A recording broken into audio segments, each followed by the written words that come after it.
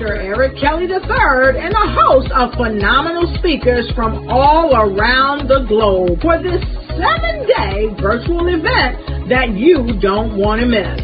The mission of the Black Business Expo is to raise scholarship money from kids all the way from high school all the way from college. The Black Business Olympics is one of the largest Black business showcases in the world. It is an opportunity for businesses and companies to showcase their businesses globally. We are going to be giving away laptops up to $5,000 away to students. Again, I'm Olivia Appleberry, the founder of 2 Cents Finance and one of the speakers for the expo. I am so excited to see you there. For more info, go to www.blackbusinessexpousa.com or call 919-308-9090 and hope to see you there. I am Black Business. From the moment I wake until the time I sleep. Yes, I am Black Business. I am Black Business. Tell me, are you Black Business? I am Black Business. Do you support Black businesses? Listen, I support Black business because I am Black Business.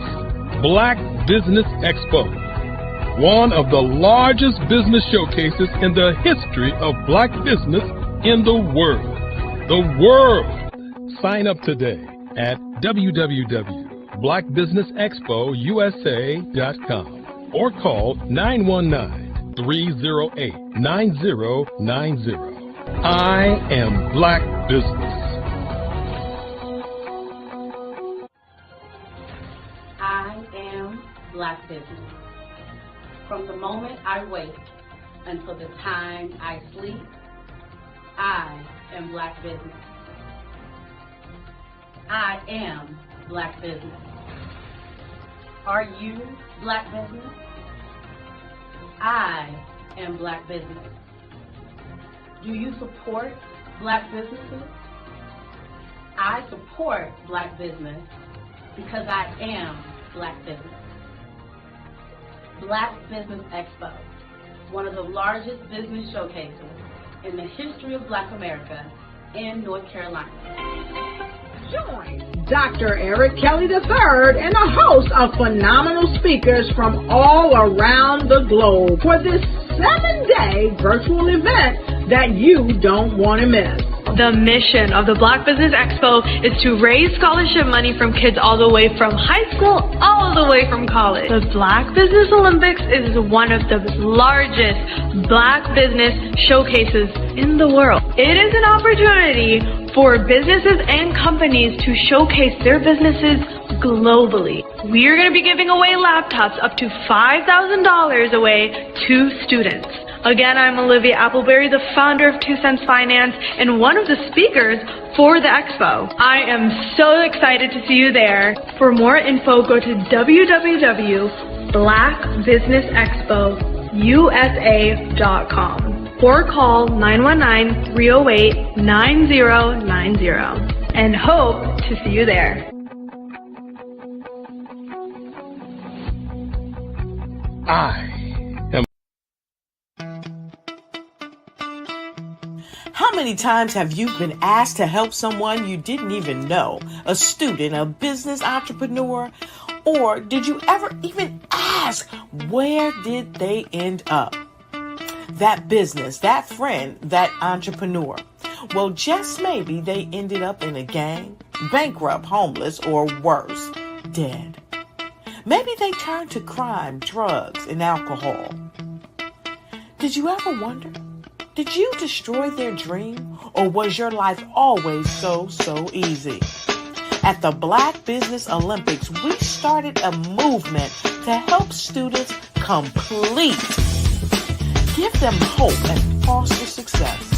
Help them to leave their dreams of providing laptops, computers, and up to $5,000 in scholarship funds. Today, we ask you to help a student, a business owner, or an entrepreneur to realize their dream by sponsoring them, supporting them, and buying from them. Consider this. With $1.6 trillion in our Black community, we only ask for a small donation for our students, our businesses, and our entrepreneurs. And you can change a life today. So I ask you, what are you going to do? Sit on the sideline and watch our students in high school be losers, miss out on their dream from lack of resources? Or are you going to donate to the movement and change their future and yours as well?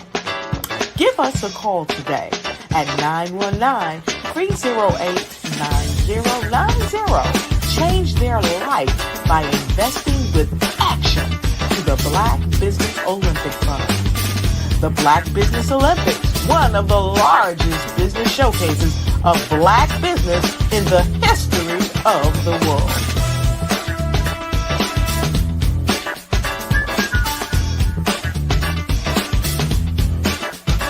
Hello, I am Dr. Eric Kelly III, the visionary strategist and founder of the Black Business Olympics. I invite you to showcase your Black-owned businesses on the Black Business Network global stage. The Black Business Olympics is a global Black Business Network platform that propels Black-owned businesses into the international spotlight. By showcasing your business on the Black Business Olympics platform, you can reach a worldwide audience of potential customers, partners, and investors. You can also establish yourself as a thought leader, an expert in your field, attract lucrative partnerships, and more speaking engagements. In addition, the Black Business Olympics platform provides a valuable opportunity to connect and collaborate with like-minded entrepreneurs and business professionals from around the world. This can lead to new business opportunities, ideas, and relationships. Finally, by sharing your story and expertise on the Black Business Olympics platform, you can inspire and empower others. This is a powerful way to make a positive impact on the world and leave a lasting legacy. If you are a Black-owned business owner, I encourage you to seize the opportunity to showcase your business on the Black Business Olympics platform. It is a once-in-a-lifetime opportunity to make an indelible mark on the world. Be one of the 1,000 visionary entrepreneurs who are changing students' lives, shaping industries, and leaving an unforgettable legacy for their families. Unleash your voice on our global stage and watch your business thrive. Black Business Olympics is one of the largest Black business showcases in the history of Black business in the world. Yes, the entire world. Just give me a call today at 919-308-9090.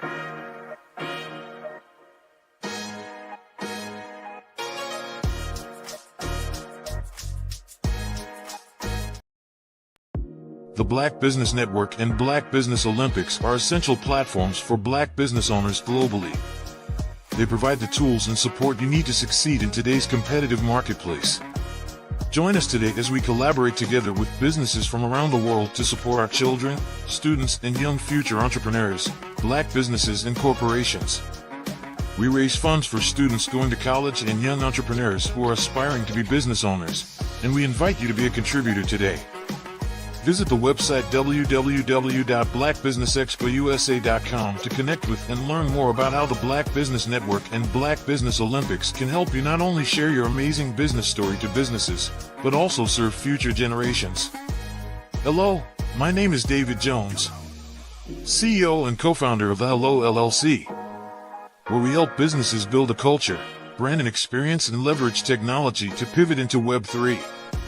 Join the Black Business Network streaming live into Roku, Metaverse, STEM City, Black Multiverse Enterprises, Hulu, YouTube, iHeartRadio, Apple, Facebook, LinkedIn, Spotify, Twitch, and Google Podcasts. Tune in, turn on, and let's thrive.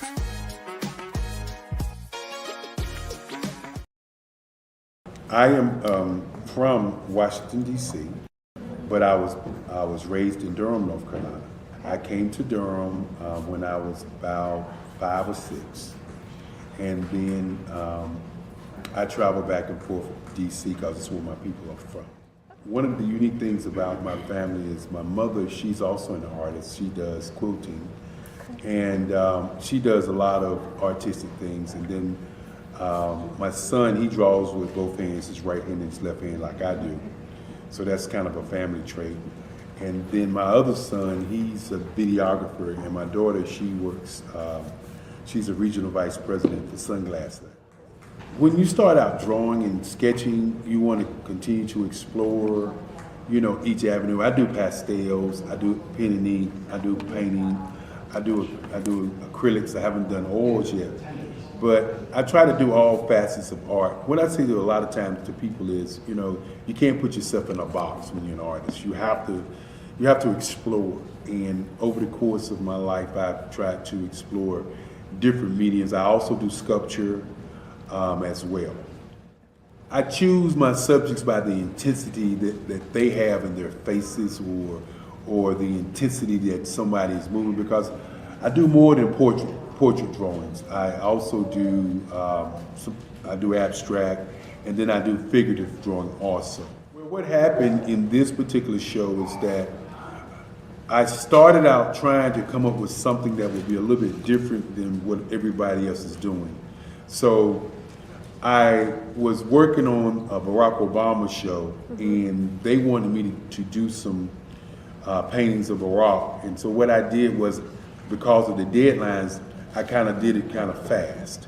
And then I realized when I was doing it fast, I enjoyed it.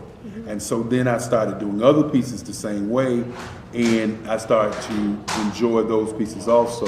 And so I came up with this particular style, and it's a style of lines and colors.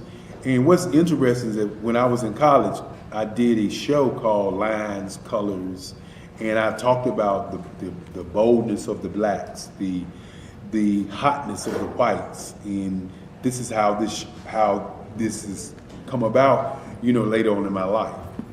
And the colors comes from a lot of the entertainers that I work with, where they wear different colors. They don't wear, your plain reds or your whites. They wear different colors, and so that's also another piece of what's giving me the colors.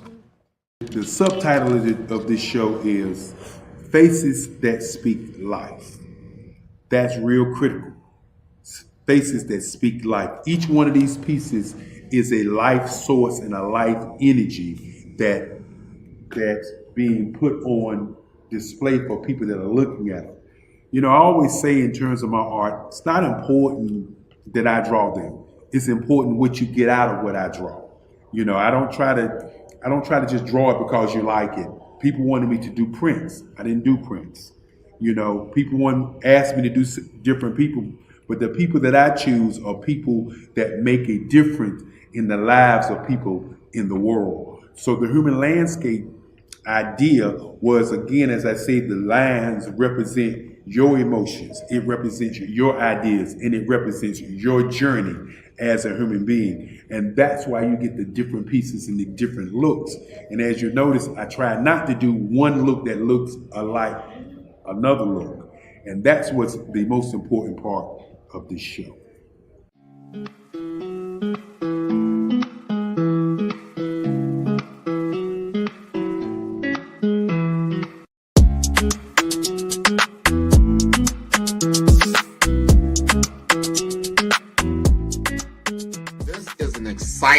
Exciting time to be in digital marketing with the advent, the explosion of generative AI chatbots. They're better known as ChatGPT. There's Bard, there's Claude, there's all kinds of this new one came out called Gemini. There's so many different tools that really what it comes down to is that it's made my business more precise.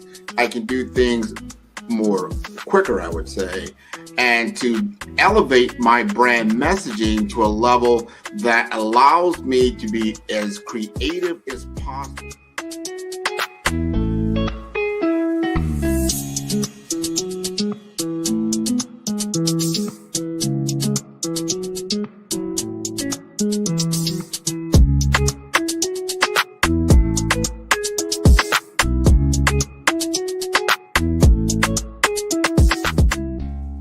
digital market economy is taking the world by storm, probably over the last decade or so, but is really escalating now in the advent of AI, because it is a game changer for a lot of businesses. It's not just all the big boys that can play in this space because of cloud computing, because of mobile computing, and now you have these tools at your disposal. You've got a laptop, you've got a computer, you can now digitize yourself to a level and get your message out there, and that equates to business.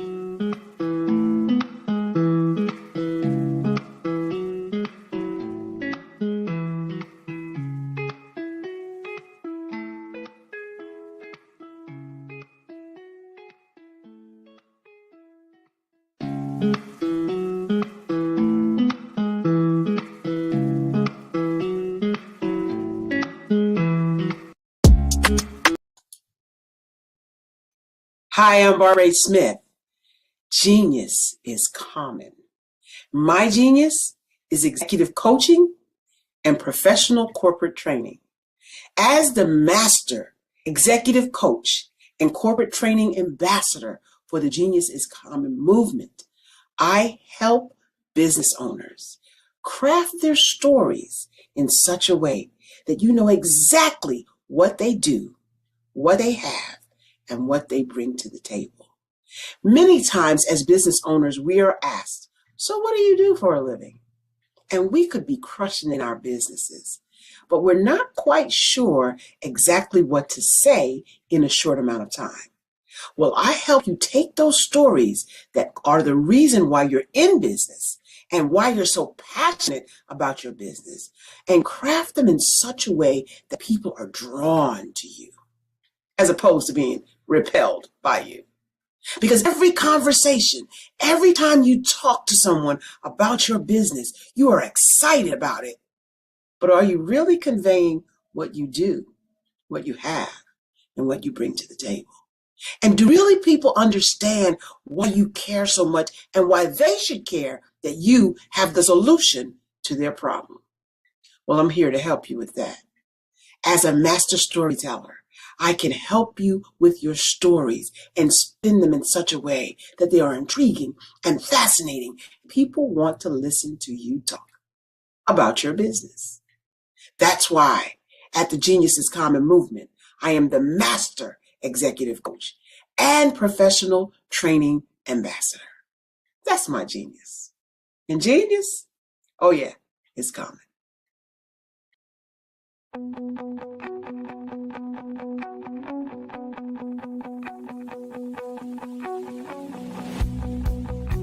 I am Black Business. From the moment I wake until the time I sleep. Yes, I am Black Business. I am Black Business. Tell me, are you Black Business? I am Black Business. Do you support Black businesses? Listen, I support Black business because I am Black Business. Black Business Expo, one of the largest business showcases in the history of Black business in the world. The world! Sign up today at www.blackbusinessexpousa.com or call 919-308-9090. I am Black Business.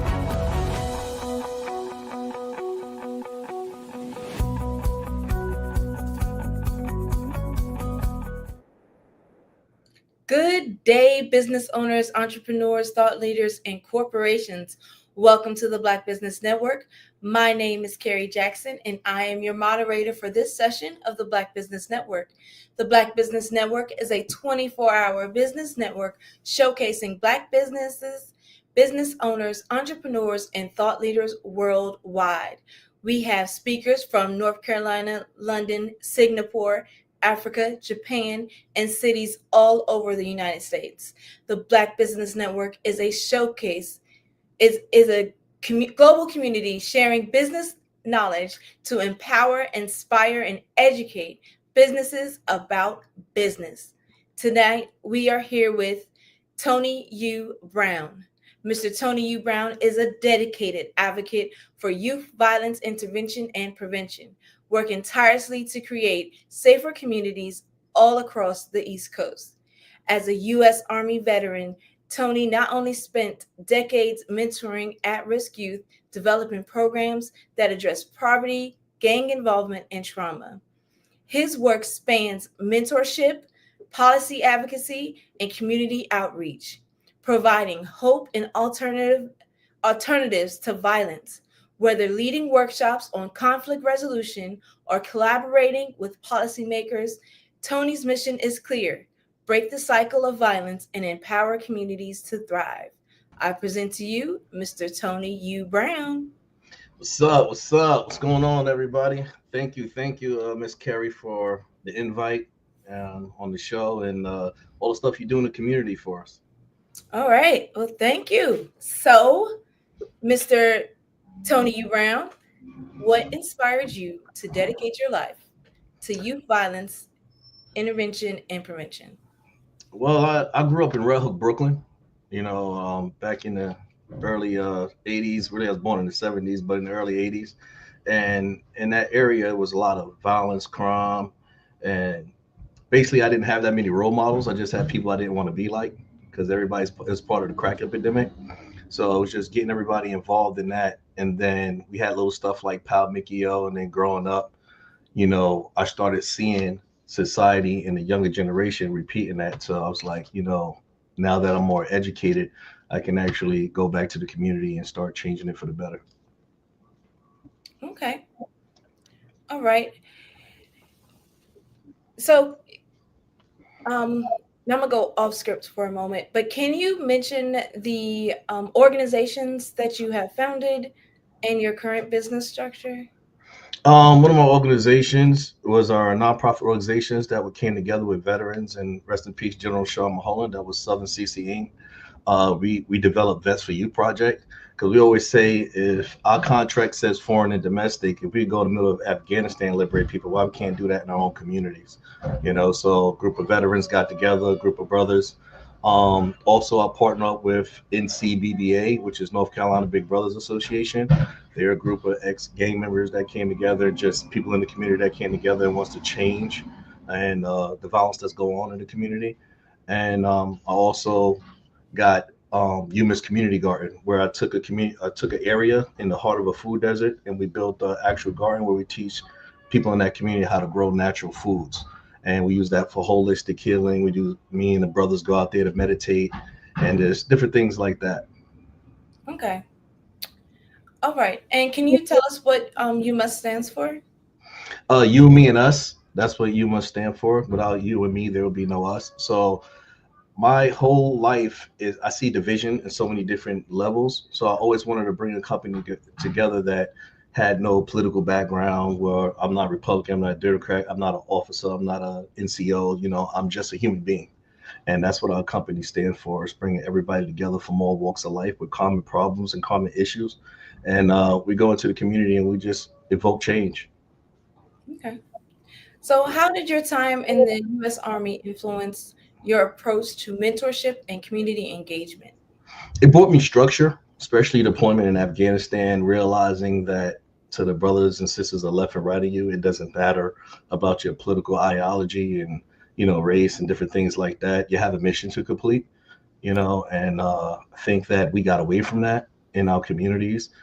Sometimes people say it takes a village to raise a child, but people forgetting that they're a village. It's more individualism. And that's where, my organization comes to bring back that village mentality. Okay. What would you say is the biggest contributing factor to youth violence today? Lack of love and understanding. A lot of people in general look for belonging. And with belonging, going out to the community, you find different things. I met kids that don't have any parents. They're orphan kids. When they age out of foster care, they have nowhere to go. So they never had structure. Then I had kids from 2 family households that parents bicker a lot. So it's such a myriad of different things. But it always boils down to lack of belonging, feeling a safe space and comfortability. Everybody's in survival mode, and the youth is in survival mode. It's just sometimes a lot of these kids got a lot of love for their friend, and they get themselves involved in certain things because they want to protect their friend. So we got to understand that aspect of things too. Okay, so how does trauma impact the young people? I think you spoke on this a little bit, involved with gang violence or violent environments. If you see the way the community is, and different, a lot of things are territorial, a lot of things are prideful. A lot of people have pride for where they come from, and not understanding the differences between those areas, it causes a lot of confusion. So a lot of problem is we don't know our history, where things derive from, and the youth don't know their history. They just, everything's now, if you ask a lot of these youth, like what day Martin Luther King was born, they'll be like Martin Luther King Day, and they wouldn't say January 15th. It's whatever Martin Luther King Day falls on. You see what I'm saying? So getting the kids the understanding of where they came from and their roots is 110% is where a lot of this violence come from, this influence violence from. They don't know where they came from. They have no guidance and no foundational structure. Okay, so what strategies have you found most effective in breaking the cycle of violence in communities? Education, finance, and faith. You have to give an F, which is you gotta teach them. You gotta make them learn, even though about finance, and you gotta give them something to believe in. I really don't go into what religion you are. I go to more spirituality, because I'm more of a spiritual person. Because you got cracks in every religion and everywhere. You're gonna find some type of person not to relate to. So I try to push them to heal within the pain and everything they got within inside, and then seek, religious things and other stuff you want to do on the outside. So you come in with a clear heart. But the most practice I see that works with the community is getting the reoffenders and the people that been down that path coming to speak, but coming to mentor them as well. Because how many times have you been asked to help someone you didn't even know? A student, a business entrepreneur? Or did you ever even ask, where did they end up? That business, that friend, that entrepreneur. Well, just maybe they ended up in a gang, bankrupt, homeless, or worse, dead. Maybe they turned to crime, drugs, and alcohol. Did you ever wonder? Did you destroy their dream, or was your life always so easy? At the Black Business Olympics, we started a movement to help students complete. Give them hope and foster success. Help them to leave their dreams of providing laptops, computers, and up to $5,000 in scholarship funds.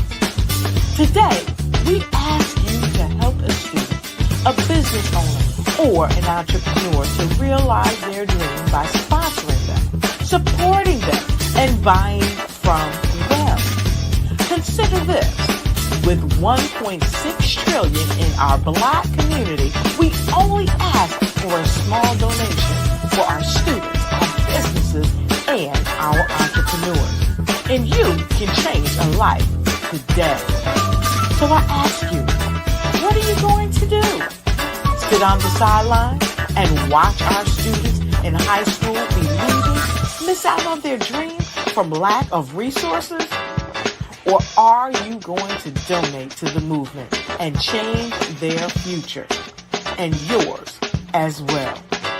Give us a call today at 919-308-9090. Change their life by investing with action to the Black Business Olympic Fund. The Black Business Olympics, one of the largest business showcases of Black business in the history of the world.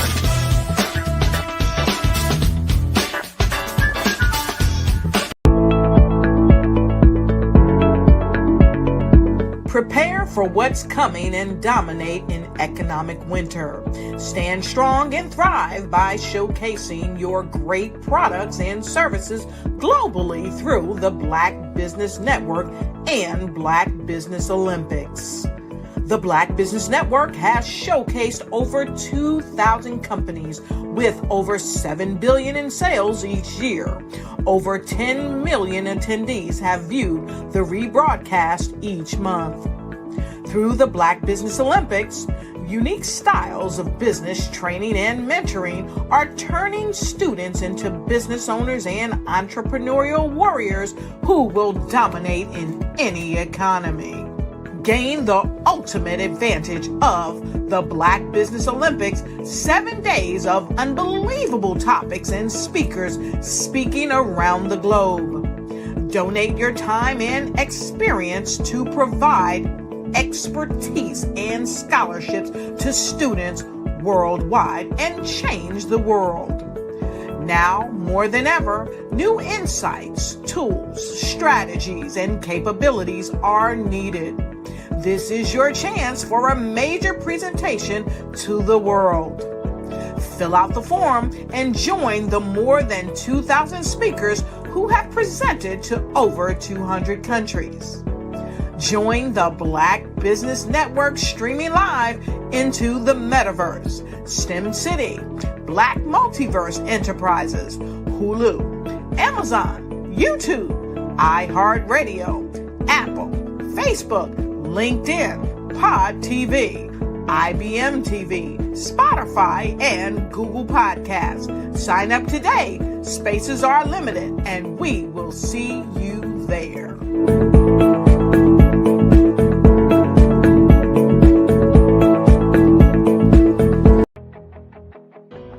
I am Black Business. From the moment I wake until the time I sleep, I am Black Business. I am Black Business. Are you Black Business? I am Black Business. Do you support Black businesses? I support Black Business because I am Black Business. Black Business Expo, one of the largest business showcases in the history of Black business in the world.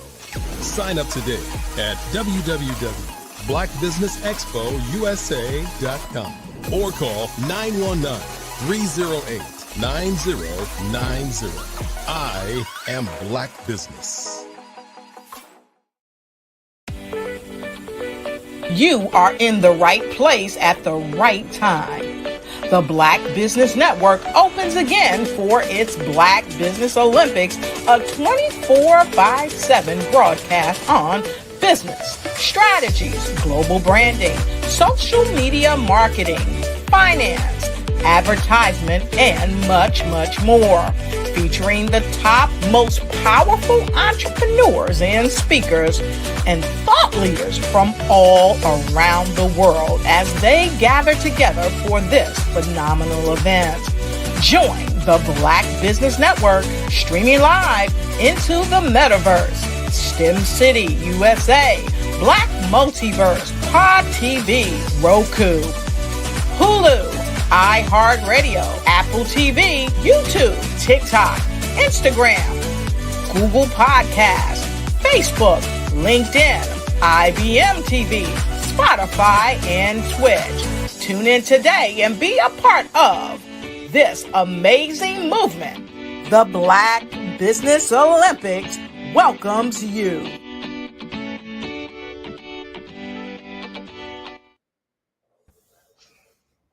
So we had a brief commercial break. Good to see you back, Mr. Tony U. Brown. Technical difficulties. Yes. So how do you collaborate with policymakers to create systemic change? Last year we had a conversation with the mayor, and we had conversations with some senators, some city council members, and everybody came together with the company and the nonprofit, other nonprofits, to show that the discrepancies that we got in the community, sometimes it happens from the policies that's made up here. You see what I'm saying? So it was just pointing those little discrepancies out, which they started implementing more programs like the trade program, that they implemented with FTCC, where it pays for brothers who's getting out of prison or just looking for a change. They get any trade they want for free. You know, we partnered with FTCC for that, and we was the boots on the ground. You know, getting young men that got out of foster care, different things like that, and put them in these schools so they get trades at early ages. You know, and then on the other side of things, for another younger generation, you'll see my shirt. What we started doing is invoking video games. So we know a lot of them like to play video games. So we got them into tech and gaming. So we can actually get them to learn these different codes so they can get into the tech and gaming industry at an early age, because that's the future. Tech is the future. Okay. So what advice would you give to community leaders looking to start and improve youth intervention programs? Just listen to the youth, you know, understand their language, you know, because and give them responsibility. You know, even in the military, when I was we had a lot of soldiers that was rambunctious. What they did was give them responsibility. You know, sometimes they just don't want to disappoint you, and the responsibility that they get, it stopped them from being bored as well. You know, so we'll go over them like we do our credit responsibility course, or we'll do our gardening responsibility course, and they'll lead the classes and different things like that, and everybody will come together and just have a great time, you know, and understand that nobody's perfect, not even the instructors, and sometimes the instructors learn off the students more. Okay. What are some warning signs that a young person may be at risk of becoming involved in violence? Running away, rebellious, talking back, you know, quiet. It's all different type of symptoms, you know, because as for me, you know, from I say 94 to 2004, I was in trouble with the law. Like, me and the law just was not best friends, you know, at that time. And for me to understand that changeover, I had to find out the pain. And sometimes what I didn't have at home was just as bad as the streets, you know. So that lack of father figure, or not having certain finances where I could take care of my mother, you know, different things like that. That was more of a sign of, okay, I'd rather get it and get in trouble, whatever, but at least I got it and it'll solve this problem temporarily. But I wasn't looking at being 25 or 30, because I was already at 16. I was like, hey, I ain't gonna be 25 anyway, so I might as well live as today. So when they got that rebellious attitude and feel like there's no tomorrow, that's when you cling on to them even more. Okay. So what is one of the biggest challenges that you have faced within UMUS or the organization in either finding mentors or creating and advocating for change? I'll say more the unification. You know, sometimes you'll create something and expect a different outcome, but it's just the people you created it for, other people appreciate it more. That's outside of the community instead of in the community. You know, and I would think more involvement from, I would say more involvement from the different genres out there, which is, I would say, the farmers or the tech people, or just everybody coming together as a whole. Because some people, they will be like, well, I'm not into that, but your presence and them young men seeing you, they might not be into it, but it's something for them to do. With your presence being there as a pastor, or your presence being there as a tech or a teacher, they might cling on to you more and relate to you more. So that's how they get away. You know what I'm saying? By bringing those different genres and nationalities under one umbrella. Okay. So looking ahead, what is your vision for the future of youth violence intervention prevention and for UMUS? Okay, yeah. Working with the governor, you know, as you know, last year, 2024, 2023 of September, we started a pact coming together, you know, to cut down crime in the community. We was funded on a few of our programs. 2024, crime dropped dramatically. Went from like in 2023 is like 50 something murders a year, went to 14 murders in that whole year. So it's a lot of things that happened in 2024 where crime dropped by 20% all over. So with these programs, we have the documentations to back up what we're saying, and we have the testimonials from the youth that came into these programs that said they changed their life around and their friends' life around. So this year we want to focus on, speaking with the governor and speaking with more state officials, so legislation, so we get some finances in these schools that can have more coding in high schools and different things like that, and just summer programs with coding. And we're going to start this video game tournament within April or May this year and get these kids into coding and developing their own game where we can have tournaments in. Okay. Can you describe or name the program, just one of them, and go into detail a little bit more? Okay. One of our programs is called Vets for Youth. Our Vets for Youth is a program where we do filming, gaming, finances, and which is our finance department, which is building credit, 10-year financial plan, 20-year financial plan, and life plan. So we got that, and then we got the garden program.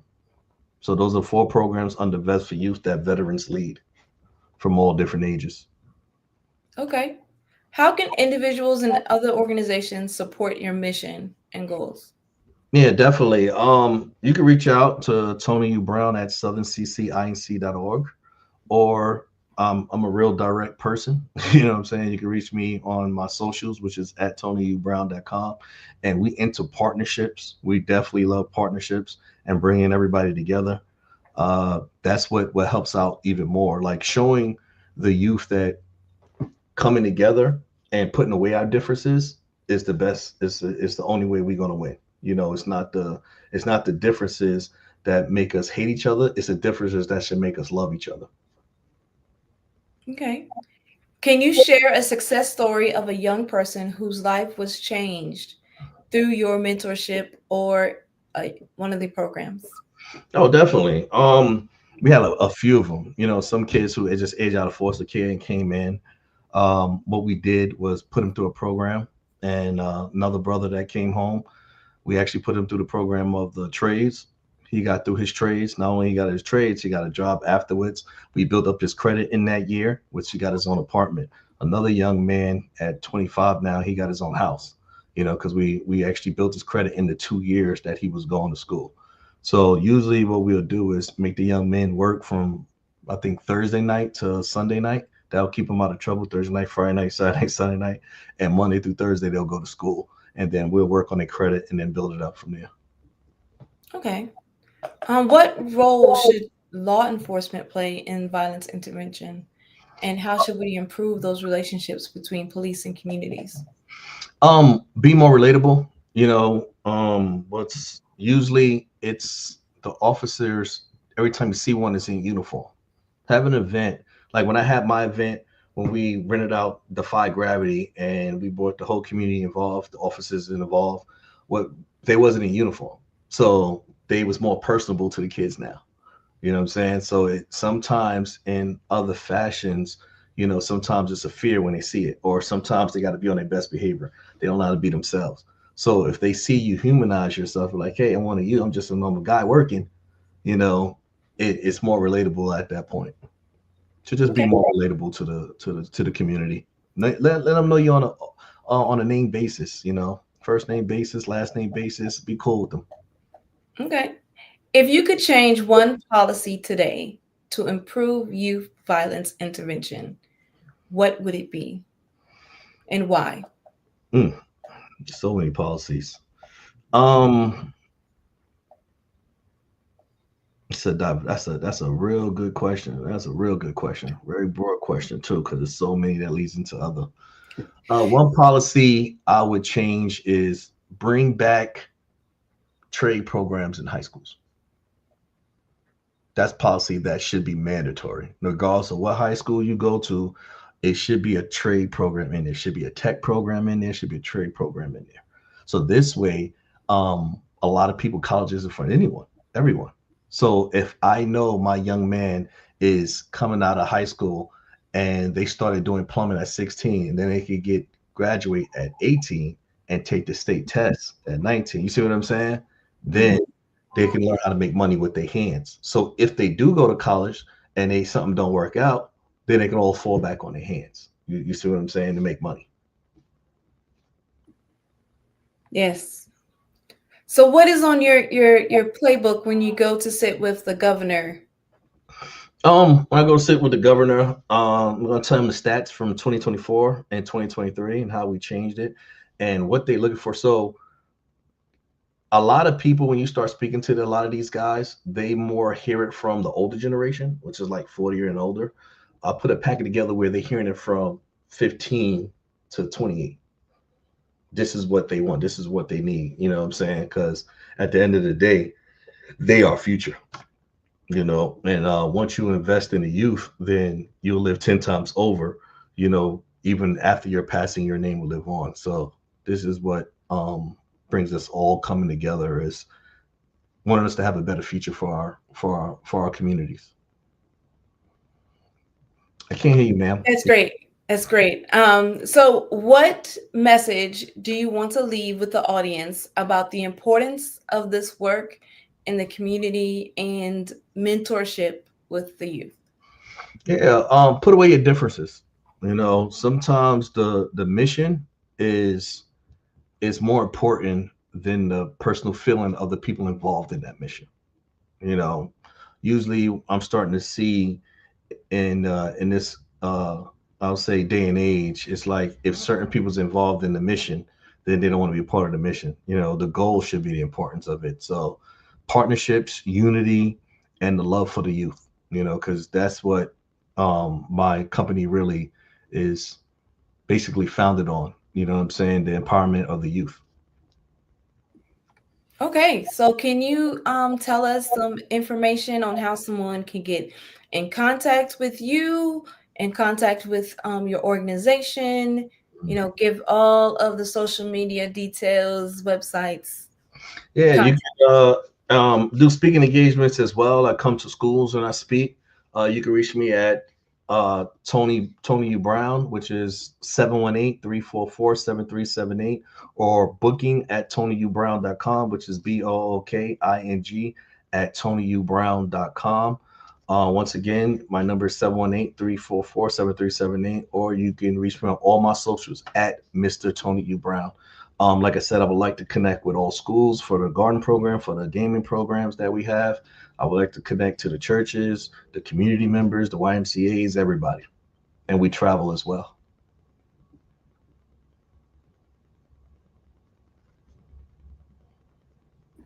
All right, Mr. Tony U Brown.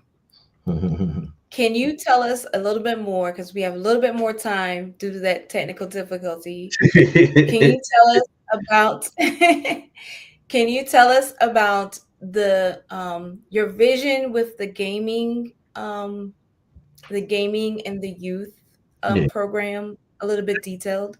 We partnered up with a few community colleges, and been working with their game design team and creating the video games. Like I said, the goal is for me in 5 to 7 years, have North Carolina a second hub of Silicon Valley, where our kids are not leaving when they graduate. You know, that's a big issue. You know, they graduate, they get their degrees here. We got great HBCUs, we got great colleges here, but they leave for the finances. So I feel like if we can get those top paying jobs here, where these young kids can stay here at 18, 19, making 70, 80,000 a year, they can influence our community and build it to a better way, you know? So that's my main goal in the next 5 to 7 years, and speaking with the governor and going that direction. Because as you can see, AI, tech is everything now. Yes. Can you elaborate on the You Must Garden program and how it impacts the youth in the community? Yes, definitely. The You Must Garden program that we have, we put it in the dead center of a food desert on Murchison Road in Fayetteville, North Carolina. And in that food desert, we teach we got a HUD program, which we call healthy urban dieting, I play off of words with HUD. And in that community, when we when we bring everybody together, it shows them, like, we have a class of a special needs class, autism class. So we have goats there, and we didn't know goats was on a certain frequency where it calms autism kids down, where they can learn better, different things like that. So at the garden, you actually put not only a difference in size, you put your understandings in a different box, because some people understand things to be one way, and kids understand to be one way sometimes. So it's just showing them that, you can make food out of a little microgreens out of a little container, and it'll be more healthy than eating a bowl of this, so it hit us in so many different areas that it was a perfect spot for it, because it was a food desert.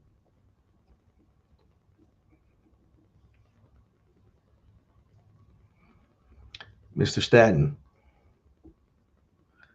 Can't hear you, yes, brother. sir. Hey, listen, I had to jump in because the conversation was shifted in my world, right?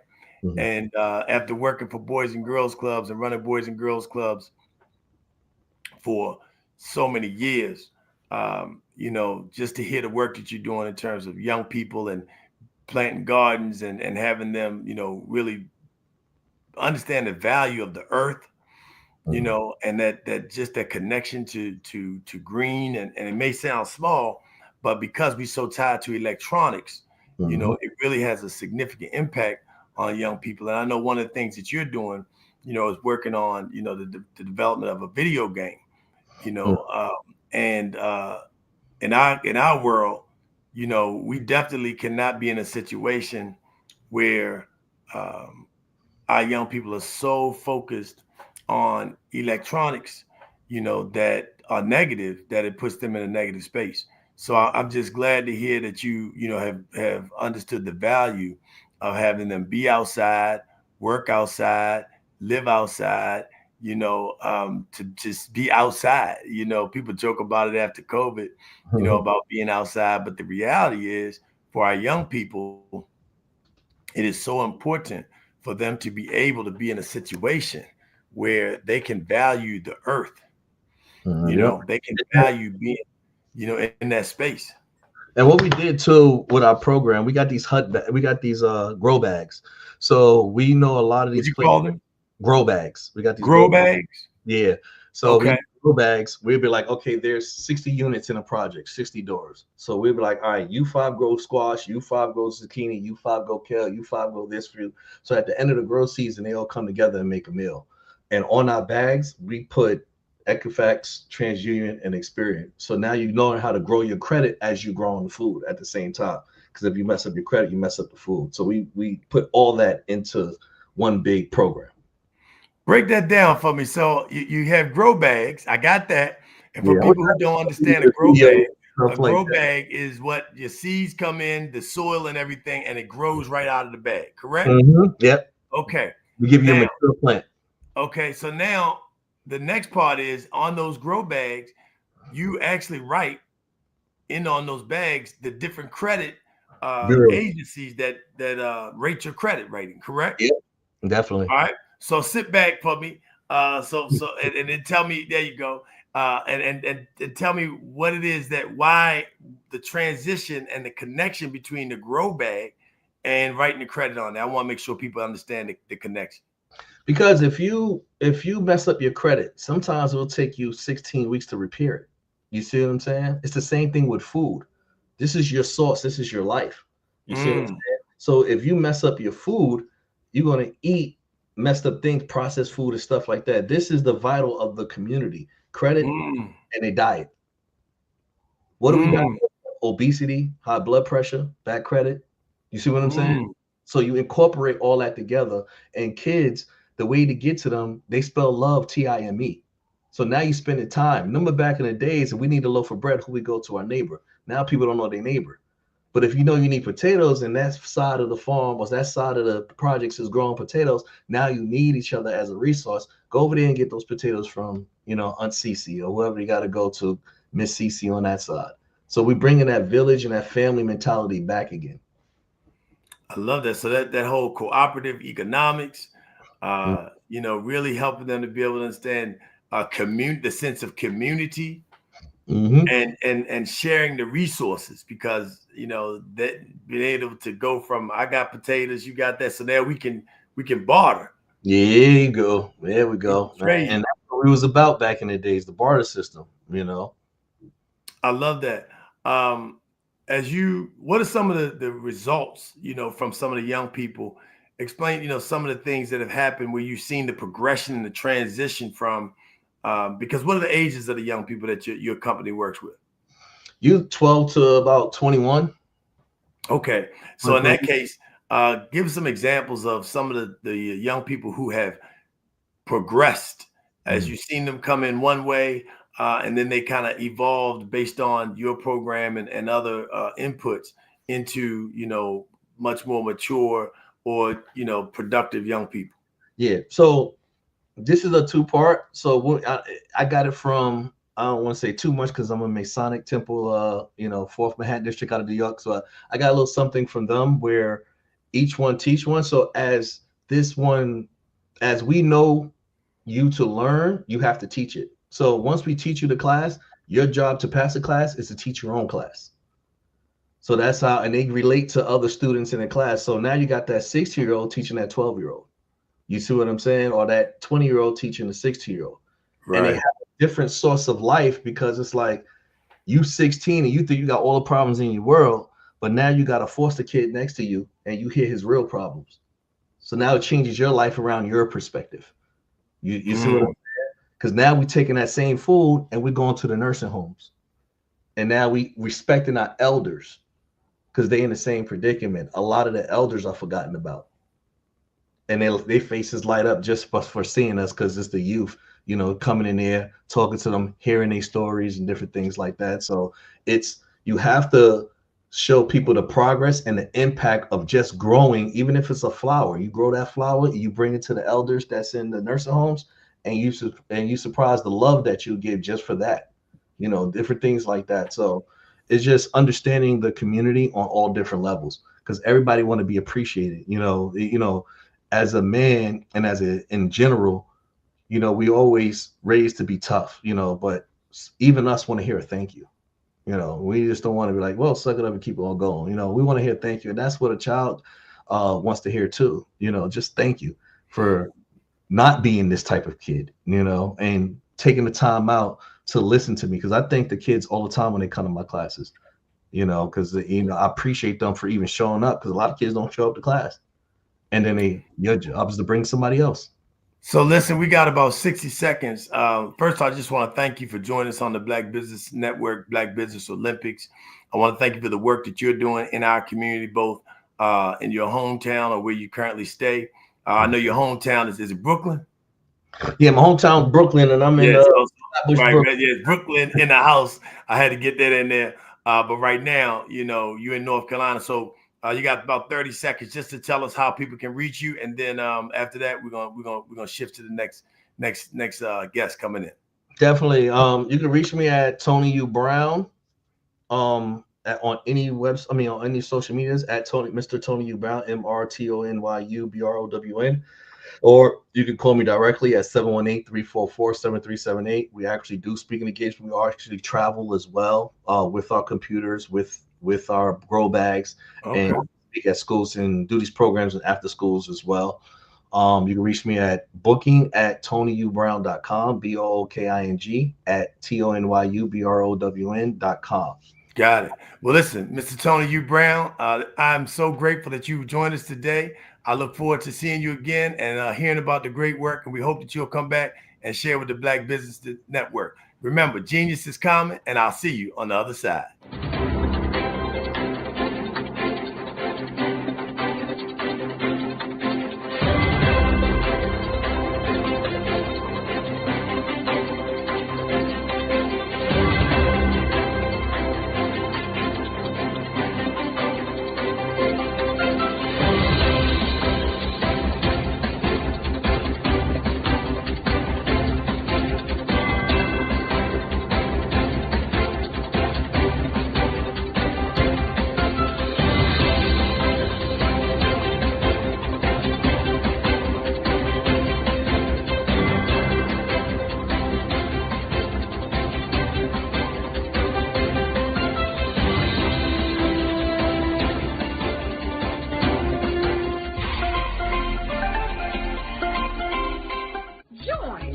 Dr. Eric Kelly III and a host of phenomenal speakers from all around the globe for this 7-day virtual event that you don't want to miss.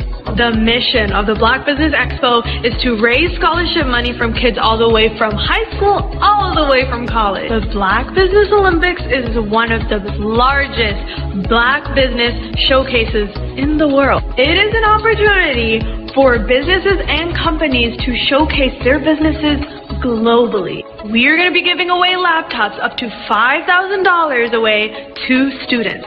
Again, I'm Olivia Appleberry, the founder of 2 Cents Finance and one of the speakers for the expo. I am so excited to see you there. For more info, go to www.blackbusinessexpousa.com or call 919-308-9090 and hope to see you there.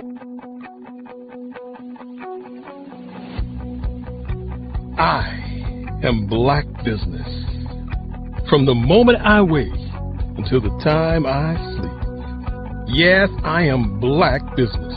I am Black Business. Tell me, are you Black Business? I am Black Business. Do you support Black businesses? Listen, I support Black business because I am Black Business. Black Business Expo, one of the largest business showcases in the history of Black business in the world. The world! Sign up today at www.blackbusinessexpousa.com or call 919-308-9090. I am Black Business. I am Black Business. From the moment I wake until the time I sleep, I am Black Business.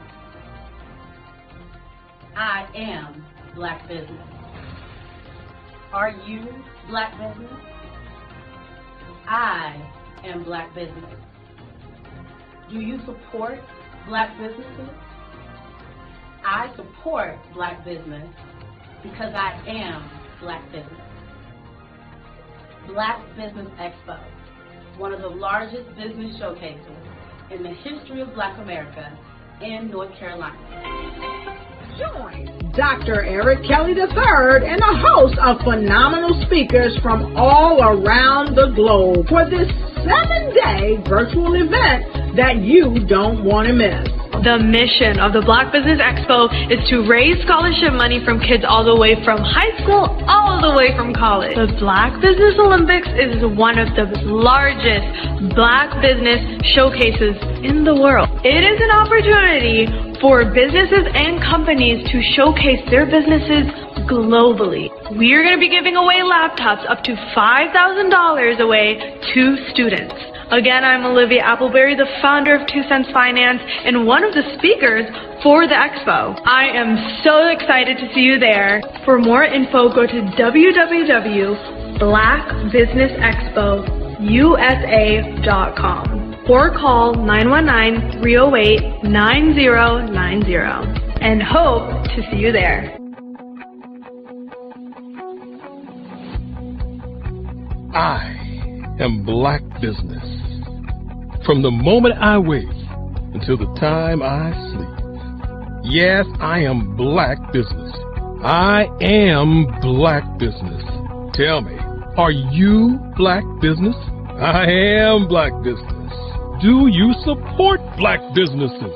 Listen, I support Black business because I am Black Business. Black Business Expo, one of the largest business showcases in the history of Black business in the world.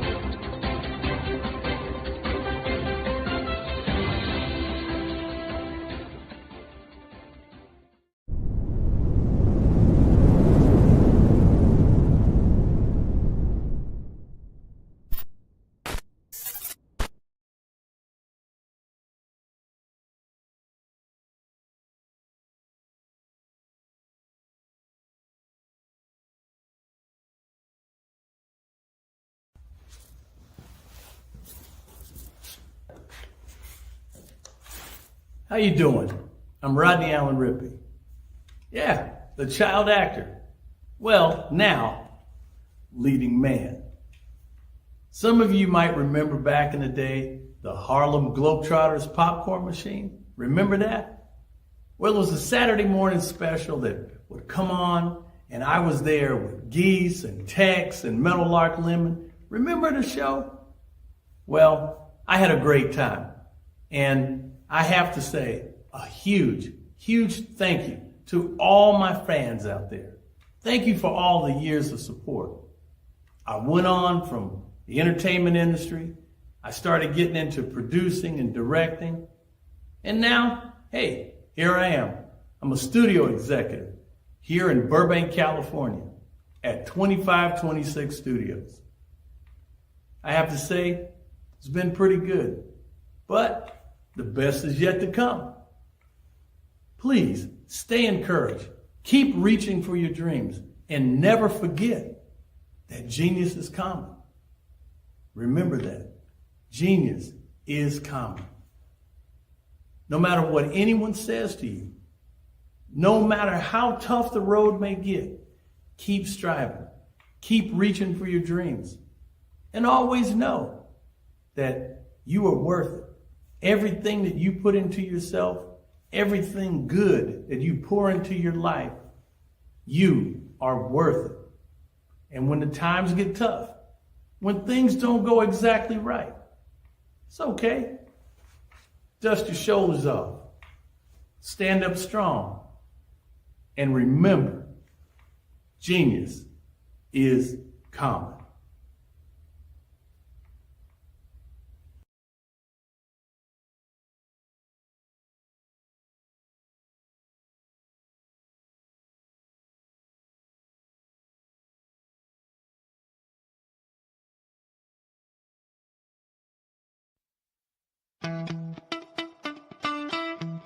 How many times have you been asked to help someone you didn't even know, a student, a business entrepreneur, or did you ever even ask, where did they end up?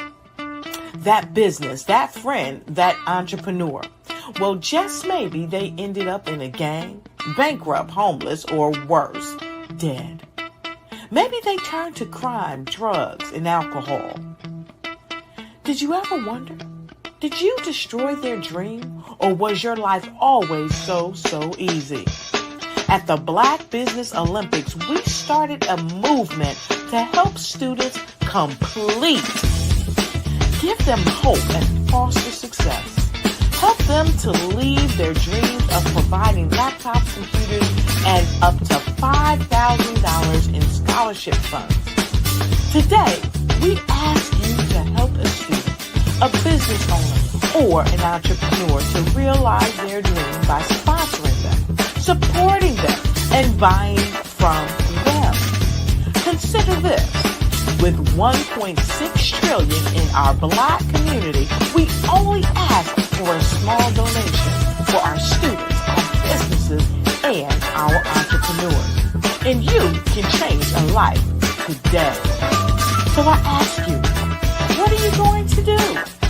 Sit on the sideline and watch our students in high school be losers, miss out on their dream from lack of resources?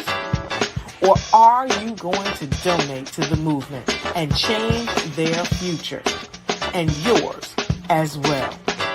Give us a call today at 919-308-9090. Change their life by investing with action to the Black Business Olympic Fund. The Black Business Olympics, one of the largest business showcases of Black business in the history of the world.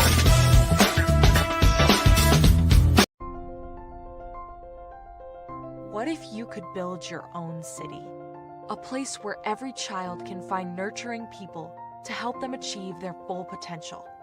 A place where every adult can access job training support. Where health education is abundant. Where social justice ruled the land. A place without limitations. Welcome. You have arrived at STEM City USA. It is what every city should be. A safe, and trusted community where you find people and resources to help you become everything you are and beyond. STEM City is unlike anything you have ever experienced. It is a digital twin of the world around you, only better. STEM City is about energy and soul renewal. It is more than a digital world. You can almost feel the power of live cultural events, music, and theater. STEM City promises a better future for children with caring mentors and hands-on activities with dedicated tutors to support our youth. STEM City is your passport to a healthy lifestyle with weekly events addressing our community's many issues. STEM City is your financial well-being with helpful information on wealth management, career advancement, job training, and so much more. STEM City is the community you deserve. It is the city where your dreams can come true. STEM City USA, a place in the sky that is accessible to all who reach for the stars.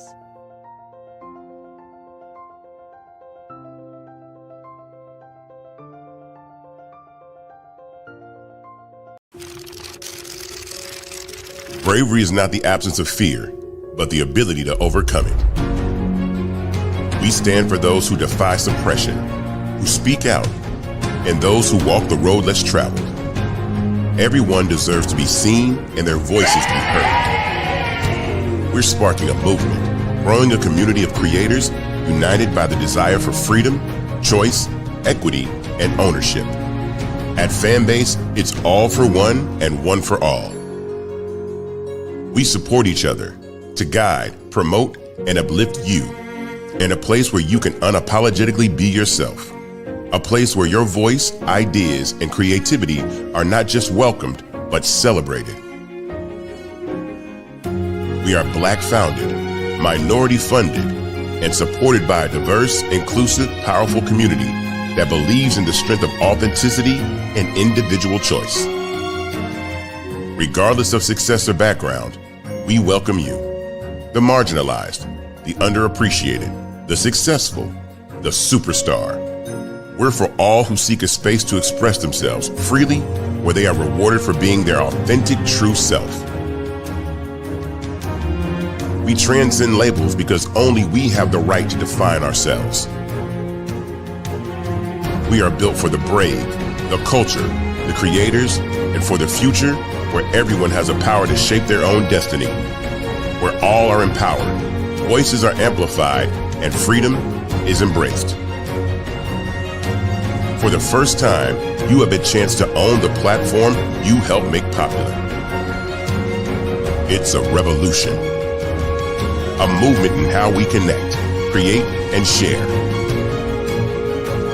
Everyone is a creator, and everyone has a fan base.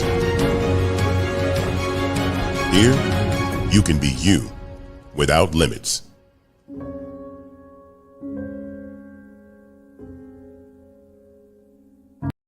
In today's world, everyone has a platform, but few have a voice that truly resonates. Standing out isn't just optional, it's imperative for survival. Through years of guiding industry leaders, I've discovered what truly sets exceptional professionals apart. Today, I'm sharing a framework that's transforming careers and opening doors to unprecedented opportunities. Your digital footprint is more than just a resume. It's your stage for thought leadership. Think of your online presence as a beacon of expertise. Every post, every comment, every share should demonstrate not just what you know, but how you think. Engage with content, speak at conferences, and let your digital authority shine. Forget collecting connections. Focus on cultivating relationships that matter. It's not about how many people you know. It's about the depth and quality of those connections. Engage in meaningful professional interactions, participate in collaborative meetings, and form strategic partnerships that can propel your career forward. Your journey is unique, and your story should be too. Share not just your successes, but your insights. Your audience craves authenticity, not perfection. Create engaging content, watch your engagement metrics rise, and see how your audience reacts to your genuine storytelling. In an era of uncertainty, trust is your greatest currency. Build it through consistency, maintain it through transparency, and grow it through results. Engage in professional interactions, hold client meetings, and celebrate successes to reinforce trust with your audience. The only constant is change. Make it your competitive advantage. Stay ahead by staying curious. Your greatest asset is your ability to adapt and grow. Embrace learning moments, develop new skills, and celebrate achievements as you evolve. These aren't just strategies, they're the building blocks of a legacy that will open doors and shape industries. In 2025's hyper-connected world, your personal brand isn't just what you project. It's the bridge between your potential and your impact. Ready to transform your professional narrative? Visit 5starbdm.com and schedule your strategy session today.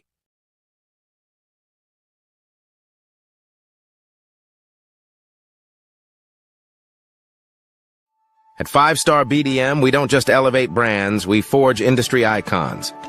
Our mission is to amplify your business and personal brand through dynamic AI-enhanced strategies and an elite professional network of over 20,000 experts. We empower entrepreneurs and small to medium-sized businesses to lead, scale, and transform. Our powerful network accelerates your speed to market and connects you with unparalleled growth opportunities. If you're ready to lead, we'll position your brand to set the industry standard. Explore our comprehensive services designed to build your brand, drive growth, and innovate your business. From personal branding and business development to technology solutions and investment banking, we offer tailored strategies that deliver measurable results and help you dominate your market. In today's competitive market, standing out is essential.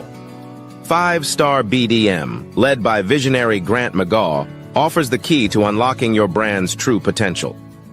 With innovative strategies and a passion for empowering businesses, 5-Star BDM is transforming personal branding and business development, moving brands from merely competing to dominating. At 5-Star BDM, we revolutionize personal branding by crafting authentic identities that enhance visibility and influence. Our Brave Blueprint drives measurable results, ensuring a return on investment through tailored strategies. By integrating artificial intelligence and advanced methodologies, we provide your business with a competitive edge in the digital age. Grant McGaw brings over 20 years of leadership experience with Fortune 500 companies. Named a top 10 global thought leader in personal branding, Grant's achievements include the 2024 Best Personal Brand Development Podcast for Follow the Brand.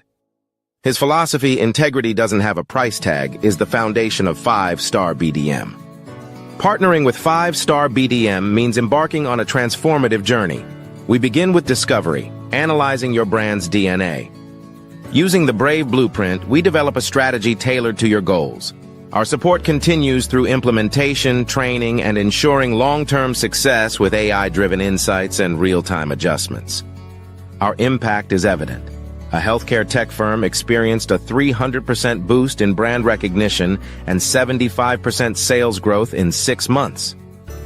Entrepreneurs report increased customer retention and new revenue streams. Diverse companies like Black Business Expo USA and Akaba World Network have become industry leaders through our guidance. Join the movement and elevate your brand.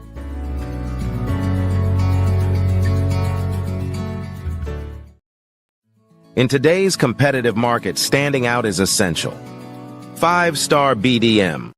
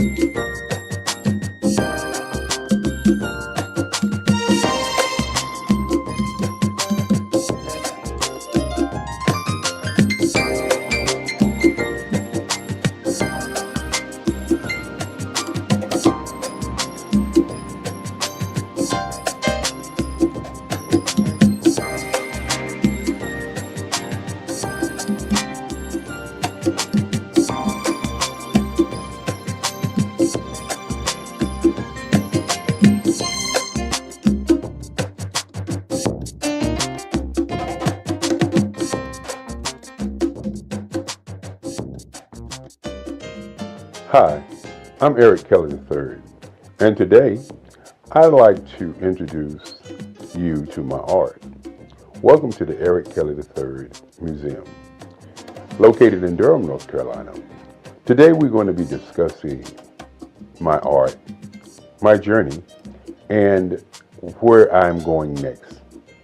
You know, the past, the today, and the future. When I think about the beginning of my work, I have to go all the way back to when I was about 4 years old. And my grandmother gave me a pen, and I was in church. And I took that pen and I began to draw. And as I was drawing, later on, my grandmother said that the picture that I drew then looked like the choir that was in the church. And so my affinity for utilizing the ink pen to do work still happens today. Now, many times when we begin to talk about art, the question always is, what is the intent? Why do you do art? What makes you an artist? And so, as we look at my early years, I was not thinking about what I was drawing. I was just in love with drawing. I remember in the 5th grade when a young man, one of my friends, came to my desk and saw me drawing, and he said he'd like to draw. And so I said to him, anyone can draw. Because in my mind as a young kid, my art was just a way of, I would say, expressing how I felt. And so each day I would give him triangles and squares and show him how to draw. And so in my mind, I wanted to be an art teacher.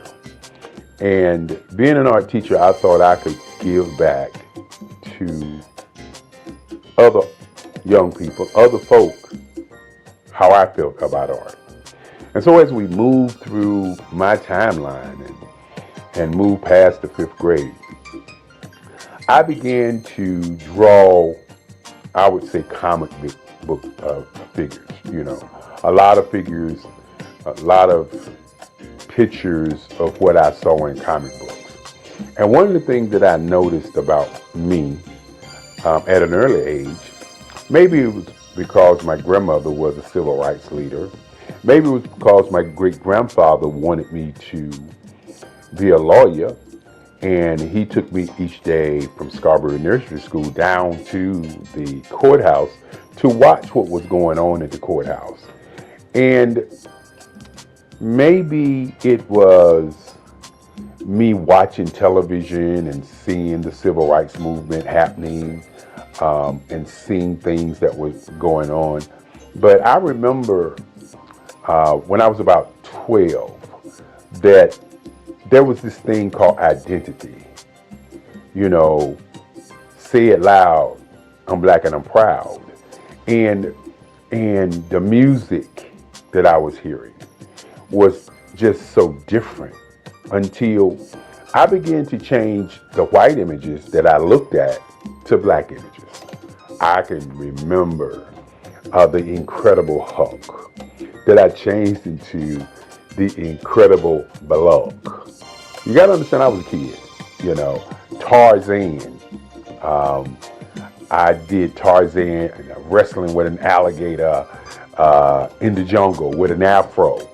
And so this whole thing of black identity was prevalent on my mind as a young artist.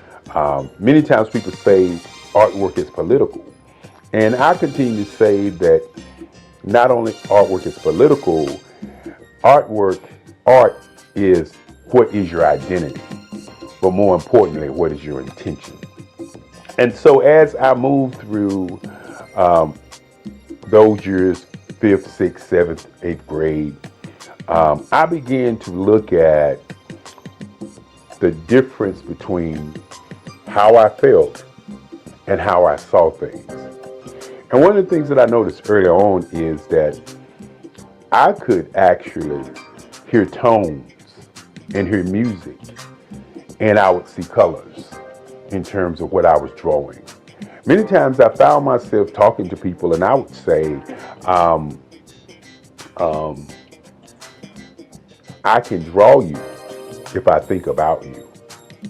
And that was one of the games I used to play when I was a young kid. I would talk to somebody, I would listen to them, and then I would go home and I'd get my sketch pad and I would actually draw them. Many times when I was coming up, I used to tell people that if you talk about what you want, I could draw some lines and then I can go and create that particular object. Intention, identity, and color was very prevalent in my work at an early age. I remember my first paper mache dog that I did. It was white. And my teacher kept the paper mache dog. And my great-grandfather used to say to me that don't give my artwork away. And so he said, only sell to collectors. And so at 7 years old, he started a museum for me called the Eric Kelly III Museum that would house my artwork in his house, along his halls, and house my writings. I'm also a poet. I do poetry, 3 portrait CDs that I've done in the past, along with some more interesting writings. My work, again, as I said before, is about identity and intention. When you think about colors, and we will see some of those pieces later on, but the colors and portraiture that I've moved into, very, very important. Initially, I was doing a lot of figuration, and that figuration was a lot of history pieces. Now, fortunate for many artists, they have what I would say, some guidance, some leadership. When I was growing up, once I got to the 12th grade, 3 of my teachers, Sandra Dowd, Miss Corbett, and Miss Cousins, pulled me into the teacher's lounge. And my art teacher, Sandra Dowd, said to me that I was cheating the world because I was not doing enough art. And she said each day that she give out a project, that I would come in the day of the project and do the best piece in the school. And I used to think about that because I wasn't really aware in terms of my art. I just was doing art. And so my English teacher said that, well, this year you're not going to graduate. And my history teacher says, that is correct, you're not going to graduate. And so you got to understand, back in those days, graduation, senior year was very important. And so what I did was I said to them, y'all can't do that. And they said, yes, we can, because we control your grades. And so I sat there and I listened to them as they began to tell me what they wanted me to do my senior year so that I could do more art. And many times when you have people that come into your life and say they want you to do something and you have your own mission and ideas of what you want to do, sometimes you just, don't do it. But in those days, I was the guy who was very popular in high school. So I thought to myself, this is only a challenge. And so each morning, I would draw for my English class, the Macbeth, the Odyssey. For my history class, which was a Black history class, I would draw about the transatlantic slave trade, great African Americans who went on before, like Crispus Attucks, Martin Luther King, Marcus Mosiah Garvey, Malcolm X. And these are the kind of pictures that I was drawing. They were historical figures. And I found myself doing the work late at night and bringing those pieces to high school and give them to the teachers the day of. And I think those teachers thought that by me doing the work that I was doing, that I was giving the work to them. But as I said before, my great-grandfather said, don't give your work away. Always sell your work for what it's worth. And more importantly, sell to collectors. And so the Eric Kelly Museum has been a private museum only selling to collectors.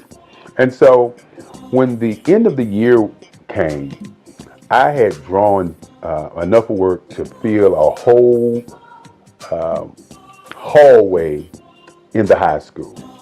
And as I said before, I started out doing figuration and doing historical pieces.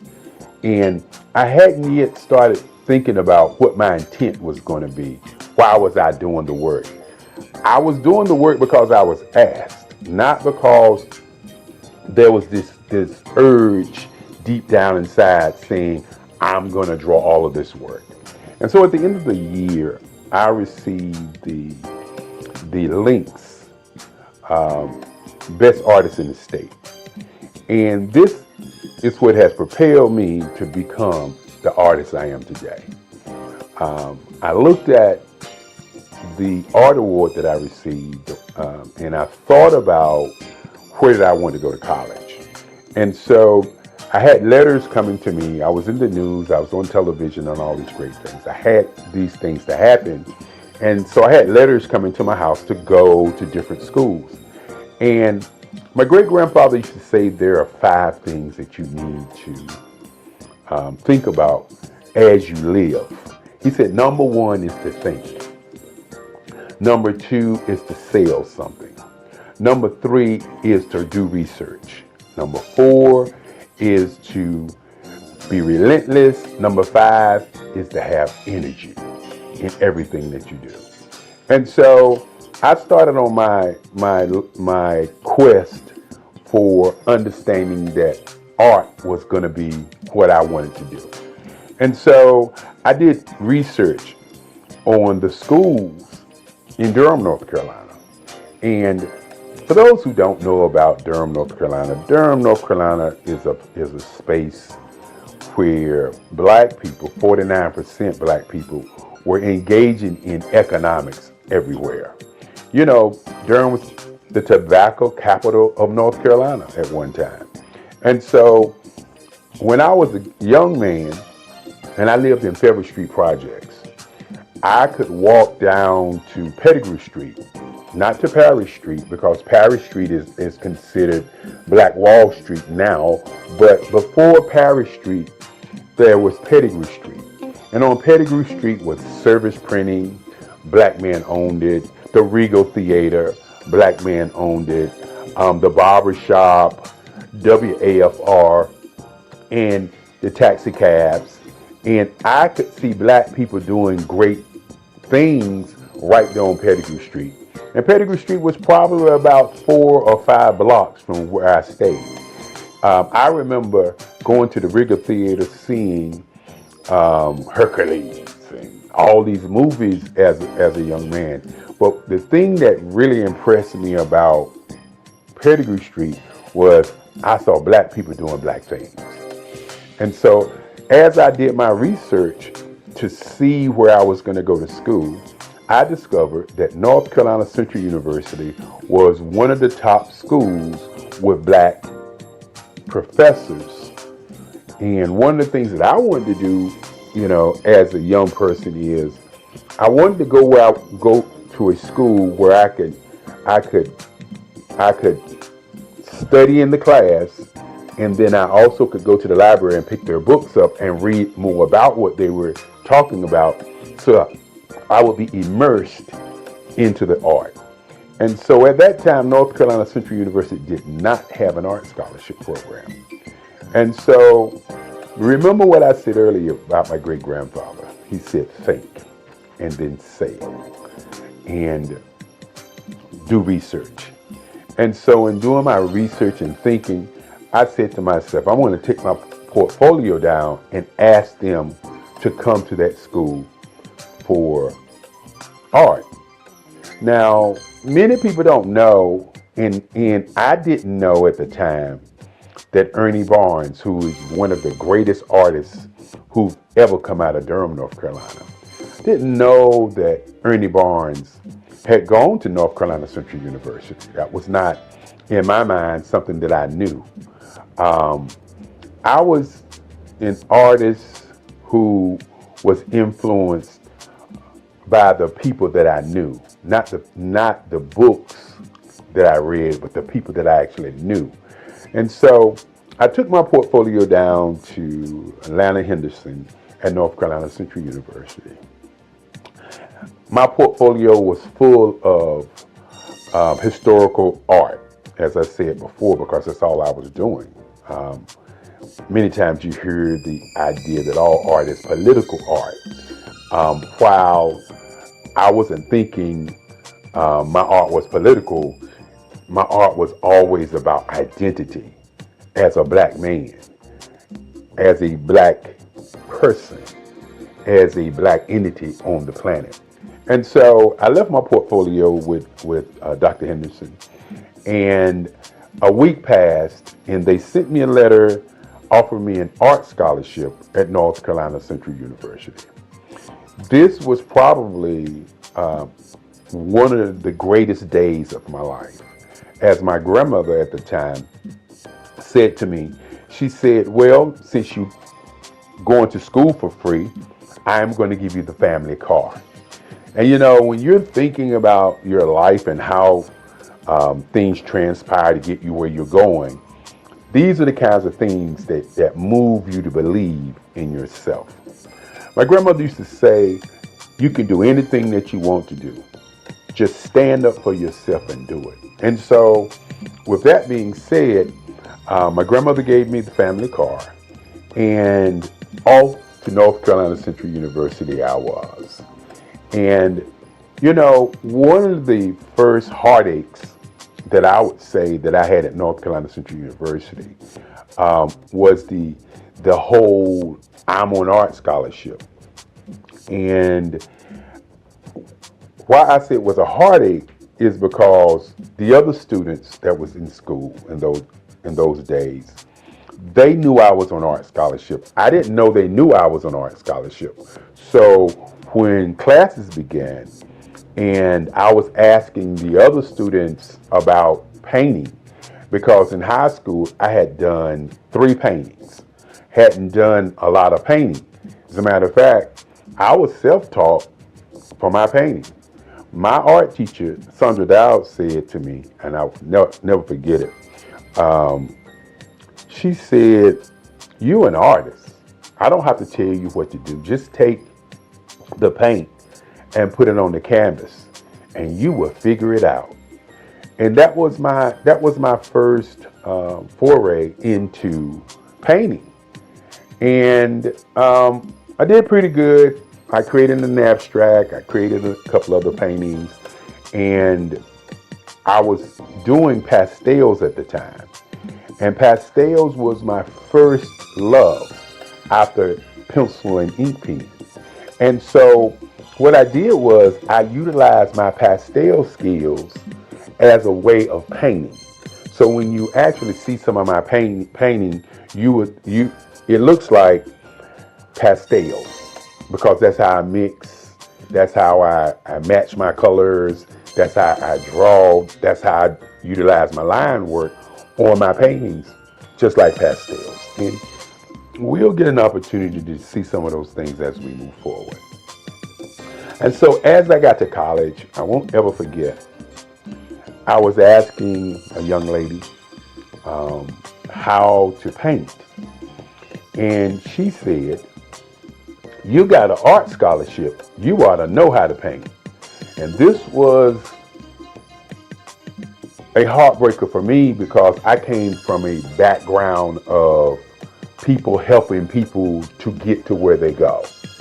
And so with that in mind, in terms of how I was raised, I was never raised to say to people, I can't help you, I'm not going to help you, you got something, so go do what you do.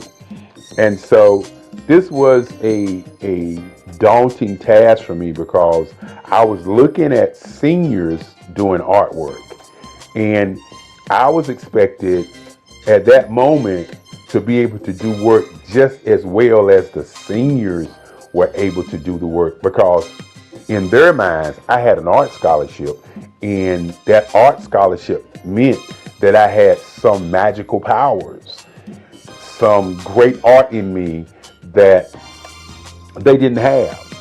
And so I was very, very depressed on that day.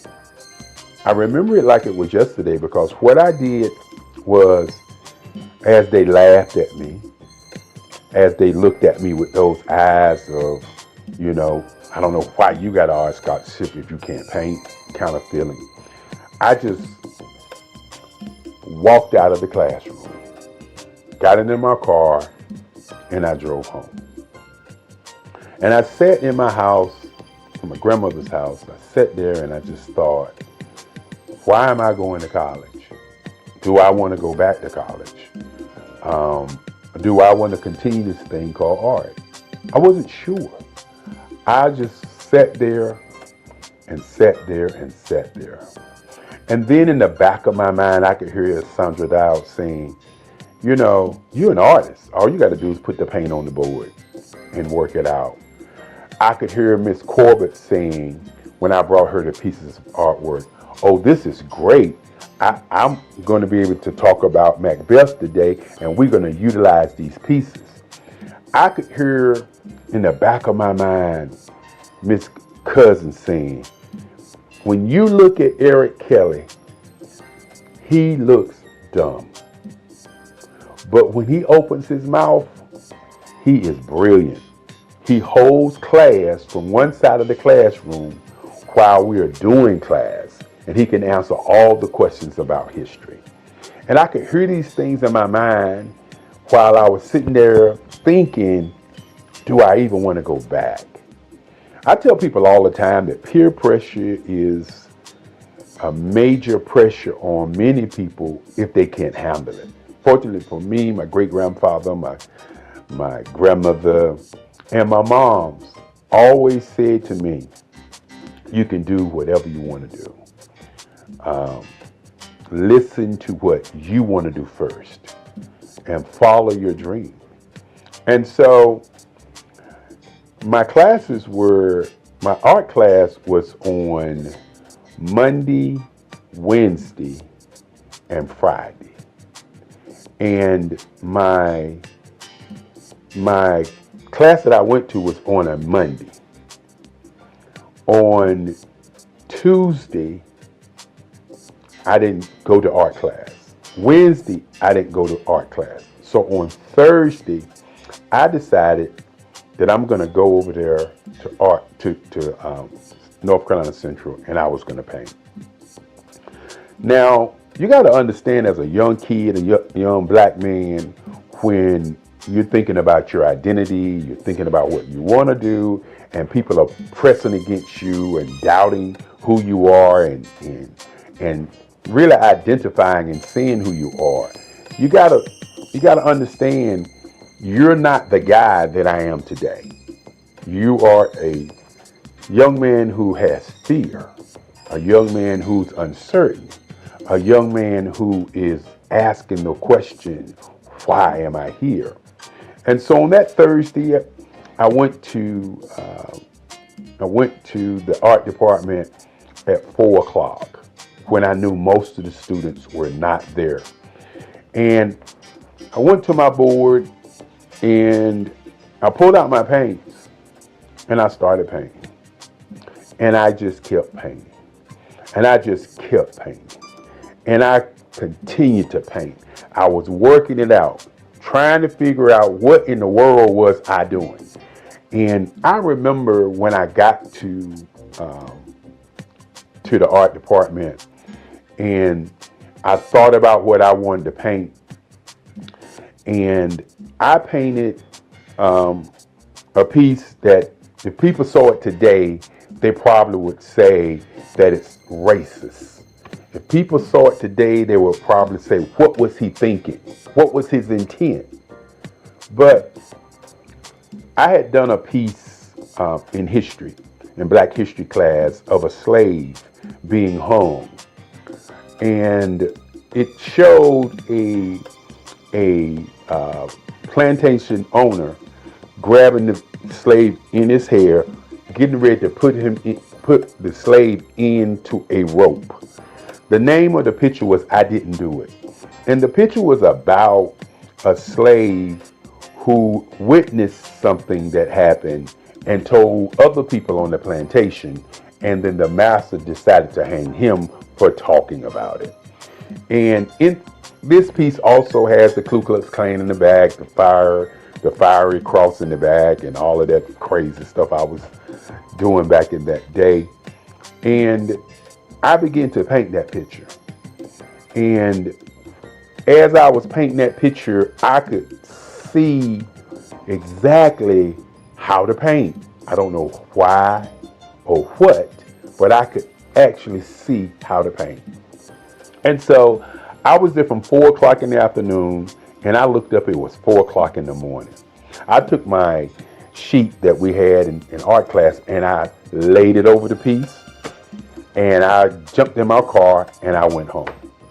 And so my class was Friday morning at 11:35. And so I got to class late that day, and somebody had pulled my sheet off of my painting, and the whole entire class was standing around my piece. You know, when you are uncertain about who you are and what you're doing sometimes, and you're looking for validation, it kind of gets in the way of how you make art. And what I mean by that is, I was not looking for validation. I was looking for how to paint. And by looking for how to paint, I created something that nobody expected to come from me, because just 2 days prior, I was asking people in class how to paint. And so this has been a part of who I've always been, is the kind of person who looks at something from a perspective, and instead of asking a question, I delve into it and make a change and make a difference. And so as the kids were standing around my piece, I walked into class, and true to form, I am never been a person who is always trying to talk about what I do. As my great-grandfather used to say, great people are not people who are walking around talking about being great. They're doing great things. And so I walked in and I walked past the students, and I started to pull out my paints in my box. And one of the students said to me, and this was a moment in my life when I really realized that I didn't need validation from people in me making my art. I just needed to continue making art. One person said, "That's not yours. What are you doing?" And I turned and I looked at the student, most of us seniors, and I said, "It is mine." I said to them, I worked on it from 4 o'clock until 4 o'clock yesterday morning. And then one of the students just said, "I just can't believe it." And I just turned and began to work on my work. This has been what's happened to me in art all my life. It's never been about me looking to be a great artist. It's always been about, what is the identity? What is the intent? Why do I draw? What about this practice that I have? What about this museum that I have that makes me continue to draw and paint? And so in college, it was very, very interesting after that time as I created my first piece. And then all of a sudden, the other students start asking me questions about how I did it. And that was more important to me than anything else. Not that I did it, but being asked how. And as I said before, I utilize my artwork or utilize my painting as painting as I was doing pastels. Pastels was my first love. And once I got to college, I had to begin to think about what my identity, what I was going to do in art. Was I going to be doing figuration? Was I going to be doing scenes? What was I really going to do? And I remember Carlisle, who was one of my teachers. And Mr. Carlisle, I remember Mr. Carlisle. And Mr. Carlisle was a teacher, an art teacher, who said to me, he liked the way I was doing large pieces, and that large pieces was something different from what the other students were doing. And so what I decided to do was to try to figure out what kind of artist I wanted to be. You know, I opened up talking about identity and intention. And I'm going to talk about power and color and emotions later. But what kind of artist was I going to be? And so Mr. Carlisle and Kennedy and some of the other teachers decided that they were going to take us art students to Washington, D.C. And taking us to Washington, D.C. to a art show by an art show curated called 200 Years of African American Art. And you have to understand that in those days, the information that we got was just so powerful. It was not information that we didn't look at the information, but we looked at the information and worked on analyzing why it existed. And so had an opportunity to go to Washington, D.C. There was over 85 pieces of artwork by different artists from all over the world. And that's when I first saw Aaron Douglas. I had known about Romeo Bearden. I had known about Ernie Barnes because Ernie Barnes came from Durham, North Carolina.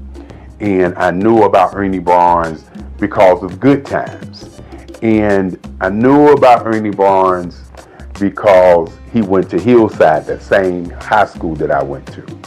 And many times when we were drawing as young kids, we would always get, you try and draw like Ernie Barnes. That's Ernie Barnes. That kind of like Ernie Barnes. And so my mind was like, I didn't want to be a copy or a duplicate of any other artist, but I wanted to know what these other artists were doing and who they were.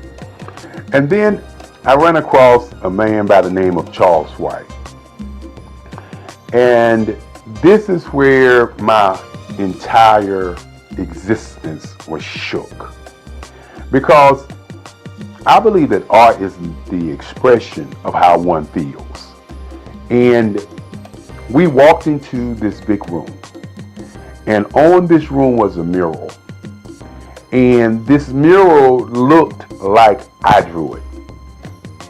It looked like my work. Mr. Carlisle said it. Mr. Kennedy said it. And I was looking at it and I was like, how can this be? How can this man's work be like my work? And who in the world is Charles White? And so this was a journey to kind of discover who he was, why he drew the way that he drew, what was the political part of the kind of art that he was doing. And more importantly, in those days, some artists was doing something that they call today super realism. And that's what Charles was doing. Charles was drawing these pieces with asymmetrical lines, and the line work was just so awesome. And so after discovering Charles White, I began to study Charles White. And of course, I was always studying Ernie Barnes. And so I had to figure out what I was going to put in the art canon. Was I going to continue to draw these kinds of pieces like the Charles Whites? Was I going to continue to draw the pieces like Ernie Barnes? And so I talk about intention and identity and what my work really represents. And what I say to many people, that my work represents world peace. That's what my work represents. the colors that I use, the line work that I use.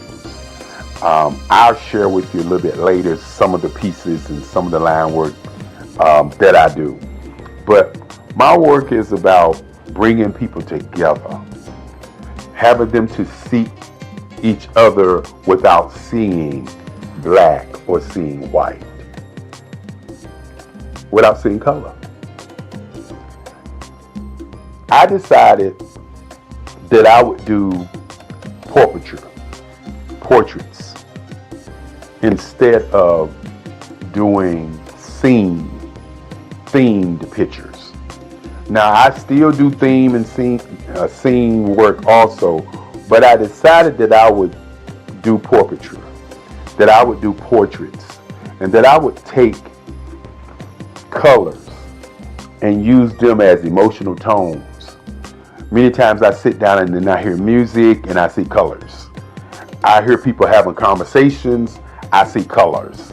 And so I decided that doing portraits of people and how they feel and how they look would be an impact on how people feel. And so I can remember going to New York City during the summers and just sitting on the stoop in Harlem and just watch people go by and just try to see what they were thinking. They was arguing, how the intensity of that argument was, and the facial expressions. And I was always amazed by how people reacted. And each time that I would see people responding or moving, I would always see a different color that I could see in my paintings. And so I started drawing pieces in colors. And so my work has morphed from just doing the figuration into just doing portraiture, even though my next series of paintings are going to be dedicated to black women. That's going to be an awesome set of work that I'm going to work on. I can't wait. And so when you look at my work and you look at my portraits, you'll notice that I'm working to capture an emotion. When I do a piece in green and white, I'm looking at capturing an emotion. When I do a piece in a red, white, and blue, or as the Nipsey Hussle piece that I did, or as I would say, the rap piece that I did, which is a piece that shows the California colors, the American colors, and the African colors. And so I'm utilizing all these colors to make you, the viewer, see an emotion and get a feeling from that particular piece. My intent is to push you away from looking at a scene, but looking at how somebody is being seen. And that's what my portraiture work is all about. For the last 20 years, I've worked on work that transcends time. Pieces on my grandmother, my mother, in what I call lines, colors, and emotions. And when you sit back and you think about that first day in college when I didn't know how to paint, and you think about now where I'm painting every day, you can understand what identity for me has always been about. We hear about black female artists. We hear about white women artists. We hear about white men artists, the Michelangelos, the Monets, and all of these guys, the Picassos. But what we don't hear is about many black men artists and what is their intent and identity in the black art canon. I don't want to be revered as a black artist. And one of the reasons that I moved into doing the kind of work that I'm doing is because I want to be revered as an American artist. I don't want to be revered as a black man artist, even though I'm a black man. I want to be revered as an artist that painted people portraits in different colors to get emotions from the viewer. I want my pieces to be large enough that it impacts you as you're looking at it, as opposed to you're just looking at a piece. You know, the colors are symbols and emotions that I get when I'm listening to music, when I'm painting. And so I want my audience to begin to look at my pieces as if it's an emotion, not just a painting, an emotion. And when you talk about all art being political, my work is about, again, how do we develop world peace through art? And I believe the way that we get to world peace through art is by stop looking at art as being black or being white and looking at art as an entity of making, or as some people say, as creating a piece where you get emotions, where you get feelings, where you get an idea of what my intent is when I was actually creating or making the art. That is kind of where I am today in terms of my work.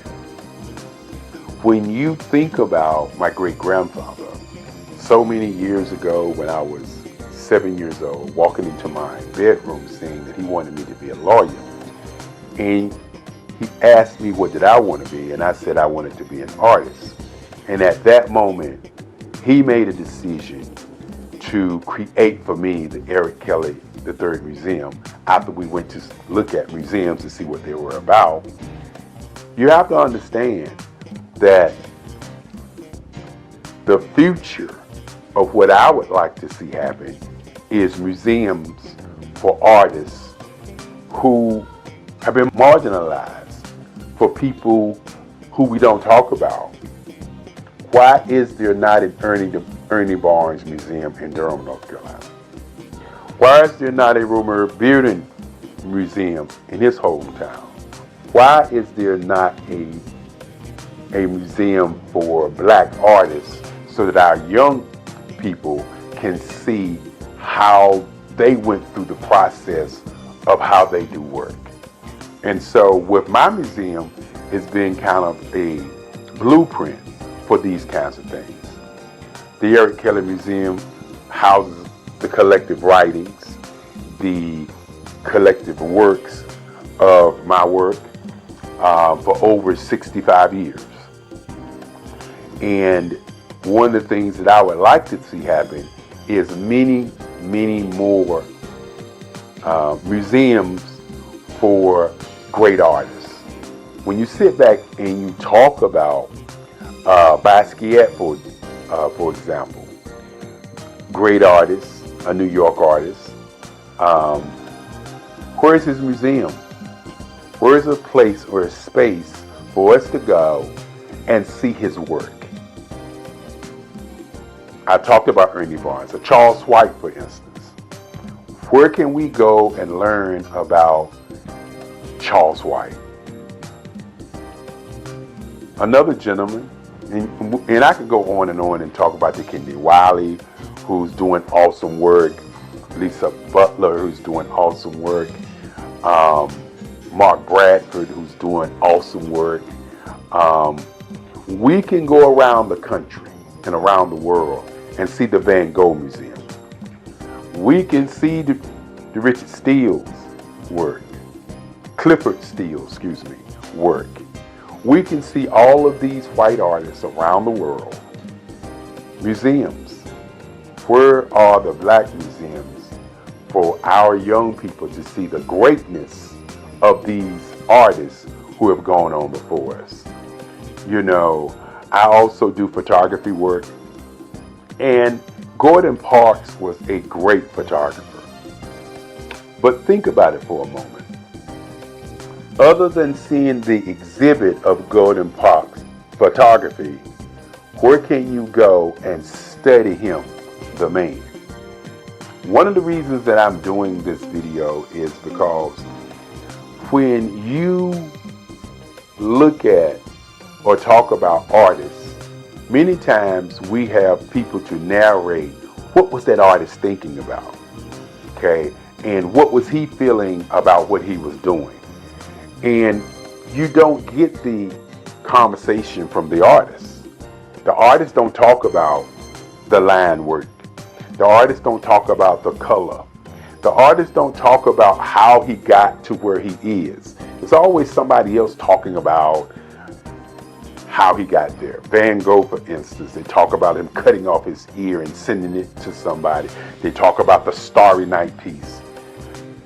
From their perspective, they don't talk about, or we don't hear Van Gogh say, well, the reason I did Starry Night because I was depressed and I just thought tonight this was a piece. I was studying to do these kinds of things, and this is how the Starry Night happened.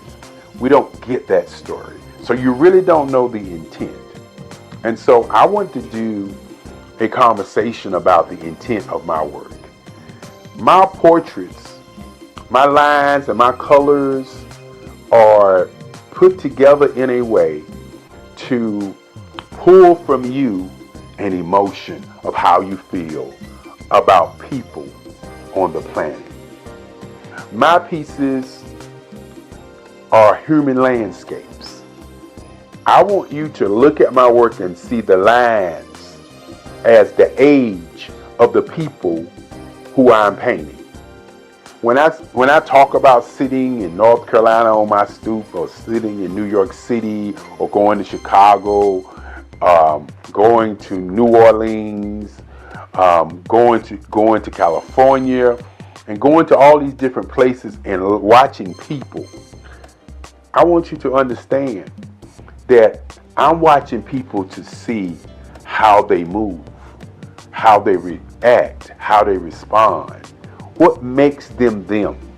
And so when you see my work, you may see a piece and say, that looks like this person, or that looks like that person, or that looks like this woman or this man. Well, what I do is I watch people and then I create the feeling that I got from those people. So while my pieces may look like certain folk, in my mind, they are sending out a message of emotion, feelings, and ideas and presence. And that's my intent. My intent is not to just paint pictures and you like them. My intent is to pull something from you deep down. My pieces are spiritual. The lines sometimes remind you of African mask. The lines remind you of lights and darks. The lines remind you of energy, of hope and presence. That's why I do the work that I do. Now, I could easily do figurative work. I could easily do scenes. But I had to ask myself one question. How do I do something that's going to be different, that's going to stand the test of time and say Eric Kelly III was here? And this was his work. This was his style. This is what he was thinking as he did artwork. And so as you look at my work, my earlier pieces, as I said before, were historical pieces, historical places in time. And then you look at my work now, you'll notice that I've morphed into doing work that brings about that whole emotional feeling from you to the work. And that's where we are today.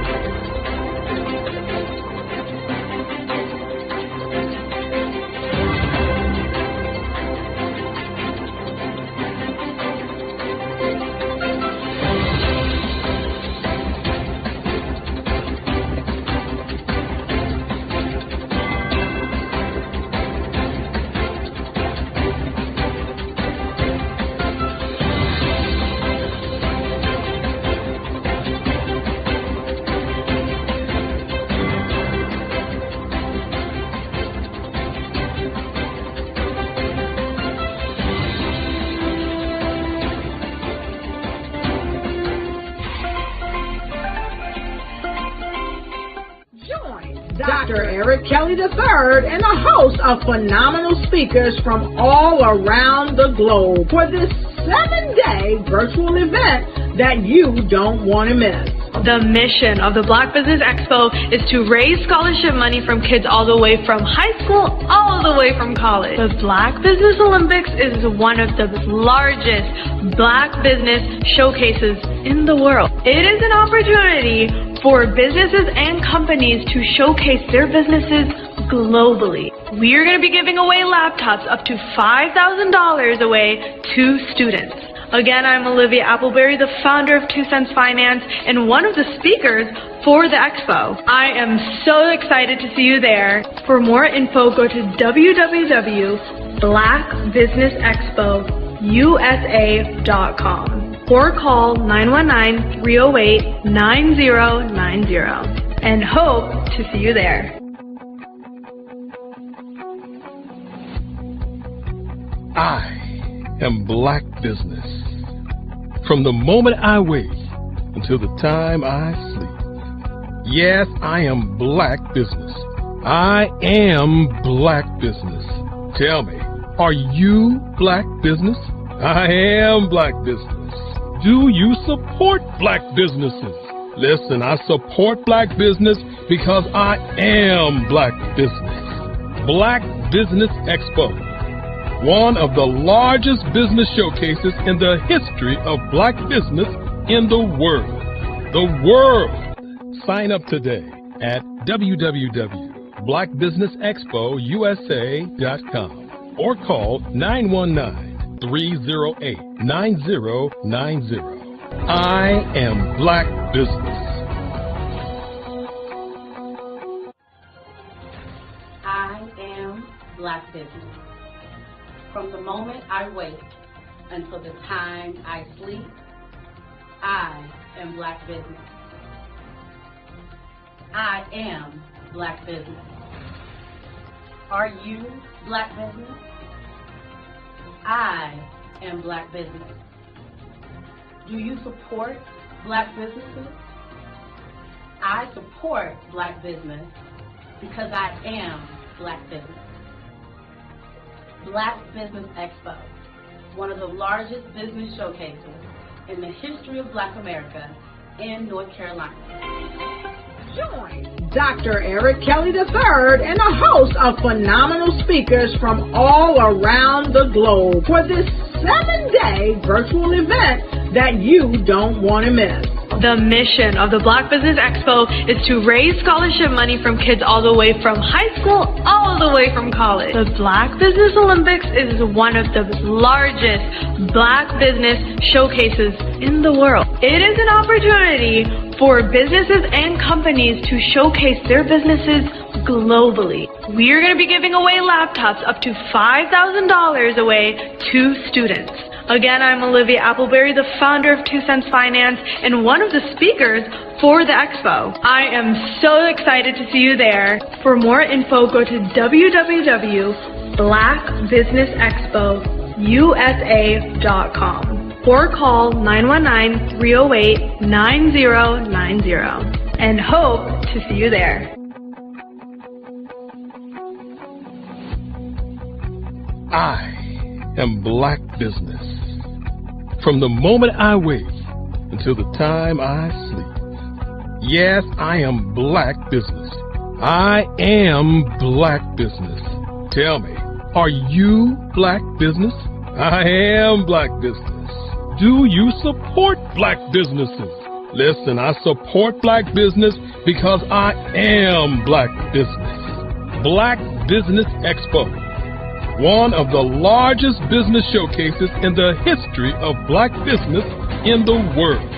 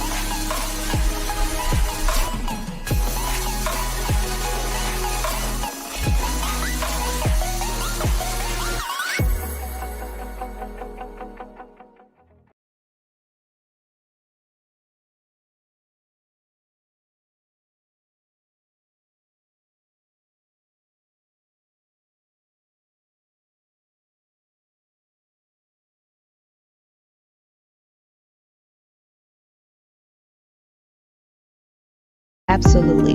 So our coaching program help people that have the lack of time, that lack strategies, and lack the confidence to go after their dream life. So we help them implement tools. We help them implement, I love to leave the inherited lack of finances or the education behind finances. But it wasn't until I lost my firstborn, my only son, that life changed for me. And where I was going after it all, living the corporate life, hit my 6-figure income, and living in my dream house with my dream man, driving my dream car. Wow. I nearly lost it all. Wow. When I lost my son. And so I realized it only takes one financial catastrophe that can change your entire life. That's what made me start All New Beginnings. Because no matter what's going on in life, there's a new beginning. And because of that, we develop a program called Wise Minded. My little slogan is, don't just dream it, let's live it. If they want to connect with you or work with you, what is the best ways for them to be able to do that? Well, for my social media guru, you can connect with me on every single social media platform as Tanya T. Rose.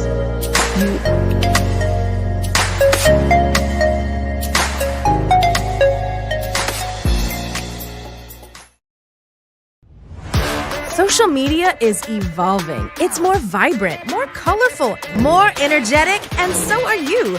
It's not just photos anymore. It's video, it's audio, it's subscriptions. And now there's Fanbase, a new monetized social network.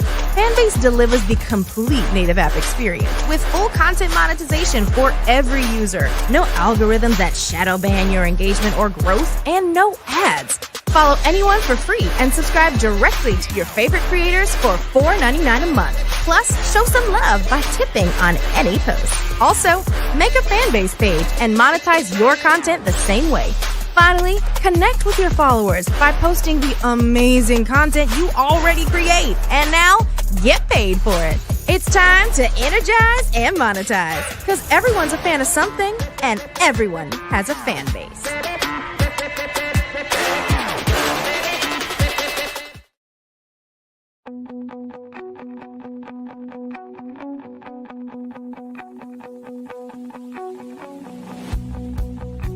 I am Black Business. From the moment I wake until the time I sleep. Yes, I am Black Business. I am Black Business. Tell me, are you Black Business? I am Black Business. Do you support Black businesses? Listen, I support Black business because I am Black Business. Black Business Expo, one of the largest business showcases in the history of Black business in the world. The world! Sign up today at www.blackbusinessexpousa.com or call 919-308-9090. I am Black Business.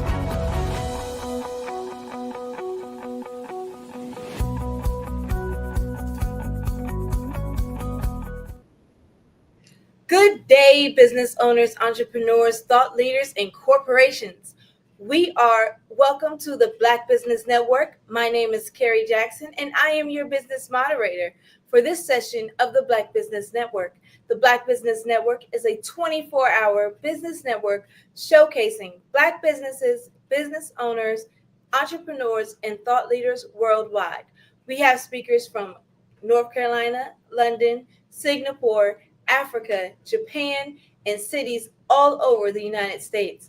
The Black Business Network is a global community sharing its business knowledge to empower, inspire, and educate businesses about business. Our speaker for this hour is Tanisha Prim. Tanisha Prim is a dynamic funeral service professional dedicated to empowering Black women and men through open, honest conversations about end-of-life planning. With a passion for demystifying the funeral industry, Tanisha offers a one-on-one and group sessions designed to create brave spaces for discussing and planning for the inevitable. These sessions honor individuals' legacies and foster community well-being by providing supportive environment. As the guest speaker, Tanisha brings a unique blend of expertise and compassion, guiding audience through the importance of proactive planning and providing actionable steps to ensure their final wishes are respected. I present to you, Tanisha Prim. Oh, you're muted. Hello, Carrie. Can you hear me now? I can hear you now, loud and clear. Yes. Thank you so much for the invitation, for having me here today. Thank you for joining us. So, Tanisha, what inspired you to become a funeral service professional, and how did your journey lead you to focus on empowering Black men and women through end-of-life planning? I was inspired to become a funeral service professional after I lost a family member due to gang violence when I was a young girl. And going into the funeral home, I was very impressed with the aesthetics of the funeral home and the fancy decor. And when I was 10 years old, I said, this is where I want to work when I grow up.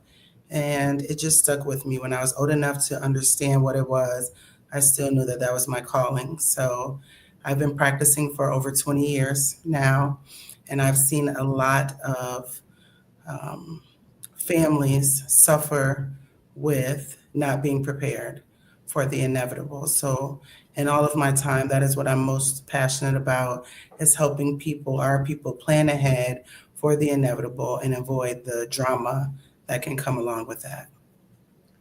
So what are some of the biggest misconceptions about the funeral industry, especially within Black communities?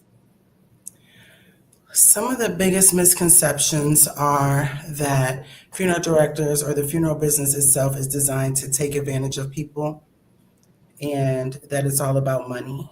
What we do is really designated to caring for the loved ones, making that final goodbye as pleasant as possible, and providing a service that most people can't handle, physically or mentally. So I think that is the biggest misconception of it all. Another would be that you have to go through a funeral home to pay respects and have services for your loved ones. Previously, in the past, in our culture, and some cultures still host their loved one in the home, laying in state for days prior to having them buried or cremated. And that is something that can still be done today, save people a lot of money, and create a more intimate experience. Wow. So why is it important for entrepreneurs and business professionals to think about end-of-life planning just as strategically as they do their regular business planning? So with all business plans, there is a plan to end the business. I can't even think of the exact term. I've been out of entrepreneur for a while, but you always have to even plan for what you're going to do with your business. Are you going to leave it to your family? Are you going to sell it? What are your plans when you decide to retire and not operate your business anymore? This is the same way, but for your family. What do you want to leave to your family? What responsibilities can you take off of their hands when that time comes? And it's really just about being proactive. As far as a business owner, it would also protect your business in case something really unexpected happens. Having these documents and being prepared for the inevitable can avoid long-term turmoil when it comes to your business operations. Oh, so how can business owners ensure that their legacy continues both personally and professionally through the proper planning?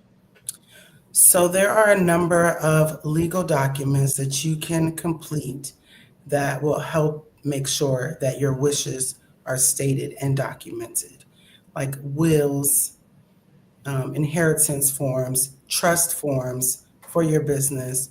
A lot of people are intimidated by doing this. Of course, you do want to consult legal authorities. There are some things you can do right away, right now, to ensure that my wife or my children will receive these things or be responsible for these things in the event that something happens to me. Okay. So earlier we had mentioned about a brave space. What does a brave space for end of life discussion look like, and why is it so essential? So, a brave space would be a place where people would come without the fear of jinxing themselves or the fear of thinking about the future in that way, to put those emotions aside and come together and ask questions and have conversations about their wishes. Or perhaps they have family members or loved ones that are nearing the end of life and they have questions. This is a brave space where they can come, ask those questions, and get answers, and also be inspired to plan ahead so that their loved ones won't have to deal with the same questions. Wow. Yes, it's always hard trying to have a safe space to ask those questions on something that you know that's that one guaranteed ticket that everybody got to punch, right? Right, right. And the brave space is because there is community. And I say brave instead of safe because it does take courage. It takes guts. It takes pushing past the things that you've learned and previous feelings regarding death and dying and being brave enough to face it head on. Okay. So, what role does cultural awareness play in your work, and how do you address the unique concerns of Black families in the funeral processing? I know you had mentioned about the laying in state, which that's typically something that they did a lot of times in like Southern culture, and they'll have a light on and and you can see the sign slow down. But how does that the cultural awareness play in your work in creating those spaces? So I'm still developing and trying to find exactly how I can make it fun and a little sexy and not so awkward for people. What I will say, something that is new and trendy is the more reception style services. So not the traditional chapel, church, homegoing services, or people are now doing services that are more like wedding receptions or birthday parties, where you're actually planning your own party, planning your last party. And so I think that is something that is intriguing to others to really give you that power to be in control of your last event. Wow, that is planning your last party. That's one for that's something good. I like that. All right. So, what are the most common mistakes some people make when it comes to the end of life planning? The number one mistake is to not have any plans at all. Okay. In doing so, you leave your family. Someone has to pick up the pieces and make arrangements. So when you don't have any plans, you leave them to make very tough decisions at an already very difficult time. So that is one of the biggest mistakes. Is in that way, they can make mistakes and not maybe do things as they would have liked. They may have regrets looking back on the services. And also, your final wishes won't be honored. Say you know that you want to be cremated, but your family buries you because they had no idea what your wishes were. So not having any plans is one of the biggest mistakes. The next mistake would be to have plans, but no one knows where they are, right? So making sure that your family members, someone you trust, knows where the documents are, whether they're in a china cabinet or under the bed, wherever they are. Making sure that someone knows if it's digital, passwords, things like that. Having someone that you trust with your end of life plans. Okay. And then if I had to give one more mistake, it would be to not do your research on which funeral home that you're going to choose. It's mandatory, even though you can do things at home. Funeral directors are required to help when it comes to final disposition of a loved one. So do your research, find out who's in your area, who you would trust enough to do, even if it's just the bare minimum of them picking them up and bringing them to you or delivering them to where they will be buried, etc. Do your research and find someone that you trust, because again, at that time, it's not a good time to be filling out people and seeing if this is a person you want to do business with. Yeah, that is good. Is the requirement the same for funeral directors in every state? Like, is it just like one blanket requirement, or do you know? So the educational requirements are pretty much the same, but there are different state laws in each state. So for instance, I am licensed in New York and Virginia, and I have to take state law and stay abreast of the laws in both states because things can be different in different states. And that is another reason why I say do your research, because a lot of times we are transporting our loved ones from one place to another, which involves multiple funeral homes to work together to do that. That is correct. It is very much so. So what are the most impactful steps that people can make today to begin planning for the inevitable? So the first step I would say is to begin to be comfortable with having the uncomfortable conversation. To start to think about who you need to have these conversations with and what is the goal or the outcome that you are hoping to achieve in having the conversations. The next thing would be to start to plan ahead for yourself. Like I mentioned, the legal documents that can secure things like your estate and your medical decisions, and even who will take care of your children or your pets in the event that something happens to you.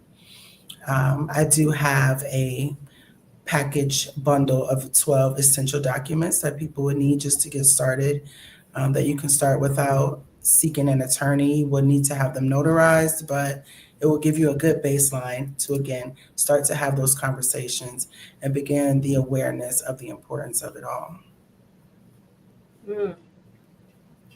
So how would one guide individuals into ensuring that their final wishes are respected, from financial planning to personal legacy documentation?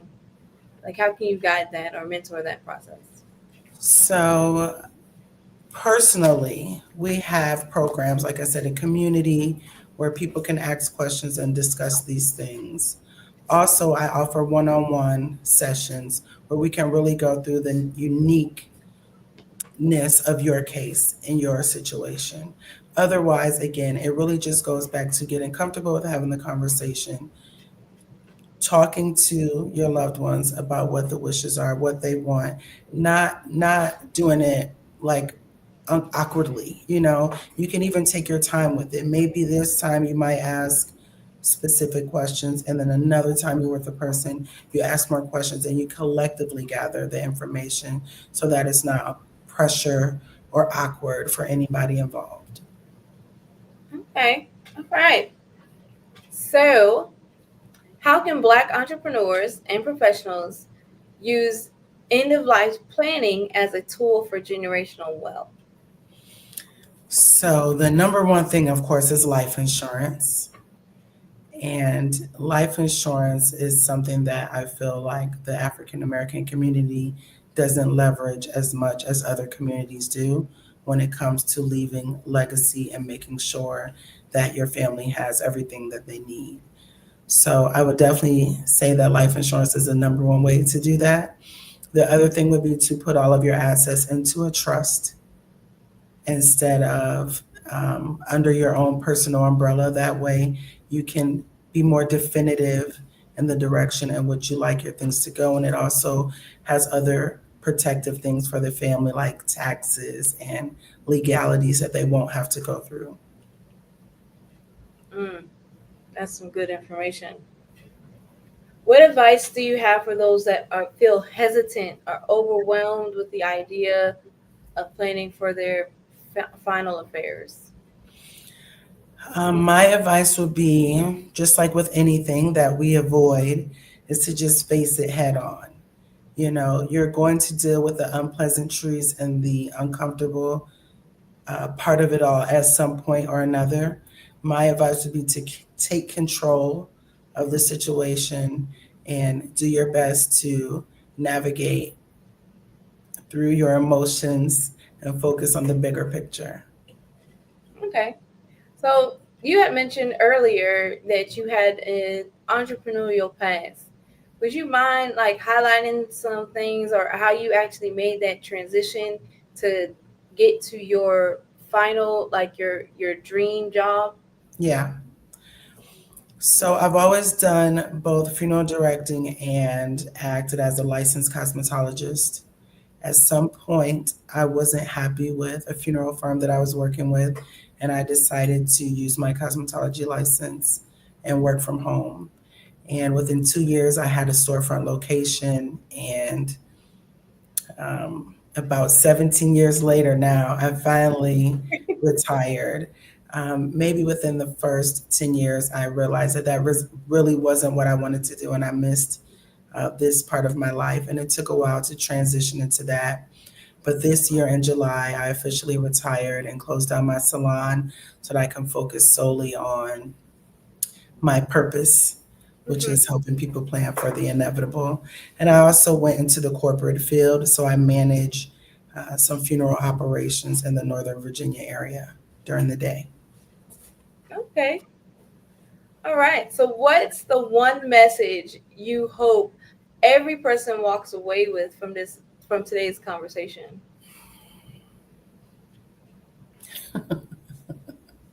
So again, my goal is to not make this so dreadful and daunting, right? And so there's a saying that I've heard recently from a newer artist. And what she said was, and because this is the Black Business Network, I feel like I can share this here. But what she said was, at the end of the day is going to end. At the end of the day is going to end. At the end of the day is going to end. It's going to happen. Wow. There's nothing you can do about it. So what are you going to do before the end of the day? How are you going to get those plans together? Now, I know for me, it's a process. And I'm trying to trust the process, but to be able to actually, stand up and have that confidence. So do you have any words of wisdom or like any tools that you share with your community that you're building to help keep them empowered and to motivate them through the process? Yes, I do. So of course, community, that's what community is all about, right? Where we can share our experiences, share when we're up, share positive experiences that we had and those days where we have experienced a challenge when it comes to the conversations. But in the one-on-one sessions that we offer in the training session, it is a 12-week session. So my advice is take your time. It's nothing that you can do over time. We're talking about the last party. Any planning of any event takes time. So my advice is to not rush and expect to get answers right away. Over those 12 weeks, we face our fears and why we have our hesitations. And then we focus on who we want to have the conversations with and why. Then we focus on what exactly we want to discuss with them and why. And then we go into having the conversations. So there's a lot of steps that it takes in order to really get to that point. So there it's really important to just take your time with it. Okay. So how can people get involved in your sessions, or do you speak for their at organizations? Yeah, so that is my ultimate goal. I've hosted a few events and workshops where we not only plan ahead, but I've just recently, in honor of Dr. Martin Luther King, hosted a legacy writing workshop where we took time to write about ourselves and kind of write our own obituaries per se, based off of what we've accomplished and what we've done. I would love to do more speaking arrangements, more vendor arrangements, and be more out in the community with the people. I realize that the network that I've built in the beauty salon is not the same network that I will be reaching on this mission that I am on now. So I'm definitely open to more opportunities. In the meantime, I do have a website here. I created a nonprofit bereavement coalition in my community, the PWC Bereavement Coalition. And the website is pwcbereavement.org. And there you can find any information that you need as far as staying in touch with me and taking advantage of any of the opportunities that we have. All right. So I am going to ask another question on how do you cope with the grief each day, as you know, being in the position of a funeral director, being in the position of someone that is helping someone with dealing with the inevitable. Yeah. You're dealing with the trauma. So how do you cope and what's your mental therapy look like? Your self-care? So that's a really good question. I'm not sure I have the exact answer, but what I will say is I believe that is part of the calling and the work. Okay. I am not often affected emotionally by the work that I do. And when I am, it is through the joy of helping the families that we serve. I am more honored to be of service than I am sad for the work that I'm doing. So I'm not affected. Just recently, I was honored to manage a very large project of caring for a number of the victims of the plane crash we just experienced here in Washington, D.C. And though it was something I've never experienced before, it was my honor to be able to be a part of that and not be emotionally affected. You know, sometimes I wonder if there's something wrong with me. After the work is done, then I can sit and reflect. But again, I'm in a position of service. So it's different for me than it is for someone else who's dealing with the loss of a loved one. And in that space, it is more about focusing on your own emotions, going deeper into what you feel, whether it's sadness or guilt or worry about them, whatever it is, focusing on that. And then it's also in understanding what I teach is that we don't lose people. They're not lost. They may have passed into a different realm, but I feel like we can still be connected with them through the memories and many other ways of experiences that we have with them. So trying to remind people that it's not a loss and remove the sadness of the thought of loss that comes with that. Okay. Do you have any self-care tips that you guys share in the community? So there are some breathing techniques that we do. There's also one really cool chocolate meditation that allows you to just, have a piece of chocolate, sit with it, and experience all of the feelings and sensations, and just think about the richness of it all and life that you can feel and taste and smell and experience that. Some other things would involve, candles, lighting candles, playing their favorite songs, doing some of the things that the person that you miss would have enjoyed is a really good way to honor yourself and them at the same time. Okay. So pretty much keeping the joy in all the memories. I try to. I know a lot of times it's easier said than done, but that is what I try to encourage. Okay. So again, can you please tell us how we can get in contact with you? How anyone, if they want to get involved with your organization or if they want to donate, how can they contact Tanisha? Yes. So I can be reached at pwcbereavement.org, and that is bereavement is spelled BEREAVEMENT.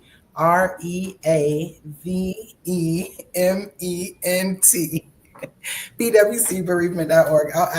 I can, I don't have a chat option, but pwcbereavement.org. PWC stands for Prince William County.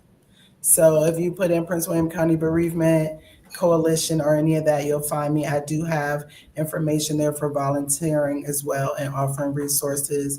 If anyone has experience with grief counseling, I'm also looking to network with life insurance agents and attorneys that help with estate planning so that we can work together to spread the awareness. That is so awesome, Tanisha. And I want to thank you for your time. And do you have, I guess, one word of wisdom, or actually, can you repeat that one word of wisdom that you got from that artist again? Yes. So what she said was, because it's a common saying, like at the end of the day, right? And then they say something, but she said at the end of the day is going to end. All right. So at the end of the day is going to end, and you need to be ready for it and be prepared. All right. Yes. That is so awesome. Thank you, Tanisha, for your time. It was great having you on the network, and hopefully we'll see you again and come back. All right. Thank you so much. Thanks for having me, Carrie. Congratulations on this. I think this is really awesome. I would love to come back and share if you have anyone interested in beauty business and beauty tips. I can also help out with that. All right. Well, thank you again, Tanisha Prim, and Genius is Common. I'll see you on the other side. Thank you.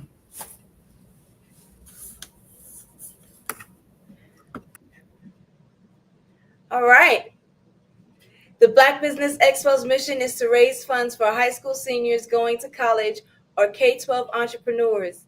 This expo is a fundraiser for students. You may go to www.blackbusinessexpousa.com to donate to the scholarship fund, or use the Cash App that is on the screen below, $BBX USA.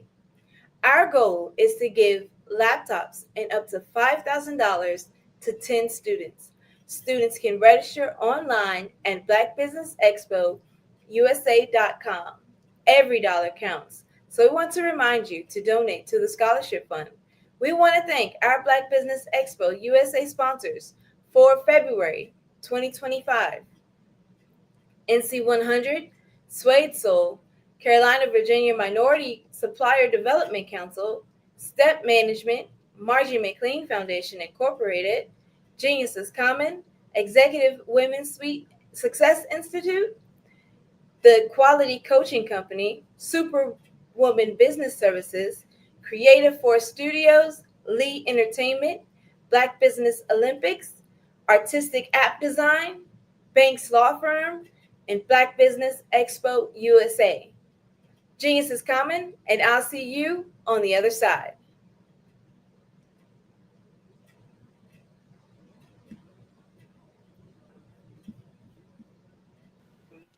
Hello, my name is Kiasi Helm and I'm 14 years old. I think my genius would probably have to be setting goals and achieving them. I say this because ever since I was young, I always wanted to be an author, and at age 11, I ended up achieving this. But not only did I end up becoming an author, I ended up becoming a public speaker, a publisher, a business owner, all these great things. The name of my business is Written by Kids Publishing Company. I decided to start this company because I thought it was important for me to help kids my age express themselves through literacy and just achieve their own goals. Because to me, achieving goals is the best thing in the world to feel. It's you just achieving things and aspirations that you set for yourself. And I know that everybody is capable of this, because even if you don't end up achieving the goal, you still tried your best, and that's the most important thing. And everybody is capable of this because genius is common. Thank you.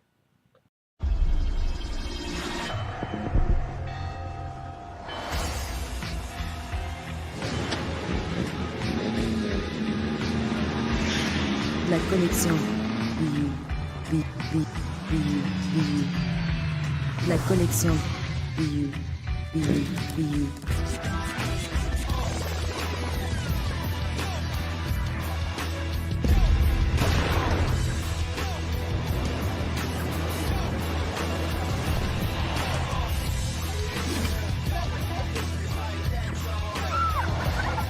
In a world obsessed with the cult of celebrity, I challenge you not to aspire to anyone else's greatness, but instead strive to reveal and ignite the greatness within you. Are you serious? I totally think that that's it. Hey. No! Hey! To me, sexy is a man that knows who he is and what he wants. He's comfortable. You look at him, you see him, he's just comfortable being himself. And you're like, Baby, be you. be you, baby. Just be you. I like it. Introducing the Be You collection, exclusively available at K&G Fashion Superstore.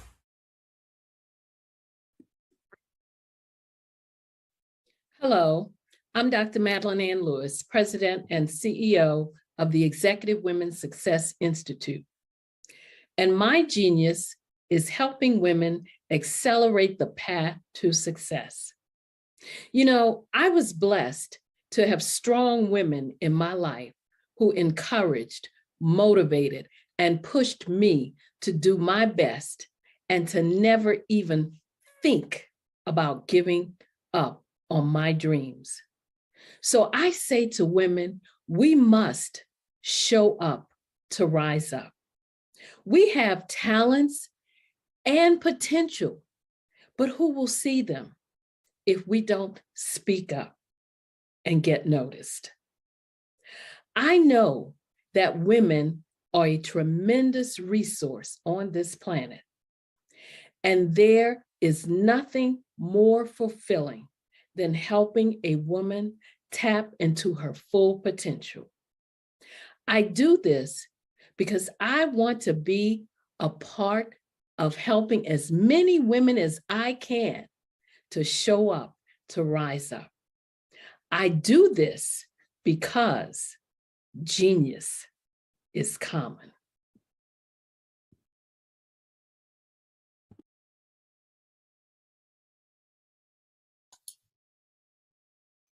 Hi, I'm Barbara Smith. Genius is common. My genius is executive coaching and professional corporate training. As the master executive coach and corporate training ambassador for the Genius is Common movement, I help business owners craft their stories in such a way that you know exactly what they do, what they have, and what they bring to the table. Many times as business owners, we are asked, so what do you do for a living? And we could be crushing in our businesses, but we're not quite sure exactly what to say in a short amount of time. Well, I help you take those stories that are the reason why you're in business and why you're so passionate about your business and craft them in such a way that people are drawn to you as opposed to being repelled by you. Because every conversation, every time you talk to someone about your business, you are excited about it. But are you really conveying what you do, what you have, and what you bring to the table? And do really people understand why you care so much and why they should care that you have the solution to their problem? Well, I'm here to help you with that. As a master storyteller, I can help you with your stories and spin them in such a way that they are intriguing and fascinating, people want to listen to you talk about your business. That's why at the Genius is Common movement, I am the master executive coach and professional training ambassador. That's my genius. And genius? Oh yeah, it's common.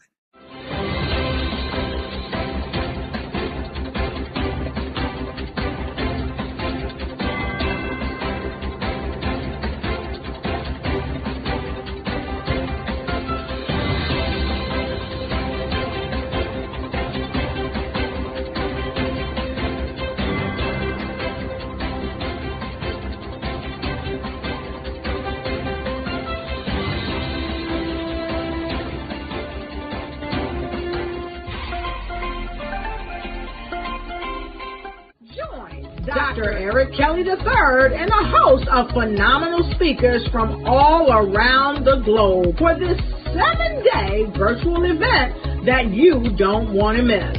The mission of the Black Business Expo is to raise scholarship money from kids all the way from high school, all the way from college. The Black Business Olympics is one of the largest Black business showcases in the world. It is an opportunity for businesses and companies to showcase their businesses globally. We are going to be giving away laptops up to $5,000 away to students.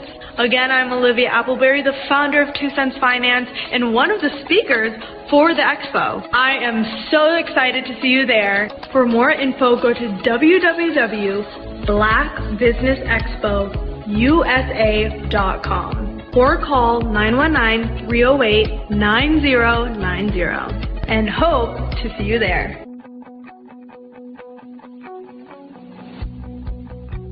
I am Black Business. From the moment I wake until the time I sleep. Yes, I am Black Business. I am Black Business. Tell me, are you Black Business? I am Black Business. Do you support Black businesses? Listen, I support Black business because I am Black Business. Black Business Expo, one of the largest business showcases in the history of Black business in the world. The world. Sign up today at www.blackbusinessexpousa.com or call 919-308-9090. I am Black Business. I am Black Business. From the moment I wake until the time I sleep, I am Black Business. I am Black Business. Are you Black Business? I am Black Business. Do you support Black businesses? I support Black business because I am Black Business. Black Business Expo, one of the largest business showcases in the history of Black America in North Carolina. Join Dr. Eric Kelly III and a host of phenomenal speakers from all around the globe for this 7-day virtual event that you don't want to miss. The mission of the Black Business Expo is to raise scholarship money from kids all the way from high school, all the way from college. The Black Business Olympics is one of the largest Black business showcases in the world. It is an opportunity for businesses and companies to showcase their businesses globally. We are going to be giving away laptops up to $5,000 away to students. Again, I'm Olivia Appleberry, the founder of 2 Cents Finance and one of the speakers for the expo. I am so excited to see you there. For more info, go to www.blackbusinessexpousa.com or call 919-308-9090 and hope to see you there. I am Black Business. From the moment I wake until the time I sleep. Yes, I am Black Business. I am Black Business. Tell me, are you Black business? I am Black business. Do you support Black businesses? Listen, I support Black business because I am Black business. Black Business Expo, one of the largest business showcases in the history of Black business in the world.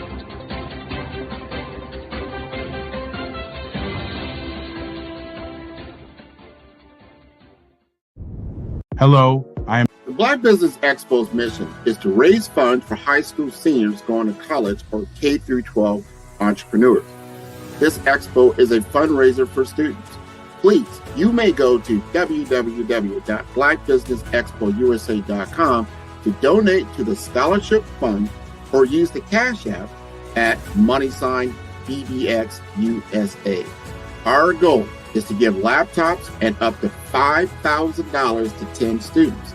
Students can register online at www.blackbusinessexpousa.com. Every dollar counts. Please donate to the Black Business Expo USA Scholarship Fund.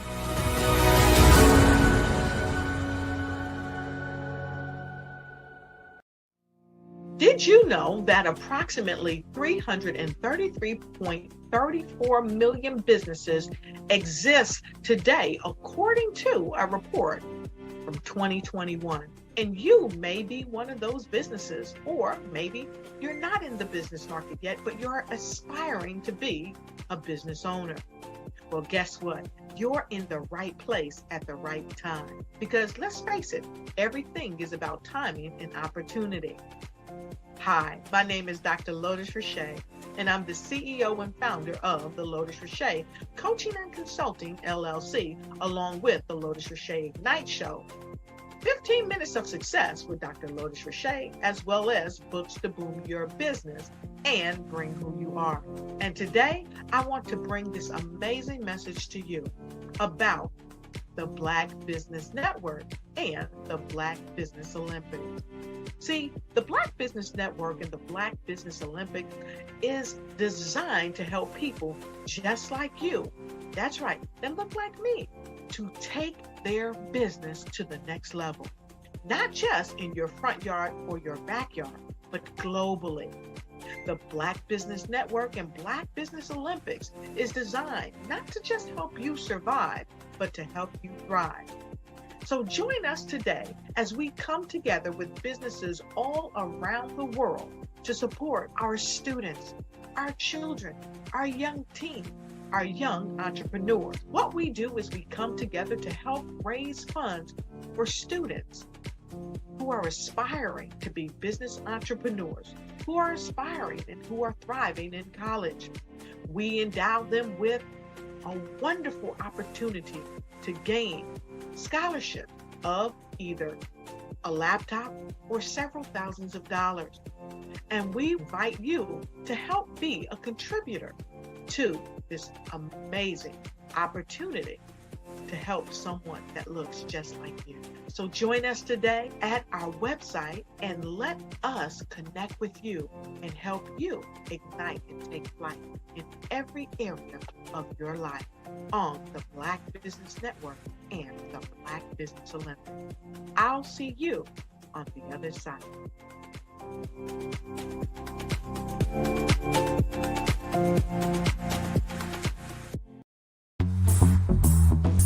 Attention all entrepreneurs and companies. Are you looking for reliable and efficient virtual assistants and back office support to help you manage your business tasks? Look no further than Superwoman Business Services. Our team of virtual assistants provides a full range of administrative support services, including operations management, social media marketing, and much more. We also offer website design services to help you create a professional online presence that reflects your unique brand. In addition to administrative support and website design, we offer business development and structuring services to help you grow your business and achieve your goals. We'll work closely with you to identify areas of improvement and develop a customized plan to help you reach your full potential. At Superwoman Business Services, we understand that running a business can be overwhelming and time-consuming. That's why we're here to help you fly high and achieve success. Our virtual assistants are highly skilled, experienced, and dedicated to providing you with the support you need to thrive. Come fly with us and take your business to new heights. Let us help you become the superhero entrepreneur you are meant to be.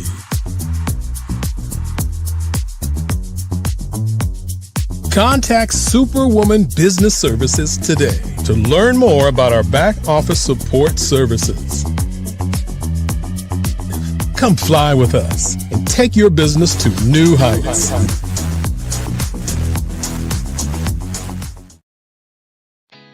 Did you know women represent just 3% of Fortune 500 CEOs and less than 15% of corporate executives at top companies worldwide?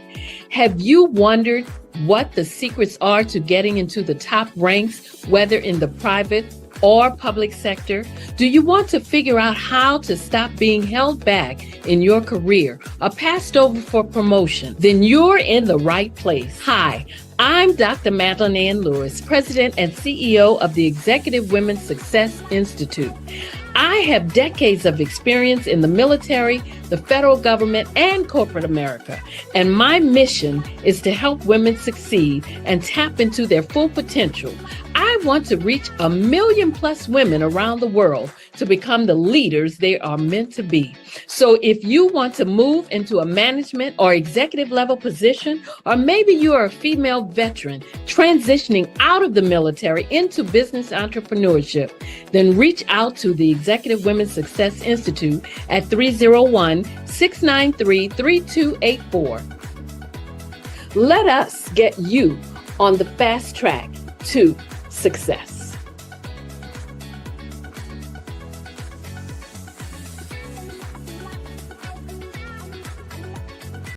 Every speaker has a moment where their words can spark inspiration, drive change, and transform lives. But what happens after the applause fades? With 5-star BDM, your voice doesn't have to fade. We transform your live session into a professional ebook. Imagine your session becoming a permanent interactive asset, reaching new audiences across the globe. Like Grant McGough and Dr. Eric Kelly III, whose session on the Mindset Revolution continues to inspire thousands through their custom ebook. Your ideas can become a lasting impact. Turn your session into an ebook that not only tells your story, but expands your reach, builds your brand, and engages your audience. With embedded videos, custom graphics, and a stunning flipbook or PDF format, your message will inspire long after the event is over. And for a limited time only during the Black Business Olympics, get your custom ebook for just $199, down from the regular price of $399. This is your chance to transform your message into something truly unforgettable at an unbeatable price. Your package includes a professionally designed ebook, a flipbook or PDF, embedded video of your session, and custom graphics. Everything you need to showcase your message in a way that lasts. With 5-star BDM, your session becomes more than a moment. It becomes an opportunity for growth, greater visibility, and lasting impact. See your influence multiply as your message reaches new clients, partnerships, and platforms. Ready to turn your ideas into a global movement? Visit 5starbdm.com to secure your custom ebook today. Your audience is ready to listen.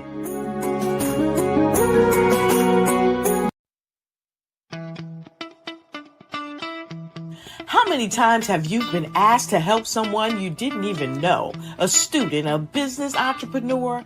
Or did you ever even ask, where did they end up? That business, that friend, that entrepreneur. Well, just maybe they ended up in a gang, bankrupt, homeless, or worse, dead. Maybe they turned to crime, drugs, and alcohol. Did you ever wonder?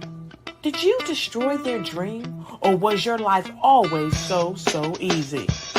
At the Black Business Olympics, we started a movement to help students complete, give them hope, and foster success. Help them to leave their dreams of providing laptops, computers, and up to $5,000 in scholarship funds. Today, we ask you to help a student, a business owner, or an entrepreneur to realize their dream by sponsoring them, supporting them, and buying from them. Consider this. With $1.6 trillion in our Black community, we only ask for a small donation for our students, our businesses, and our entrepreneurs. And you can change a life today. So I ask you, what are you going to do? Sit on the sideline and watch our students in high school be losers, miss out on their dream from lack of resources? Or are you going to donate to the movement and change their future and yours as well? Give us a call today at 919-308-9090. Change their life by investing with action to the Black Business Olympic Fund. The Black Business Olympics, one of the largest business showcases of Black business in the history of the world.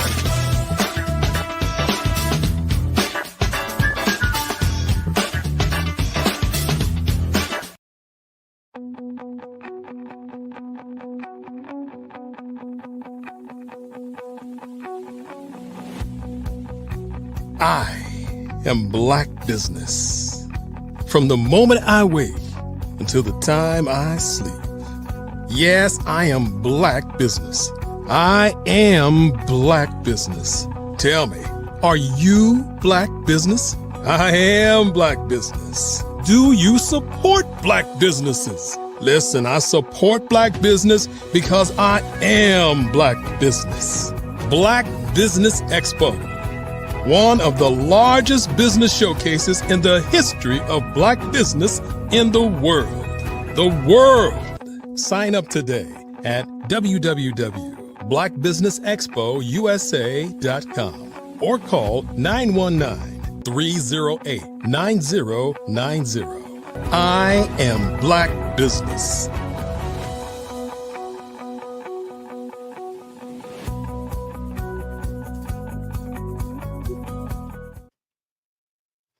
Good evening, business owners, entrepreneurs, thought leaders, and corporations. Welcome to the Black Business Network. My name is Crystal Gomez. I am your business moderator for this evening on the Black Business Network. The Black Business Network is a 24-hour business network showcasing Black businesses, business owners, entrepreneurs, and thought leaders worldwide. We have speakers from North Carolina, London, Singapore, Africa, Japan, and cities all over the United States. The Black Business Network is a global community sharing its business knowledge to empower, inspire, and educate businesses about business. This evening, our first speaker is Sydney Wormsby. Sydney Wormsby is a seasoned executive with 30 plus years of success in leading teams, transforming businesses, and driving growth. He has held senior roles at JP Morgan Chase, Citigroup, PepsiCo, and has been an entrepreneur and taught business at Brooklyn College. He is now focused on helping CEOs and small business owners achieve growth. He is passionate about supporting women and minority-owned businesses. Outside of work, he volunteers as a youth mentor, coach, and Sunday school teacher, dedicated to making a positive impact. I present to you Sydney Wormsby.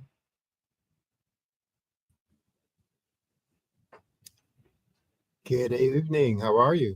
Good evening. Great to see you again. You too. You too. It's good to see you. Good to hear your voice. Good to be with you.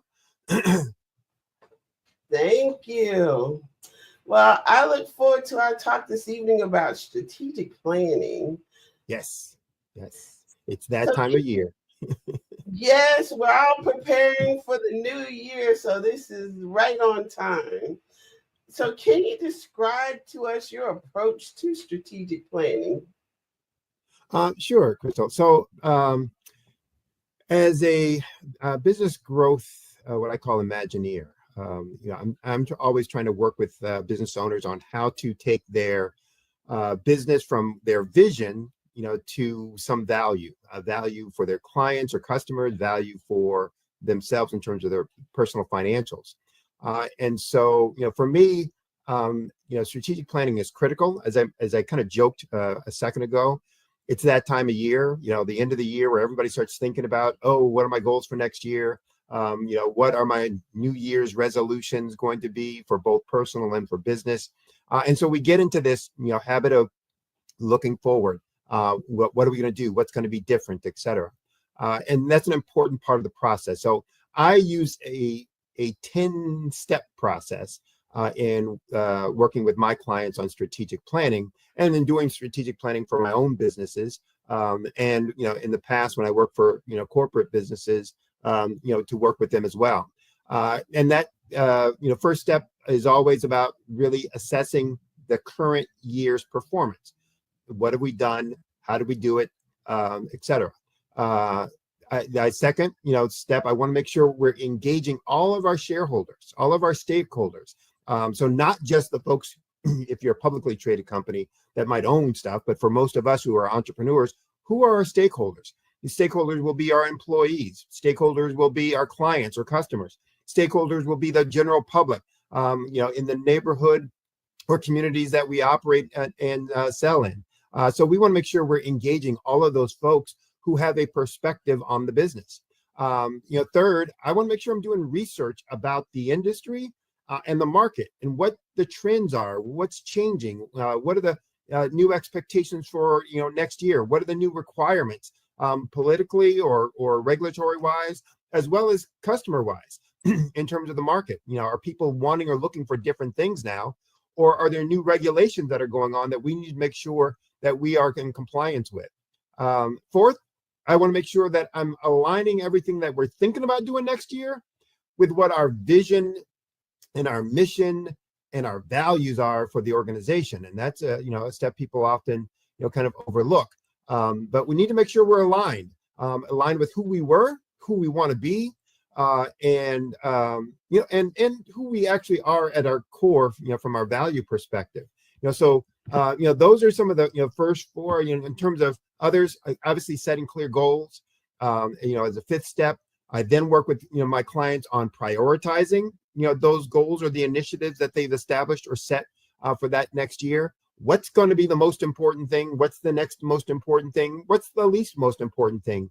So that as we start looking at our performance and our progress during the next year, if we have some conflicts, if we see where things, everything's not going to get done, we have an idea of what things to put forward first and what things may have to be put on the back burner. Again, that's only if we get into some kind of constraint where we can't do everything that we initially set up.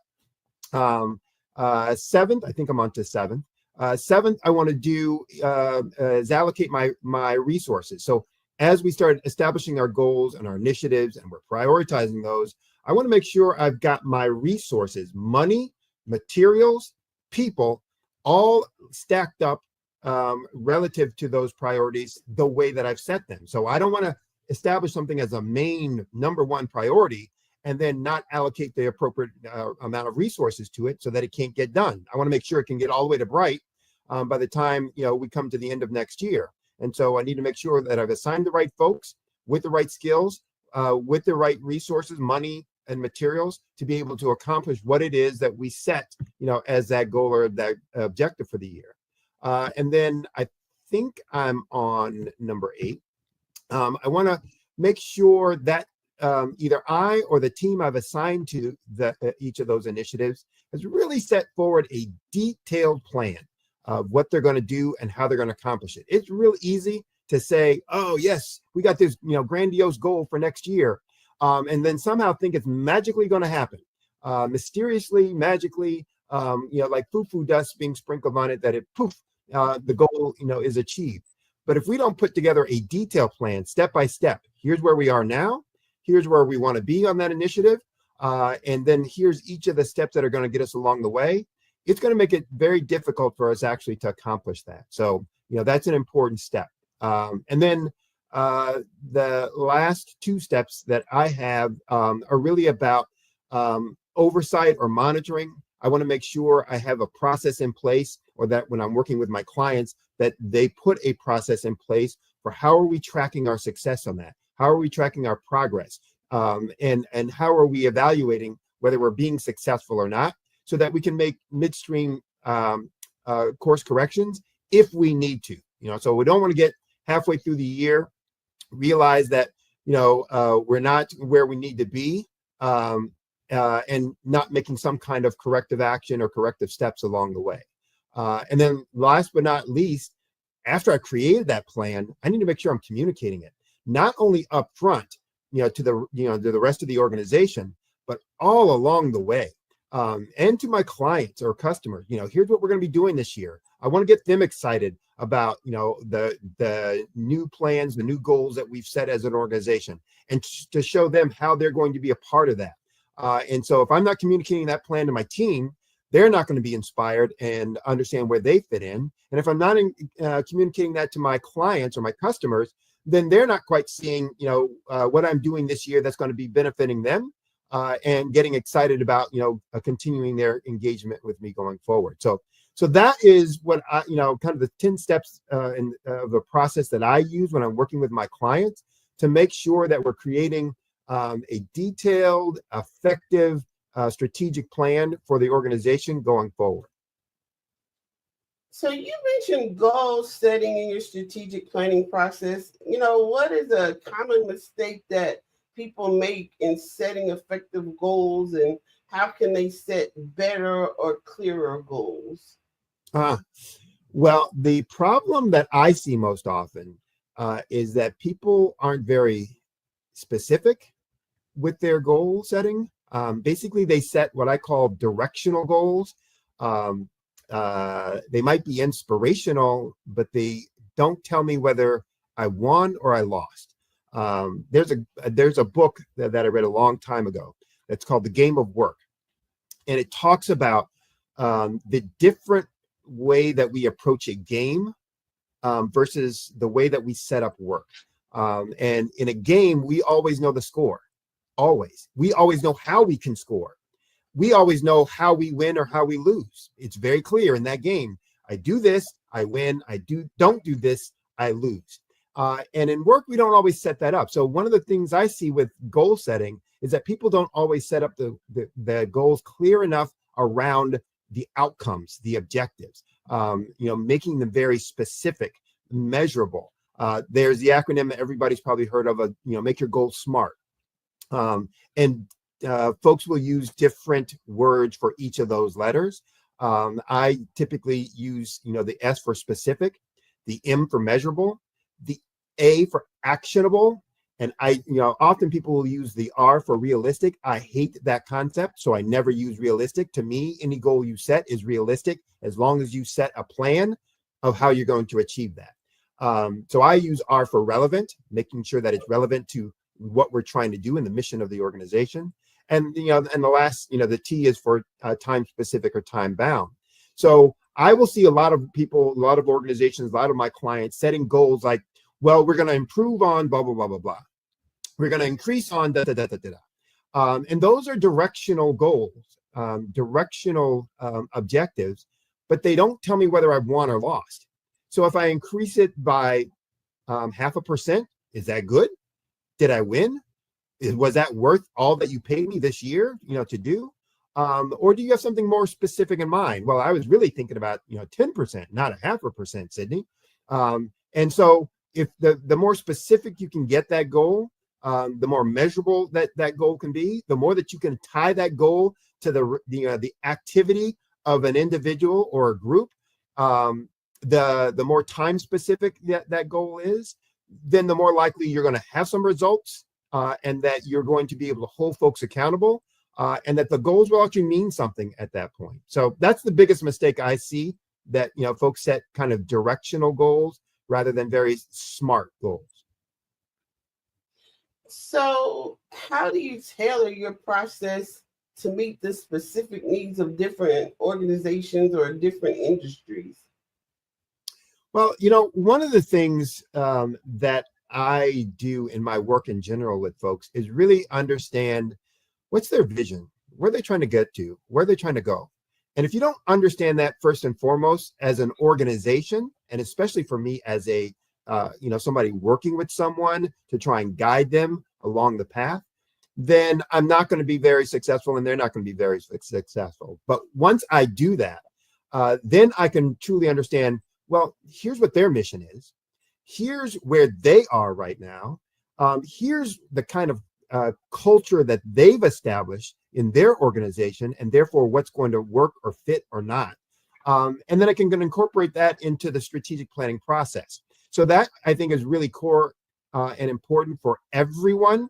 And what I do with my clients when I'm working with them to make sure that the plan I'm creating isn't some generic plan for somebody in their industry, but it's really tailored to them as an organization. And if you're working on your own, you're not using a coach or a consultant or a mentor or whatever to help create your plan, then that's something you need to do with your team.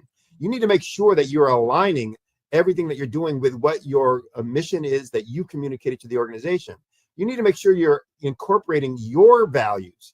And how does this plan that we've set align with our values, with what we say is important? What we say, we want to be, and what we aspire, to do it and to be in the community. And when you're doing that, then it will, be customized. If you're not doing that, it just becomes generic. I could ask AI to create me a plan for whatever industry I'm in, and it will do that.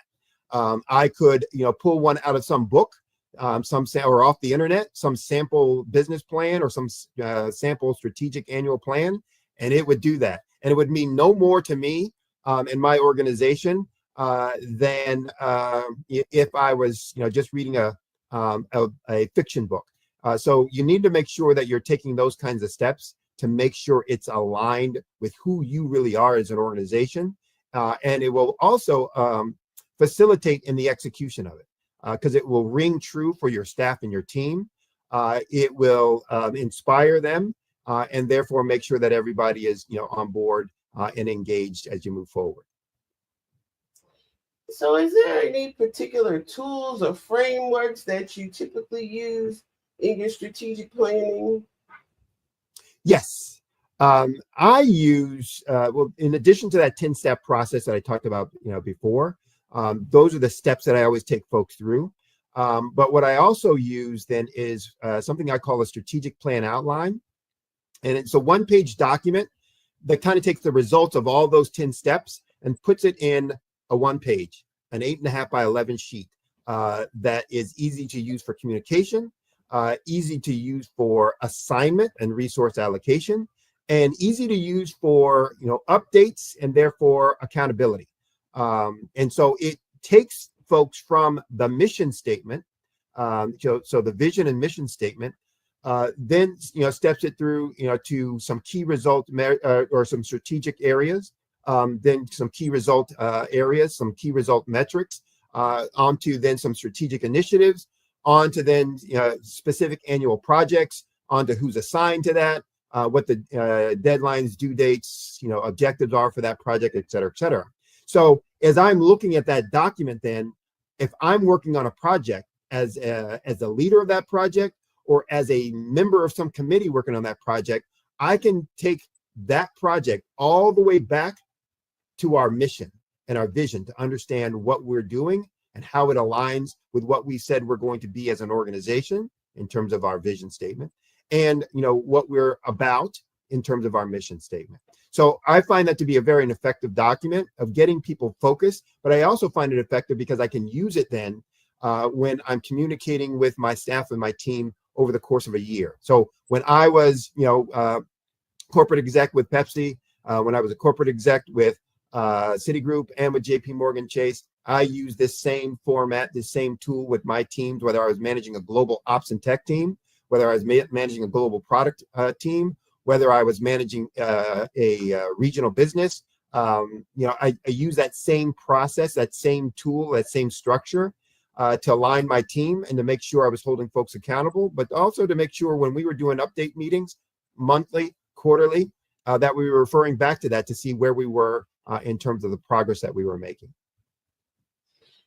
So how do you ensure the alignment between that strategic plan and the organization's vision, mission, and values?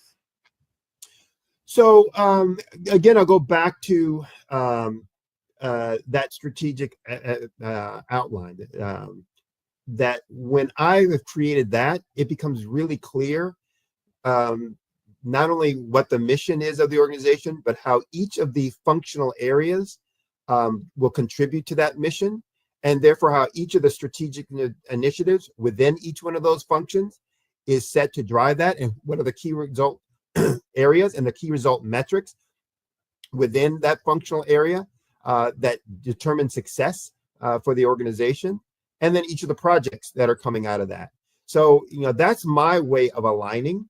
And then obviously, as you're communicating that through the course of the year, you keep making reference to that. But that's the best way, because again, as a frontline staff member, employee of the organization, I can see the thing that I'm working on, and I can see exactly where it lines up with our strategic initiatives, with our projects for the year and our strategic initiatives over the next 3 to 5 years, and with the mission and vision of the organization.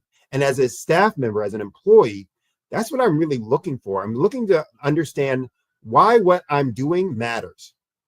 And that's what gives me pride. That's what gets me engaged when I know that what I'm doing is important and critical to the organization's success. And so when I can see that on a strategic plan outline, as an example, I can see that what I'm doing every day, whether it's working on a machine, doing some design, whether it's doing accounting, in a support role, I can see what I'm doing and how it impacts a specific initiative, and therefore how it's spelling out success for our organization. So could you please provide us an example of maybe an organization you've helped overcome a strategic challenge? I'm going to use 2 examples. I'm going to use one of an organization that I managed, and then I'll use one of an organization that I've coached. There was an organization that I managed that I was taking it over through a turnaround situation. So it was an organization that was not performing very well, and needed to not only turn around that performance, but also needed to establish some growth within the industry segment. And it was fairly large business, and my first tag going in there was really to look at, well, what are they doing relative to the overall organization's mission, where we're trying to head as a corporation, but then also based on what I thought their role should be as taking over this thing. And so I immediately saw some things that they were doing that is like, look, this is not tied to the corporate mission and what we're trying to do and where we're trying to go. So I first had to make some adjustments in that to what their individual mission was as a group or as a business unit. But then I really needed to, establish some values that we were, going to, work under. One of the mistakes, and I can talk about that in more detail later, but there are kind of 2 mistakes that organizations always make in strategic planning. One of them, is around culture, and the culture and the environment of this organization was not conducive to success. And so no matter what strategic plan I was going to set, it wasn't going to work. So I had to work on some things with that. And then really started, putting in this, this framework that I talked about, the strategic plan outline from a communication standpoint, but then also these 10 steps that, I always use in terms of getting, good, effective plans in place. And so in working with that group and establishing those, really identified then some key things that we needed to do right away, with some things that we needed to do over the next 5 years, 3 to 5 years, to make sure that we were, kind of best in industry, best in segment. But some things that we needed to do that year to really, change the environment, change the culture, and start getting some wins, for the organization. And so although the strategic initiatives were very, high 30,000 feet, kinds of activities and tasks. The annual projects that I was establishing were very, brass tacks, bare knuckles kinds of things that says we need to do this within, 6 months. We need to do these things within the next 4 months. We need to do these other things within the next, 12 months, et cetera, laying that out for each of the functions in each of the departments, so that each of the team leaders or the managers working under me understood exactly what they needed to do and carry that out within the organization. One of the results of that was, in about a year and a half, we had gone from being one of the worst performing groups within the business, within the corporate business, to being middle of the pack. A year later, using that same process, we were one of the top 2 markets and business units within the entire corporate organization. So within the entire enterprise. So we went from worst at 134th of the business units to number 2 within that corporate organization. So it had real impact very quickly with long-lasting success. Another one that I did with one of my clients was a not-for-profit that when I took them over had $2,000 in their bank account. It was $2,300 or $2,600, something like that. And wanted some help in understanding what they need to do to garnish more participants, but also to make sure that they were going to be there long lasting. When I started working with them, they'd been in operation for 6 years. And one of the things I noticed from the very beginning is that none of their activities aligned with what their mission statement was. None of their decisions aligned with what they said their mission statement was, what they were providing as services, what they were charging as a price point, who they were going after. And so started the same process with them in terms of helping them identify, here's what you say your mission is. Are you really committed to that? Is that something that's really important to you? Or is there something different? When they identified, no, that is truly our mission and what we wanted to do, then I started working with them on strategic initiative to do that in the key functional areas, in operations, in finance or in financial excellence, in marketing or customer excellence, and in the people excellence side. So it was an all volunteer organization with just a couple of staff members. So I incorporated, when I talk about stakeholders, I incorporated not only the paid staff, but the volunteer staff, as well as some of the users or participants in that program. And doing all of that stuff and then having them work through that and communicate that on a consistent basis, communicating that within their constituent group, their volunteers, communicating that to their participants and the families that they were supporting, communicating that to their strategic partners to talk about the changes that they were making, and then to show the measurement of the improvements that they were making. All of those things then led to high success for that organization. And they went from, as an example, from that $2,300, $2,600 in the bank to 6 months or 12 months later, they had almost $60,000 in the bank through a combination of programming, grant writing, because now all of a sudden, their mission was aligned with their work. They were getting results and they had success stories that they could now tell when they were writing grants or writing proposals, that now they could start, getting some of these grants that they were missing out on before. And their strategic partners were much more interested in what they were doing because now there was a way for them to measure progress of the organization and to say that, yeah, we want to do more with you. So those are two examples of things that I've done with organizations I either managed or companies or organizations that I coached and consulted with using this kind of a process. So how do you help them prioritize these initiatives and to effectively allocate their resources? So it's never one of the things I do in my consulting practice or my coaching practice is never try to tell somebody what they should do until I first understand what it is they're trying to do. So I'm not going to tell you what your priorities should be. I'm going to show you why your priorities that you've set aren't aligned with what you said your mission is. And by that, when I show the conflict, it becomes very clear to them that they decide on their own, yeah, this is not the right thing, it should be this. So it's really about, keep having that conversation. How does that align with the values that you said around X, Y, and Z? So if, and I'll make up a situation or scenario here, if I'm working with someone that says one of our key values is that our people are our most important asset, yet they set an initiative where they're going to start assigning their people to work 50, 60-hour work weeks because they're getting, behind on da-da-da, et cetera, et cetera, et cetera. My question is going to be, how does that align with your value that your people are your most important asset? How will that impact that asset? Are they going to be, motivated, inspired? What's their, burnout factor going to be? Again, how is that consistent with what you said is making them your most important asset? Are they, trained and developed for the roles that you're now asking them to take on, et cetera, et cetera, et cetera. So, one of the things I do to make sure that people stay aligned in the process is to simply ask questions, and that's something they should be doing as well when they're setting initiatives, when they're creating their plans. Hey, how does this align?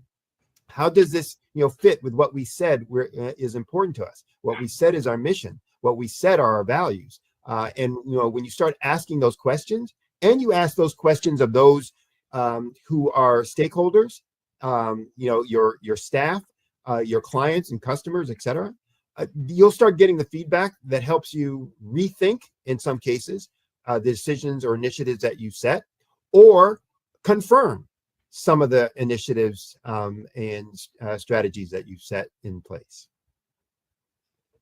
So how do you ensure that the strategic plan remains relevant and adaptable over time?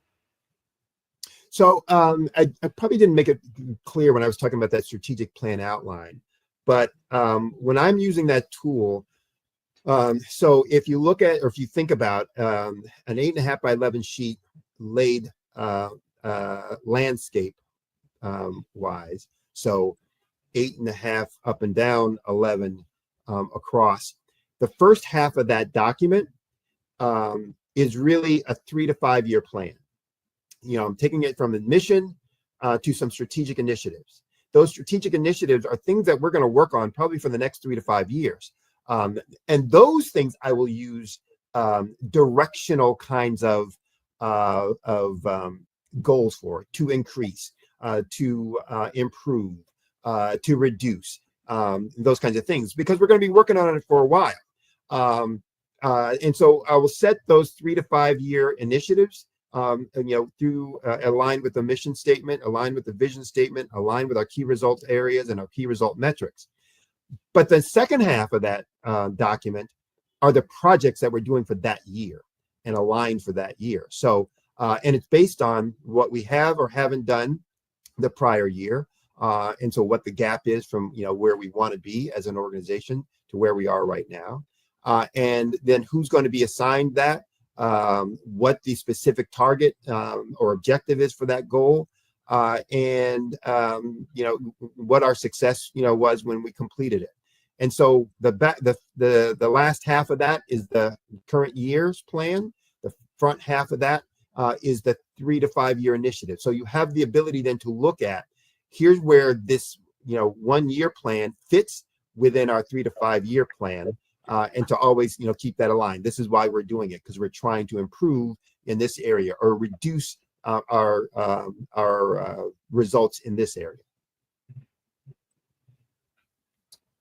So tell me, what made you focus on strategic planning as a specialty in management consulting?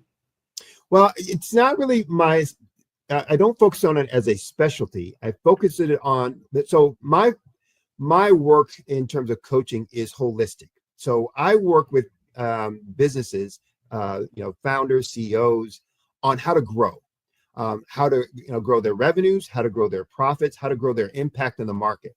And so from that perspective, I'm holistic in my approach and my work with folks. And I use a process that I call, small change to big things, meaning that I help them understand what are the big things, the key critical things that are going to make your business grow. And for every business, it's the same 5 things, the same 5 areas. So that doesn't change.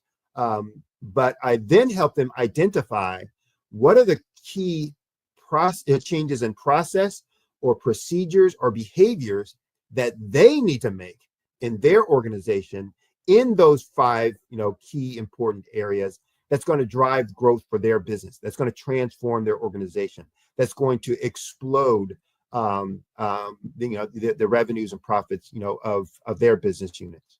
And so that's what I work with them on. And so from that perspective, everything that impacts growth becomes something that I'm going to focus on. Strategic planning is just one of those pieces.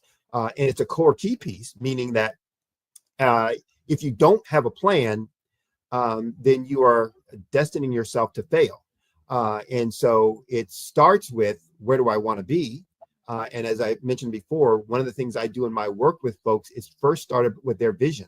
What's your vision for where you want this organization to be, or this company, or this business? And every business owner, I've not met one that doesn't start with some vision of where they think that business is going to be when they started it. That they started it with a vision that, some number of years in the future, this is where that's going to be. And they have a vision of what that business is going to be doing, and what kind of financial impact that's going to have, what kind of problems it's going to be solving, and the status and reputation it's going to have out in the marketplace. And so I start with that vision for them, making sure that that vision is still current. And then whatever that vision is, then I work with them to understand, okay, here are all the things that you're going to need to do from where you are now in these key areas to get to that vision being a reality. And so again, my phrase is from vision to value. I'm taking you from your vision to creation of value for your customers and clients, to creation of value for their personal finances, so that financially they're going to be independent and be able to make decisions about how they spend their money and how they spend their time, not based on what they have to do, but what they choose to do. And that's a true measure of independence and a true measure of freedom. And so strategic planning is just one piece of that. You can't get there without having a strategic plan that drives you over the next 3 to 5 years, and that specifically, sets the agenda for this current year and aligns and assigns those resources for that current year. So what role does data play in developing an effective plan? I do a workshop on mastering your financial reports. So you can deliver, explosive growth, exponential growth. And in there, I use the phrase, you can't grow your numbers unless you know your numbers, or until you know your numbers. Mm-hmm. And data is numbers or information. And so you're not going to be able to grow if you don't understand the data. One of the things I didn't talk about earlier, there's 2 mistakes that organizations make all the time in the strategic planning process. One is, kind of in process, and one is in kind of structure. In terms of the process, that first step I talked about in my 10-step plan is kind of reviewing, monitoring, reviewing and analyzing past performance. We want to look at what we did the past year, what were our goals for that year, or the current year that we're in, what were our results in that, where were we successful, why were we successful, where did we fail, why did we fail? And people never do that work. They just say, oh, here's where we are, I want to be here next year. But if you don't really look at, how did we end up here? How did we get to this spot? Good or bad? Then you're losing out on some valuable information. Well, that's data. That's information.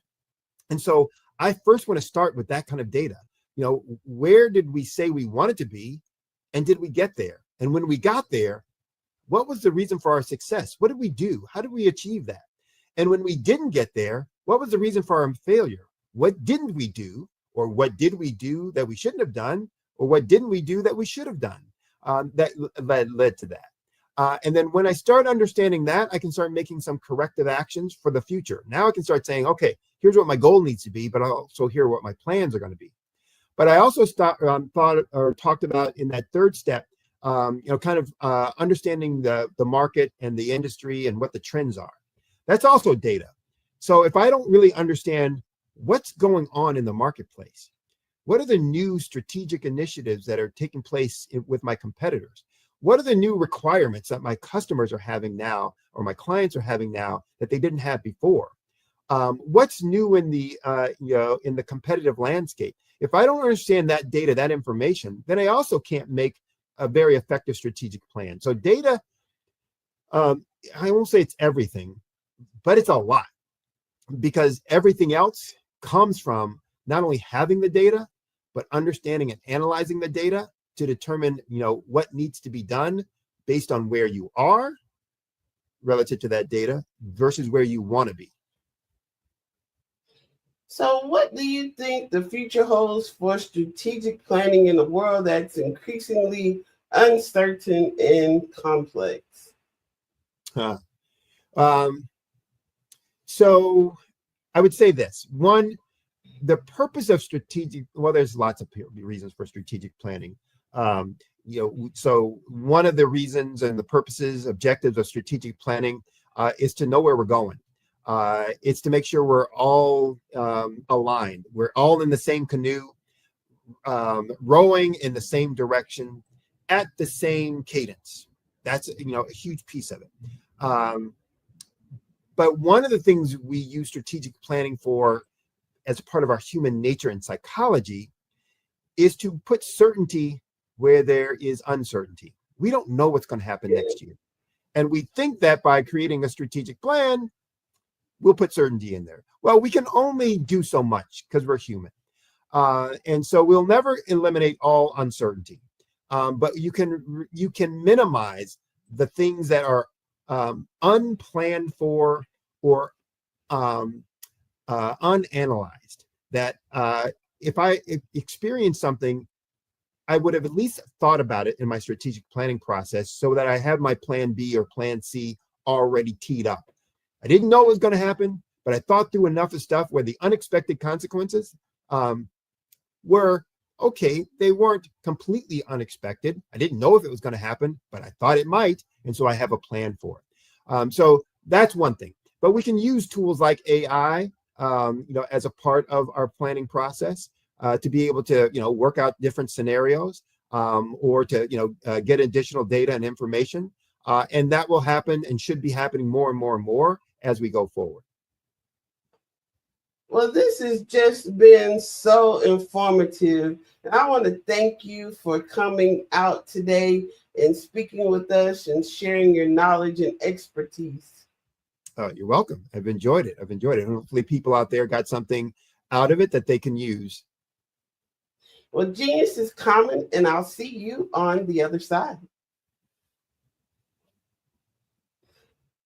The Black Business Expo's mission is to raise funds for high school seniors going to college or K-12 entrepreneurs. This expo is a fundraiser for students. You may go to www.blackbusinessexpousa.com to donate to the scholarship fund, or use the Cash App $BBXUSA.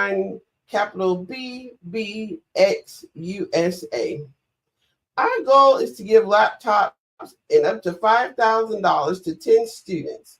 Students can register online at www.blackbusinessexpousa.com. Every dollar counts, so we want to remind you to donate to the scholarship fund.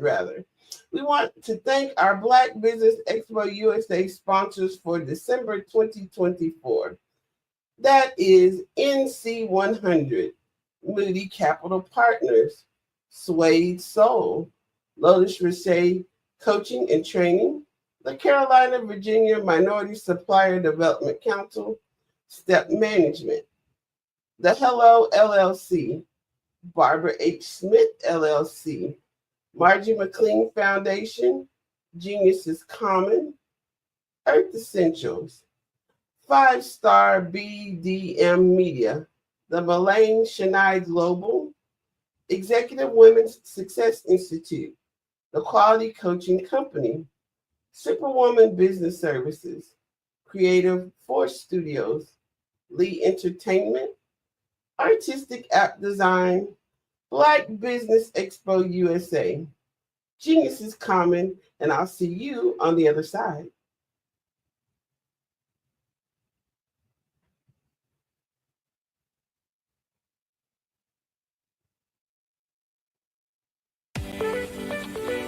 You are in the right place at the right time. The Black Business.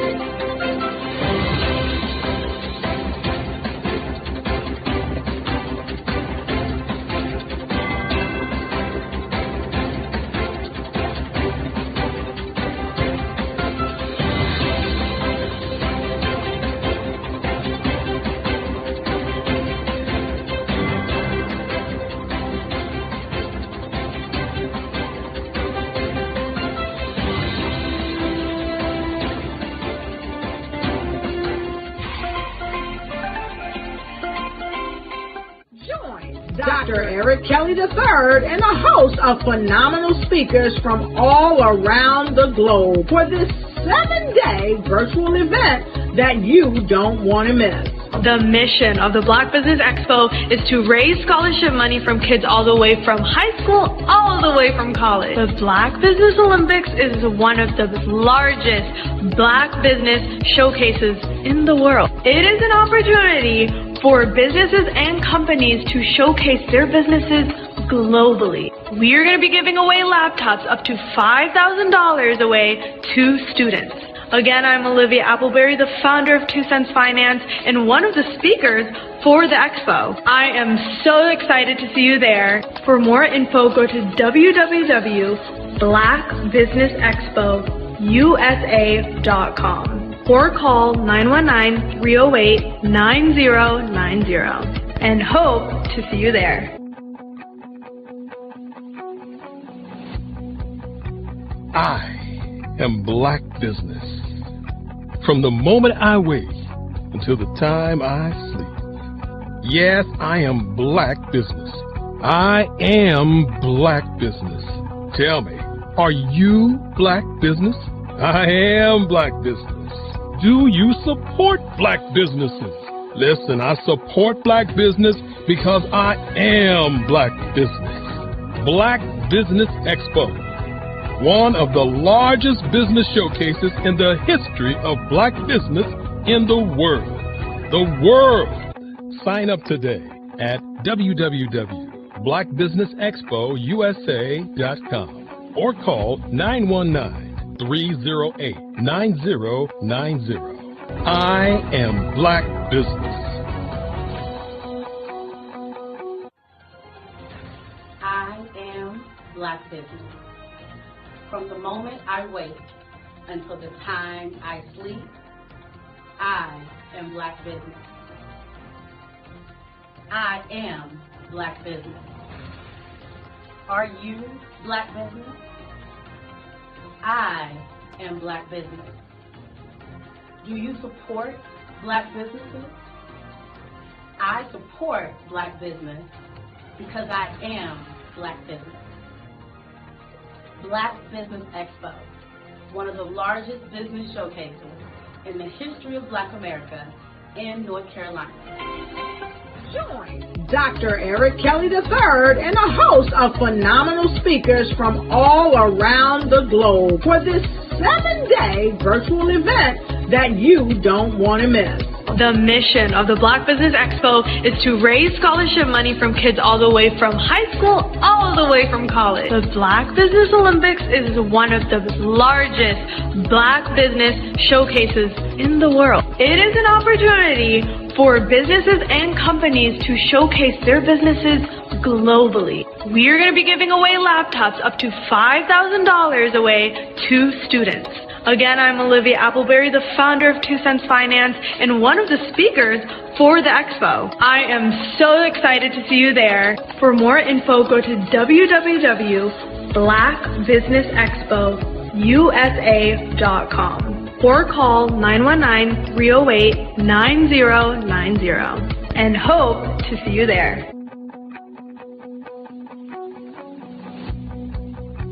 I am Black Business.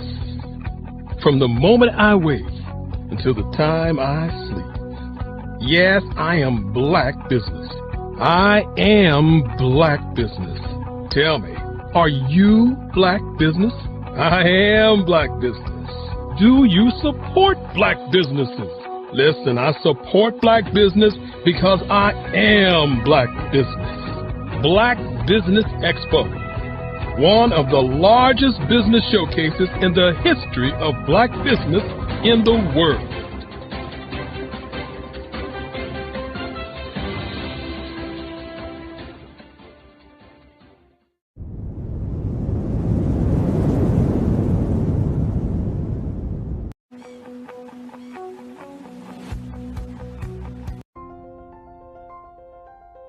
What if you could build your own city?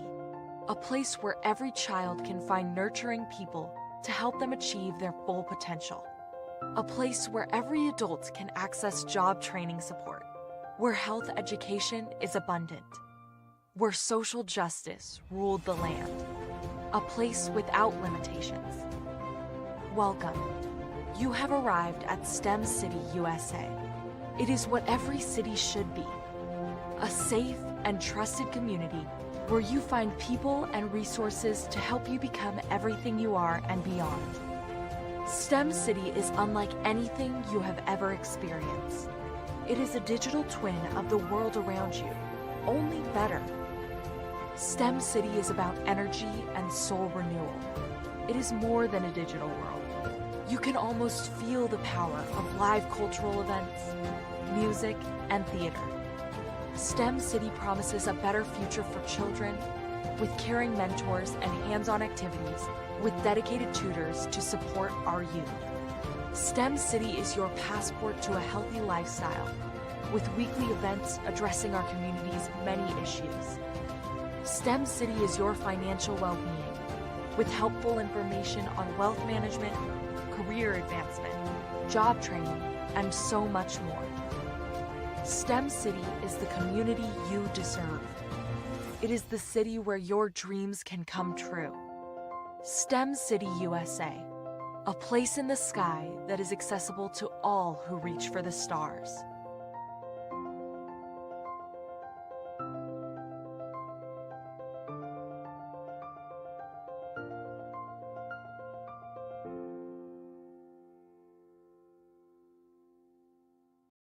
I am from Washington, D.C., but I was raised in Durham, North Carolina. I came to Durham when I was about 5 or 6, and then I traveled back and forth to D.C. because it's where my people are from. One of the unique things about my family is my mother, she's also an artist. She does quilting, and she does a lot of artistic things, and then my son, he draws with both hands, his right hand and his left hand like I do. So that's kind of a family trait. And then my other son, he's a videographer, and my daughter, she works, she's a regional vice president for Sunglasses. When you start out drawing and sketching, you want to continue to explore, you know, each avenue. I do pastels, I do pen and ink, I do painting, I do acrylics. I haven't done oils yet. But I try to do all facets of art. What I say to a lot of times to people is, you know, you can't put yourself in a box when you're an artist. You have to explore. And over the course of my life, I've tried to explore different mediums. I also do sculpture as well. I choose my subjects by the intensity that they have in their faces, or the intensity that somebody is moving, because I do more than portrait drawings. I also do I do abstract, and then I do figurative drawing also. Well, what happened in this particular show is that I started out trying to come up with something that would be a little bit different than what everybody else is doing.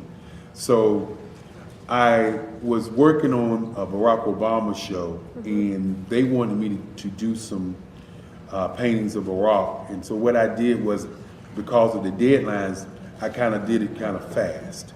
And then I realized when I was doing it fast, I enjoyed it. And so then I started doing other pieces the same way, and I started to enjoy those pieces also. And so I came up with this particular style, and it's a style of lines and colors. And what's interesting is that when I was in college, I did a show called Lines, Colors, and I talked about the boldness of the blacks, the hotness of the whites, and this is how this has come about, later on in my life. And the colors comes from a lot of the entertainers that I work with, where they wear different colors. They don't wear, your plain reds or your whites. They wear different colors, and so that's also another piece of what's giving me the colors. The subtitle of this show is Faces That Speak Life. That's real critical. Faces that speak life. Each one of these pieces is a life source and a life energy that's being put on display for people that are looking at them. I always say in terms of my art, it's not important that I draw them. It's important what you get out of what I draw. I don't try to just draw it because you like it. People wanted me to do prints. I didn't do prints. People asked me to do different people, but the people that I choose are people that make a difference in the lives of people in the world. So the human landscape idea was, again, as I say, the lines represent your emotions, it represents your ideas, and it represents your journey as a human being. And that's why you get the different pieces and the different looks. And as you notice, I try not to do one look that looks alike another look. And that's what's the most important part of this show. I was born in a little village on the island of Haiti. Many deadly diseases pounded me. It is as if they were on a mission to end my existence on this earth. I refused to give up. In 1983, I left Haiti and came to the United States of America. And I came with $5, 2 shirts. I didn't speak in English. I came to Atlanta. I got a job. I was a doorman. I was a doorman with a dream. What I used to come on stage. I'd rehearse this moment that I'm standing in front of you. That's the power of a dream. Maybe today is the day you begin acting as if you already have it. And then step out with full force. Take a risk. No condition is permanent. Don't let your situation distract you. You are chosen. You are called. You are born for a purpose in this life.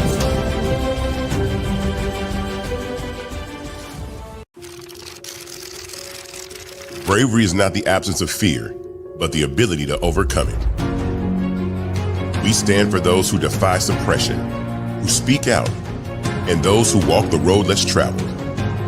Everyone deserves to be seen and their voices to be heard. We're sparking a movement, growing a community of creators united by the desire for freedom, choice, equity, and ownership. At Fanbase, it's all for one and one for all. We support each other to guide, promote, and uplift you in a place where you can unapologetically be yourself. A place where your voice, ideas, and creativity are not just welcomed, but celebrated. We are Black founded, minority funded, and supported by a diverse, inclusive, powerful community that believes in the strength of authenticity and individual choice. Regardless of success or background, we welcome you. The marginalized, the underappreciated, the successful, the superstar. We're for all who seek a space to express themselves freely, where they are rewarded for being their authentic, true self. We transcend labels because only we have the right to define ourselves. We are built for the brave, the culture, the creators, and and for the future where everyone has a power to shape their own destiny, where all are empowered, voices are amplified, and freedom is embraced. For the first time, you have a chance to own the platform you helped make popular. It's a revolution, a movement in how we connect, create, and share. Everyone is a creator, and everyone has a fan base. Here, you can be you without limits.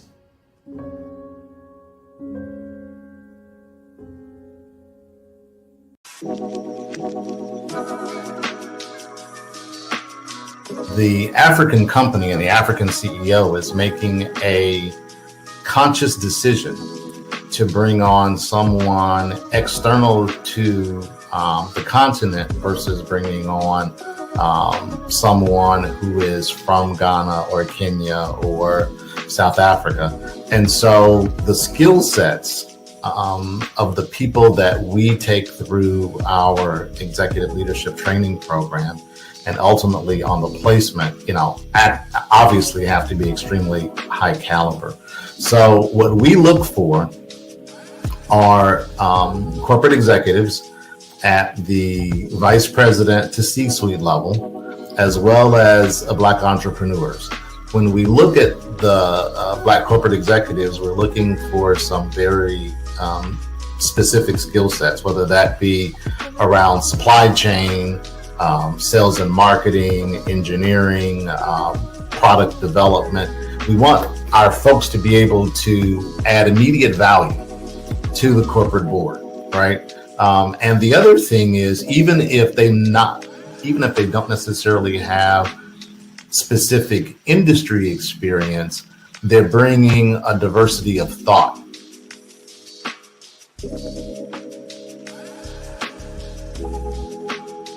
Phenomenal Tanya T. Wise, who is here from the great state of Maryland. Tanya, welcome and thank you for being with us today. Can you indulge our audience a little bit and tell them just a little bit more about who you are and what it is that you do?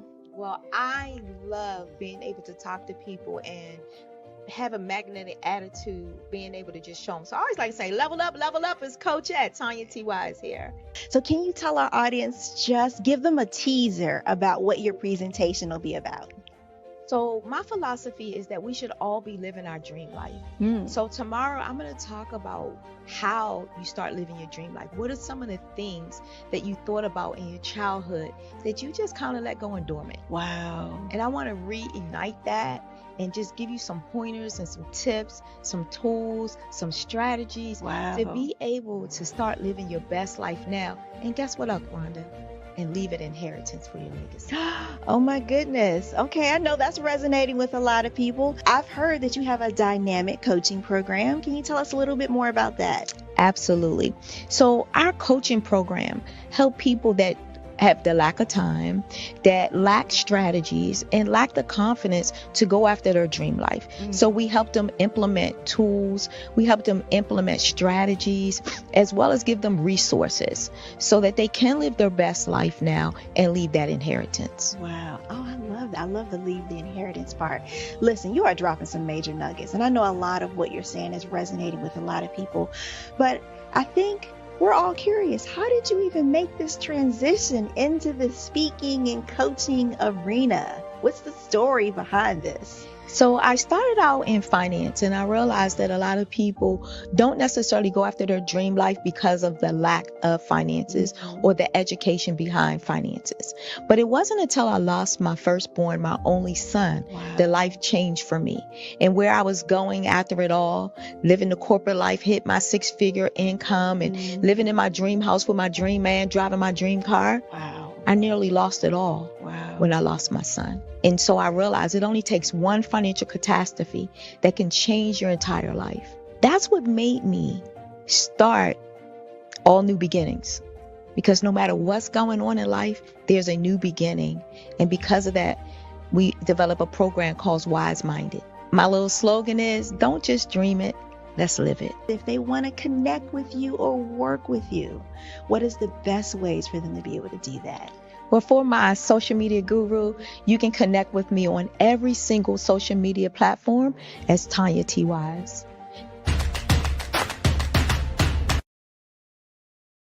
I'm Ramon Ray, founder of Smart Hustle Magazine and smallbiztechnology.com.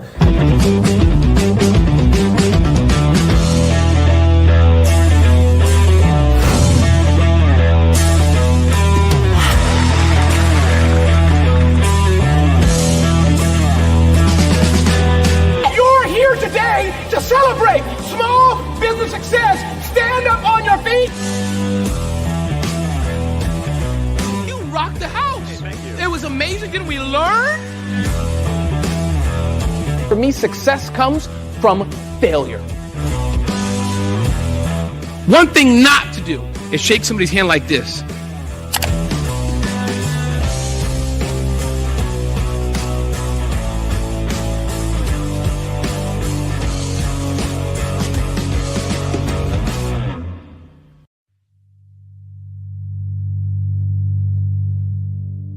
So what we have to do is when we get in a spot, we need to create some spots for us. That's the main thing. We need to be able to be in a position where we're able to create those spots for us. For me, being an entrepreneur, I'm not just going to get a business and then leave you sitting high and dry. If you ask me some questions about entrepreneurship, I'm going to give you as much as I received. I've seen people who made it, and then when you ask them, it's like, okay, now you have to pay me for the information, the same information I got for free. We probably in totally different cities. There's no way that we're going to bump heads or anything. We're not competing. Bring me up with you. And so I just think that whatever education that I have, then I need to be able to give that to my own as well.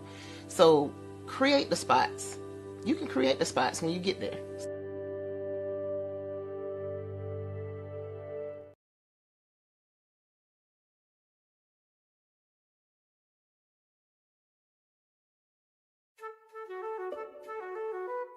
This is Dr. Arnold T. Petsworth. He's the owner of Petsworth Vet World, a veterinary clinic in Hopton, Connecticut. His patients include dog, cat, frog, fish, Goldie, dog, and this alpaca. Due to doctor-patient confidentiality, we can't tell you their names. Business at Vet World was steady, and then quarantine hit. Neighbors brought new four-legged friends into their homes. Bunnies.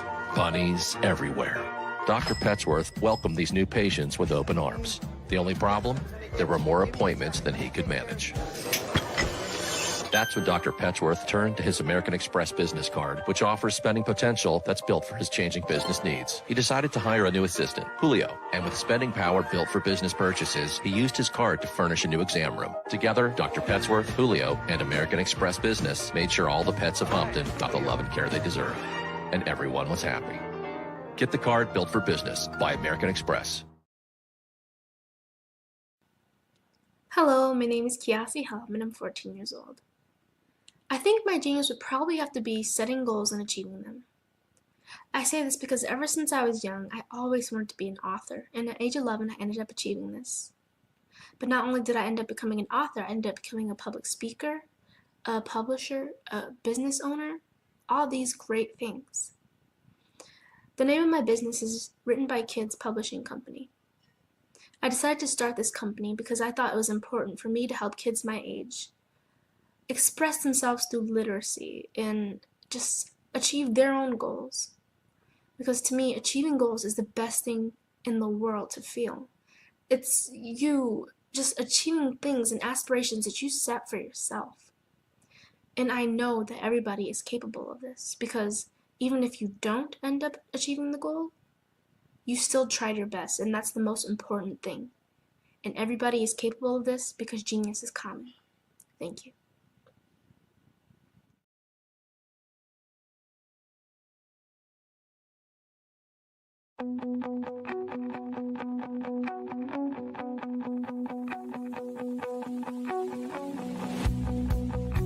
I am Black Business. From the moment I wake until the time I sleep. Yes, I am Black Business. I am Black Business. Tell me, are you Black Business? I am Black Business. Do you support Black businesses? Listen, I support Black business because I am Black business. Black Business Expo, one of the largest business showcases in the history of Black business in the world. The world! Sign up today at www.blackbusinessexpousa.com or call 919-308-9090. I am Black business.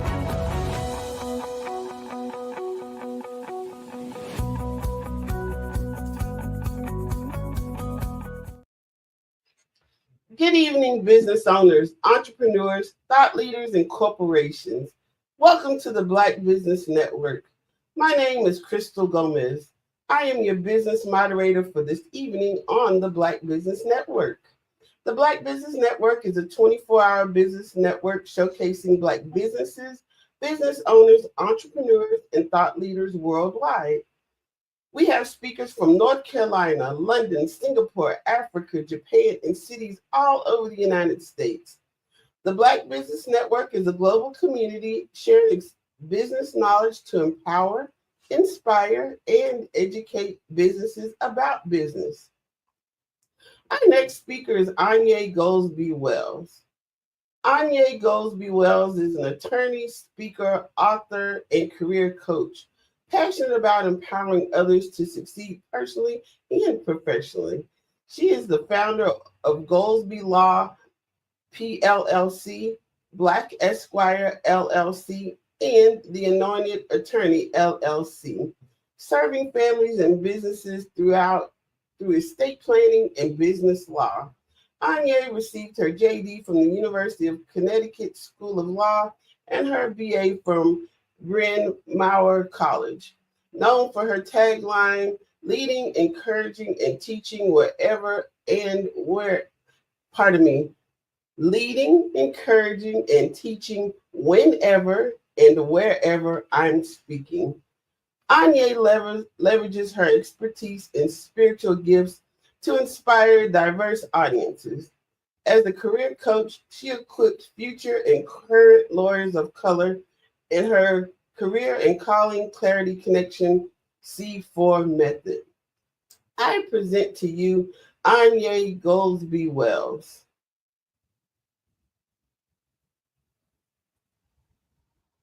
Hi, Crystal. Thank you so much for having me. Good evening, everyone. You're welcome. It's my pleasure. Thank you so much. It's always a pleasure to be here. So you already introduced me, which you did a phenomenal job. So I won't introduce myself, but I'm always happy to be a part of the Black Business Network. And I'm very much looking forward to an opportunity just to talk with all of you viewers and have a great conversation today. Well, likewise. So tell me, what inspired you to pursue a career in law, and how did your journey lead to founding not one, but 3 companies? Yes. So, well, my story of becoming attorney, I like to say my attorney journey began really when I was in college. One of the things that I figured out about myself is that I loved helping people, but specifically, I always had this voice of wanting to advocate and speak up for those that maybe didn't have a voice. I think there was always something in me that was really eager to just be out there and use my voice in a positive way. But in college, I got some more information about my father's death. He was actually killed when I was 6 months old. And so when I was a sophomore in college, I actually found out that the person who was in prison for his murder was actually attempting to get out of prison. If I fast forward to 2024, not but too long ago, we had a hearing and we found out that the man who actually was in prison for his murder was actually released because of a violation of his rights at that particular time. So when I realized this in college, I think it intrigued me to learn more about the law. Criminal law wasn't necessarily my interest, but I think it was how the law worked and how lives can be impacted from cases and by people. And so that honestly just sparked my interest into law even more because of my own personal connection with it. So I started doing research about his case. And, here I am. Today is actually, I realize, December 27th, it is my 8-year lawyer anniversary. So I have been practicing law for 8 years as of today. So what a fine day to be celebrating that with the Black Network, the Black Business Network. Well, congratulations, and we're excited to be celebrating you today and with you today. Thank you. You're welcome. So, how did your education at Bryn Mawr College and the University of Connecticut Law School shape your personal career and vision? Yeah, so my time at Bryn Mawr, so one thing that if you don't know, Bryn Mawr is one of the 7 sister schools. So it is a all women's college. And when I was going to high school, I wasn't sure exactly what type of college I wanted to go to. But for me, I did want to go to a place that really welcomed me for who I was. Bryn Mawr had very big insights on diversity and inclusion, and it also it wasn't too far from home. So that allowed me to still have time to see my family and still engage in I would say the normal college experience. When I was in college, I was also very involved. I was on my track and field and cross country team, and I was also one of the co-captains. So for me, I think college was that time where I got a chance to get to know who Anya was. In high school, your life is really sort of planned out for you. You get a chance to do some activities, but in college, I had a chance to learn more about me, who I was, what kind of things did I like, and what sort of things did I see myself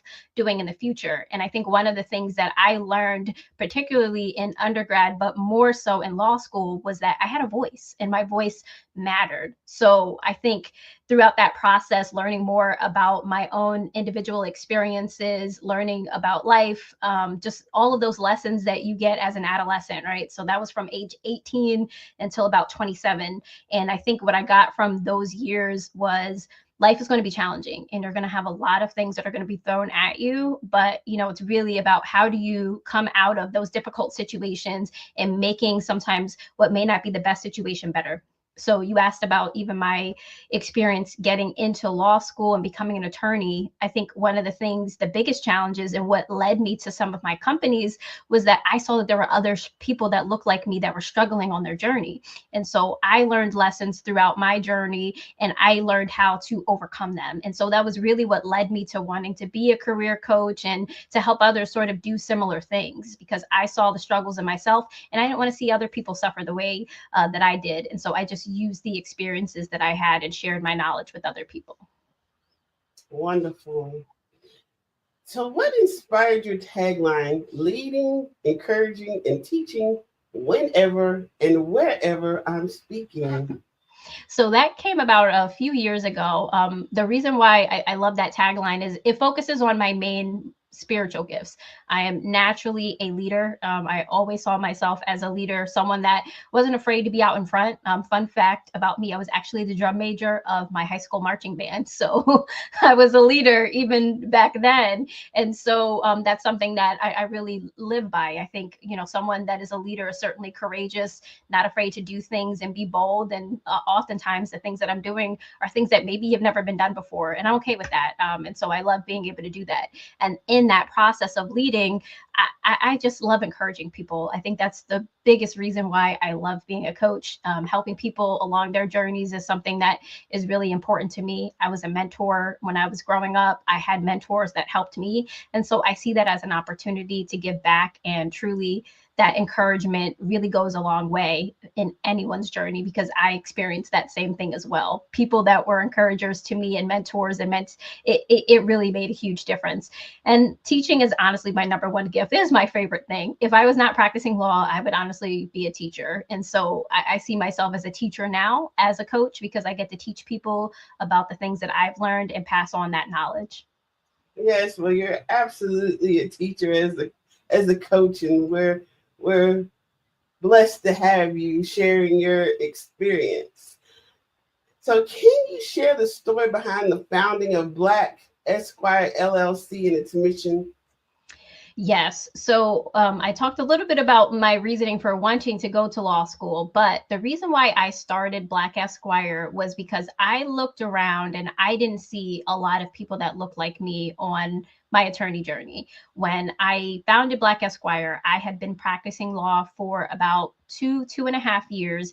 And up until that point, what I realized was the biggest part of my identity was me being an attorney. And that was really confusing for me because at that point, I'd only been an attorney for 2 years. So what other aspects about who I am, right? What was Anya? Why was being an attorney so important to me? And I realized that it was because I really valued what it meant to be an attorney because there weren't so many others that looked like me. So right now in the US, less than 5% of lawyers are Black and less than 2% of US lawyers are Black women. And so I see it a privilege and a great opportunity to be a Black woman and an attorney. So when I started Black Esquire, that focus truly was to increase diversity in the legal profession and to help others see the value that they brought and to truly achieve their lawyer dreams by getting into law school, practicing law, whatever it was that their dream was to be an attorney, that's what I wanted to do for them. So now Black Esquire focuses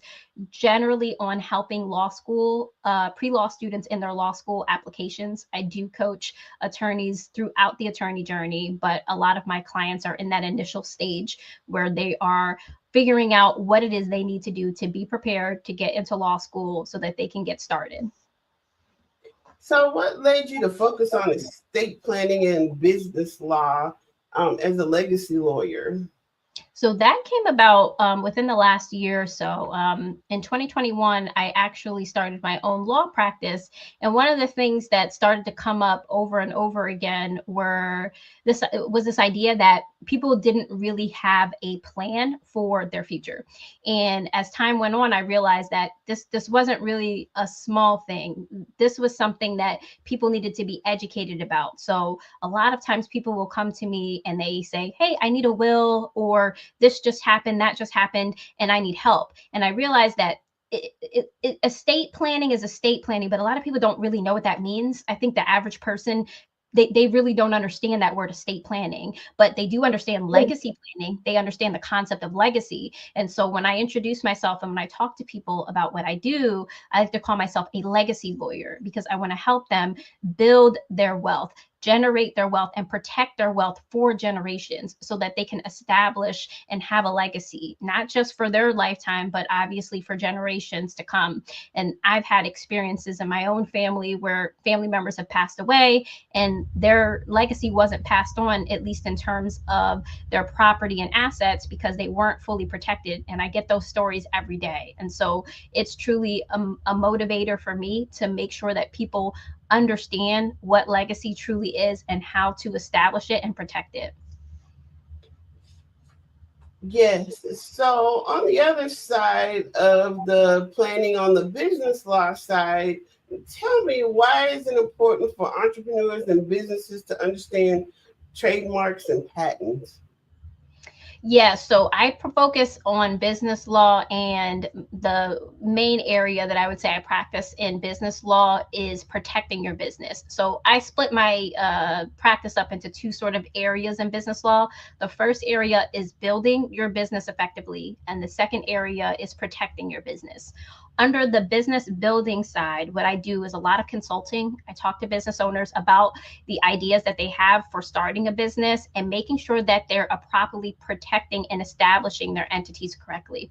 Many people get into business because they're excited about it, right? They have a passion for something, and so therefore they want to start their own business, which is a great idea. That's usually a great start to a good business. But if you start on improper foundations, then you're setting yourself up for failure. And so a lot of what I do in my business law practice is making sure that people have the proper contracts in place, ensuring that they have established the right business entities. For example, an LLC versus a LLP. The difference between a PLLC, which is a professional limited liability company, things like that. And so I want to make sure that everybody understands those things. On the protection side, there's also something called the trademark, which you mentioned. So a lot of people confuse trademark and patents. Now, I don't do patent law because that is specifically for inventions, and you have to have a specific patent law license in order to do that area. But on the trademark side, what I do is I help businesses protect their brand. And so a trademark focuses on a logo, maybe a business name, something that is attached to your business brand. And I help businesses protect that brand by filing a trademark with the U.S. Patent and Trademark Office. Wonderful. So how do you help lawyers of color overcome challenges in their career journey? So one of the things that I started to do with Black Esquire was helping them create a clear plan for what it is that they want to do. As a career coach, and really as any coach, one of the most important things I think we could do is to help clients have a clear vision for where they want to go. And so I created this program called the Career and Calling Clarity Connection. And this actually stemmed over a few years. It initially started out as a 3-step process known as Assessment, Vision, Action, and it evolved into this Career and Calling Clarity Connection. Essentially what it is it teaches my clients to, number one, have a clear understanding of what their purpose is. A lot of people, again, we talked about this even in business, they do things because they're passionate and they're excited about it, right? Like I'm sure the work and the things that you do are because you're passionate and you're excited about it. But a lot of times people confuse the difference between their purpose and their calling. And so the first step in my Career and Calling Clarity Connection, which is the idea of connecting your career to your calling, is to make sure you understand the difference between the two. So your purpose is your reason for existence, right? That gives you your motivation. That is what excites you about what it is that you're doing. But your calling is the specifics of what you do. Okay, so think of your purpose as your why, and think of your calling as your what. And also, I think as people start to evolve in their career, and one of the things that I talk to a lot of pre-law students about is that may change. Your purpose and motivation may always be the same. I'm a Christian woman, so I always say my purpose is to do God's work. But whatever that motivation is for you, that's likely going to continue. But your calling may change. Maybe in one season of your life, you're called to be a teacher. And in another season of your life, you're called to be an attorney. Or maybe you're called to work in one particular practice area, and now you want to shift to do something else. And so that's a lot of what that Career and Calling Clarity Connection is about. I help the clients understand that purpose and calling difference and make sure that what it is they're doing and the goals that they are achieving actually align with their purpose and calling. Because if not, we get a lot of unhappy lawyers and a lot of unhappy people in professions. And I think that is one of the things that contributes to burnout and stress. And nobody wants to be stressed in the work that they're doing. Otherwise, I wouldn't be doing a good job. And so from my own experiences, that's a lot of what that focuses on. And so that's really what that Career Calling and Clarity Connection is about. So what are some of the key skills or mindsets that current and aspiring lawyers need to develop?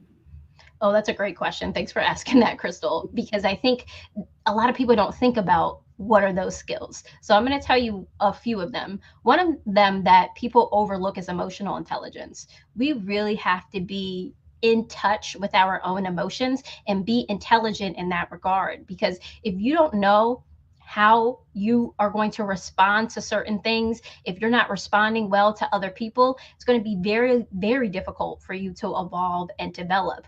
Think about, particularly as an attorney, right? The work that I do, at least, some of my work is very litigious. I'm in court. There are a lot of emotions in people that are, in very high stressful situations. And so I have to keep my emotional intelligence intact, not only for myself, but also for the clients and the people that I represent.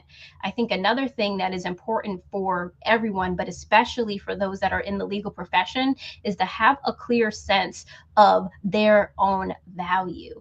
They need to make sure that they have an understanding of what they're doing, why they're doing it, and what makes them important to the work that they're doing. It's kind of like that idea of the purpose and calling, but it's the next level, because what I find is if people don't value themselves and they don't value the work that they're doing, that's going to cause friction internally, and that's also going to cause you to be in situations of burnout and potentially doing work and doing things that you actually really don't want to do.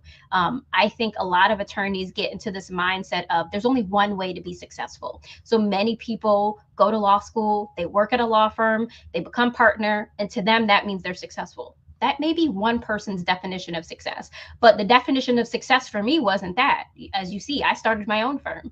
I may not be a partner. I may not have a 6-figure salary because I'm working for myself and I have control over my time and I have other people that I get to work with and that I get to teach. So for me, that's what success means. So having that clear definition of your own sense of value and success, I think, is very important and crucial.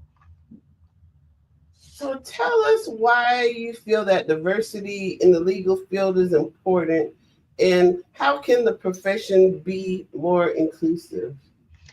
So I think one of the things that is unique about the legal profession is that we actually touch so many other professions at the same time, right? As an attorney, my work can touch low-income clients. It can touch clients that speak different languages. It can touch corporate clients. There's so many different areas of law that we touch, which I think really allows lawyers, particularly in the legal profession, to connect with so many different people. So if we are serving a diverse community as our clients, then our attorneys should also show the same thing. We should have attorneys that are also diverse because, number one, that makes it easier for you to connect with the other clients that you're serving. And it also just creates for a more open community.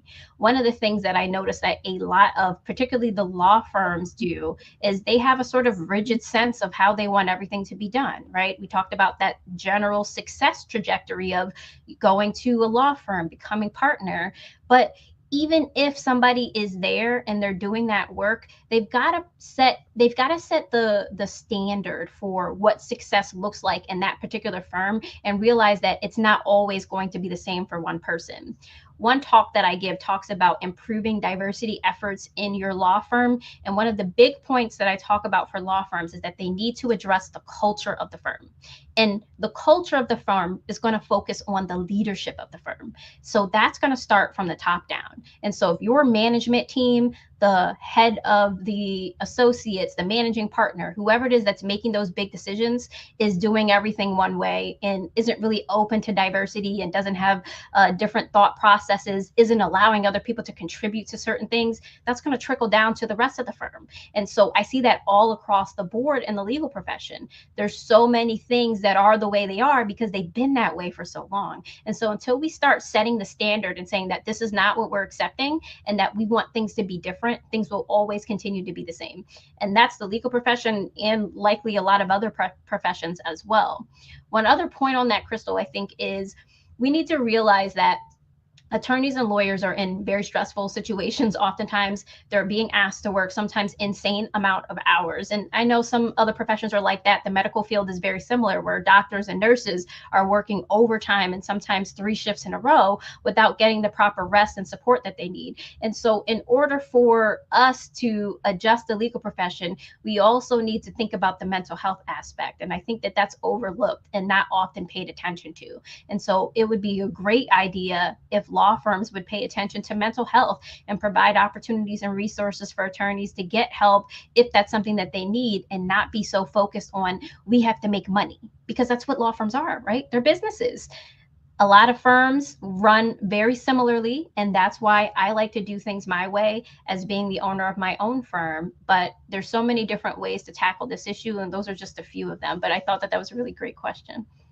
Thank you.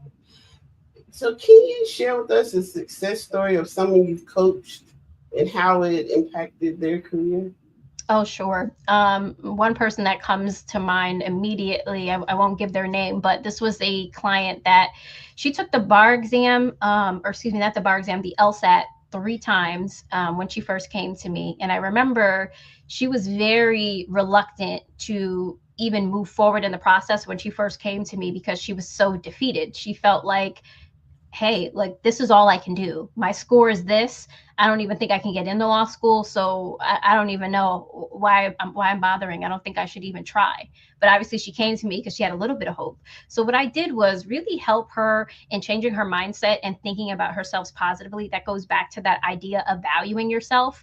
If you look around and you see people that don't look like you in the legal profession, that's going to probably make an impact on how you see yourself. And so I had to remind her, as well as other clients, right, that they need to see themselves valuable first. So she had to believe that she was worthy of being an attorney. Before we could do anything else, I had to talk with her and really change her mindset to see herself where she wanted to go. And so I always refer to her because she was one of my first clients. And that was really the shift in when I started to do a lot of that value-based coaching. I realized that a lot of these clients, it wasn't that they couldn't do it, wasn't that they didn't know how to be successful. They just didn't know how to talk about themselves. And a lot of times it's because they didn't believe it. It's a lot easier to speak about something when you actually believe it. Yes. So, as the anointed attorney, what drives your passion for public speaking? Yeah. So, I mean, as you alluded to earlier, right? One of my big gifts is in that sort of leading, encouraging, and teaching. And I would say really all of those things require me to speak and use my voice. That's really, I believe, the gift that God gave me. And the most important thing for me is to make sure I'm using my voice to make an impact. And so speaking even here today on the Black Business Network and having an opportunity to share my message allows me to do that. My work as the anointed attorney, I see that as sort of this overall, I guess, role of who I am. When I show up, I'm obviously me. I'm Anya Goldsby Wells, but I'm the anointed attorney because I believe God has anointed me to do the work, and I'm an attorney. And so I have something called the Anointed Attorney Alliance. I meet with a group of other attorneys or pre-law students that are Christians in the profession. Most of them are also Christian women. And, our focus is to have an opportunity to learn more about how to be attorneys, but how to specifically do God's work in the profession of law and wherever it is that we are specifically sent out to do. And through that process, I get a great opportunity to speak. I've written some books about it, and I'm working on some more as well. So it's a big part of what I'm doing, and I'm excited to see where it goes in the future. So how do you tailor your message for different audiences, from students, businesses, and churches? No, that's a great question. So one of the things that I think is very important about communication is to be able to communicate effectively. I used to actually do a talk about effective communication. And one of those things is to make sure you know who the audience is, right? And so I may say something on the Black Business Network one specific way because I know who the audience is. Whereas if I'm in a corporate company or corporate setting, I may say something different. So to me, the focus is always on what is the message. If my core message is on value, or if my core message is on legacy, depending on what it is I'm speaking about, then I focus it on how value is tailored to that particular audience. And so if I'm speaking to a group of pre-law students or law students, attorneys, it's going to be focused on things that deal directly with them. But the idea of being valued and valuing yourself isn't unique to attorneys. That's something that's applicable to many different groups. So if I go to a corporate setting, I may focus on value and how that may impact productivity in a business, right? So I think the focus is always going to be on the audience specifically, and also what their needs are. Take that message and tailor it to what they specifically need, but that core message and substance of it is still going to remain the same. So what inspired you to write the Black Esquire Guide to Law School Applications? So that book, it's interesting because it was a long time coming. When I started the Black Esquire business, I already had the vision of, I need a guide to getting into law school. I just kept saying it to myself, the guide to law school applications. And I figured, you know what? I have a course. Initially, when I started doing my coaching, it was one-on-one. So I didn't have a tailored course. I would just work with clients individually. And I realized, well, the only way this is going to work well is if I actually create a process and a course, something that could be replicated and something that could be used more than one time. And so when I decided to create the course, I wanted to create the book that went along with it. So that way, those that maybe didn't have the opportunity to take the course could still get something out of the process in the book. So the book mirrors the course, but it is specifically different. What I actually did was a talk similar to what we're doing here today. And I broke down some of the core concepts that I go over in the course. And then I use that to help write the book. I think it's wonderful, the technology that we have today with AI. And so I was able to use that to dictate what I said. And then I was able to edit it and put that into a book. So something we don't think that's possible, such as salary negotiation. So share some insights with us from your book, Sis, You Can Negotiate, and why salary negotiation is actually possible and it is critical. Yes. So I wrote that book a lot later than I probably should have. My work on value was, so core to what I was doing, particularly after the pandemic, because I think a lot of people were in transition. And so I said, we've got to start putting this stuff down so that people can walk away with specific tips. And so I used to talk about value and would be known as the value coach. I've since shifted that name, but that work is still a core part of what I do. When you are negotiating, and let's put salary aside for a second, the most important thing that you have to realize when you're going into any negotiation is just that. You have to understand that it's a negotiation. So that means that you're there to have a discussion. I think a lot of people go into negotiation with the idea that they're either there to win or they're there to lose. And I guess to some extent, that's true. Somebody can potentially win and somebody could potentially lose. But if you go in with that focus, you probably will lose or win because there's always going to be a short end of the stick. My focus, particularly in Sis You Can Negotiate, talks about value-based negotiation. If you go into a negotiation and think about the value that you're seeking as opposed to what can I give and take to have an end result, I think that would be very beneficial to many of us. You asked about the salary negotiation, which is most of what that book focuses on. And realistically, it's going to come down to numbers. So my number one tip that, I won't give away which one is the number one, but I will say it is a tip in the book. One of them is to make sure that you know your value. When you go into a negotiation, you have to know what you're actually valued for, valuing yourself, and be able to use that in a negotiation process. A lot of people, I think, associate their value to a title and to a number. I address that in the book because obviously when you're negotiating a salary or a raise, it is going to come down time to a number, right? But I think a lot of people get so focused on a number. They think, well, if I don't have $100,000 salary, that means this job doesn't value me. Or if I don't have $100,000 or whatever the value is that you're seeking, that number, they think that means that they can't get the value elsewhere. So one of the big tips that I talk about in the book is to think about, are there other ways where you can equate and get that value in other ways? So even if your salary isn't $100,000, why are you seeking that additional money? If your current salary, let's say, is $85,000 and you want to get to $100,000, that means there's a $15,000 gap that you're seeking. But let's say your current position or this new position is only offering you $90,000. So that's $5,000 more than you're currently making, and you still have a $10,000 gap. What else can you get in exchange for that $10,000 gap? Can it be extra vacation days? Right? Can it mean maybe a higher title, right? Some companies and organizations will be compensated more if you have a different type of title. Different titles mean things for different companies. Sometimes they mean the same. So that's what I talk a lot about in the book. Having a clear sense of your value and being able to negotiate it effectively. And sometimes we get so rigid with the numbers that we hold ourselves back. So that would be a big point that I would make. So how do you balance your role as an attorney, author, coach, speaker, and continue to inspire others? Yeah, I mean, I always just look at myself sometimes and say, I do a lot, right? But at the end of the day, I'm still just me. There's only one me, there's only one Anya. And so when I show up, whether it's at court, whether at home with my kids and my husband, or, whether I'm even just, playing on the pickleball court. I just came back from the gym, so that's on my mind. I'm still showing up as me. And I think that balance really just comes from being comfortable with yourself and being you authentically at all times. It may be a slightly different version of me depending upon the people that I'm around and the persona, I suppose, that I'm presenting, but I'm always going to be genuinely me.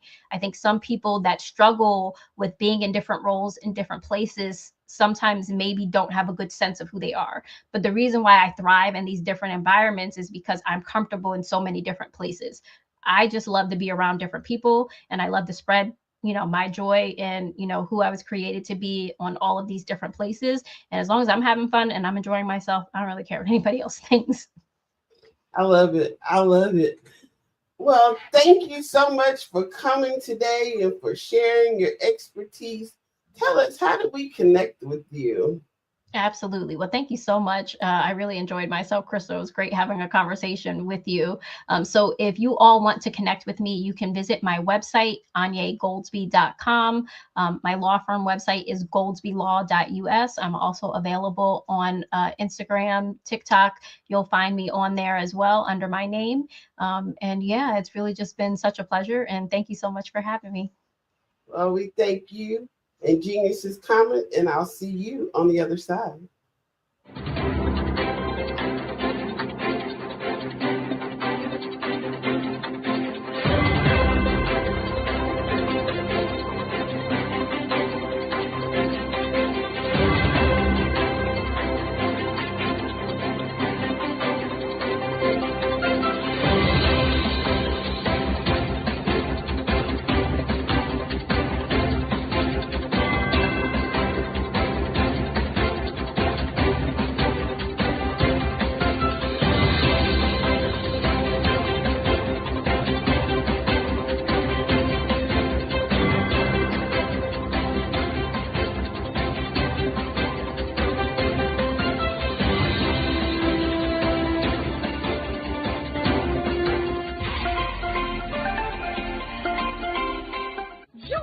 Dr. Eric Kelly III and a host of phenomenal speakers from all around the globe for this 7-day virtual event that you don't want to miss.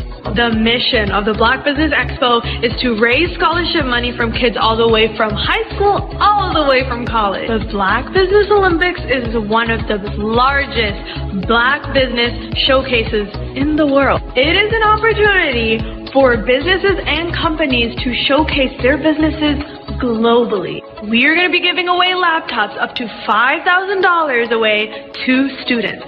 Again, I'm Olivia Appleberry, the founder of 2 Cents Finance and one of the speakers for the expo. I am so excited to see you there. For more info, go to www.blackbusinessexpousa.com or call 919-308-9090 and hope to see you there. I am Black Business. From the moment I wake until the time I sleep. Yes, I am Black Business. I am Black Business. Tell me, are you Black Business? I am Black Business. Do you support Black businesses? Listen, I support Black business because I am Black Business. Black Business Expo, one of the largest business showcases in the history of Black business in the world. The world! Sign up today at www.blackbusinessexpousa.com or call 919-308-9090. I am Black Business. I am Black Business. From the moment I wake until the time I sleep, I am Black Business. I am Black Business. Are you Black Business? I am Black Business. Do you support Black businesses? I support Black business because I am Black Business. Black Business Expo, one of the largest business showcases in the history of Black America in North Carolina. Join Dr. Eric Kelly III and a host of phenomenal speakers from all around the globe for this 7-day virtual event that you don't want to miss. The mission of the Black Business Expo is to raise scholarship money from kids all the way from high school, all the way from college. The Black Business Olympics is one of the largest Black business showcases in the world. It is an opportunity for businesses and companies to showcase their businesses globally. We are going to be giving away laptops up to $5,000 away to students.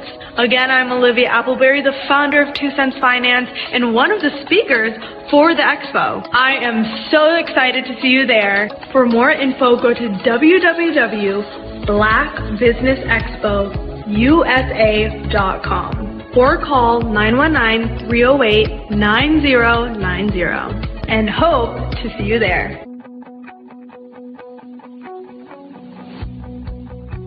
I am Black Business.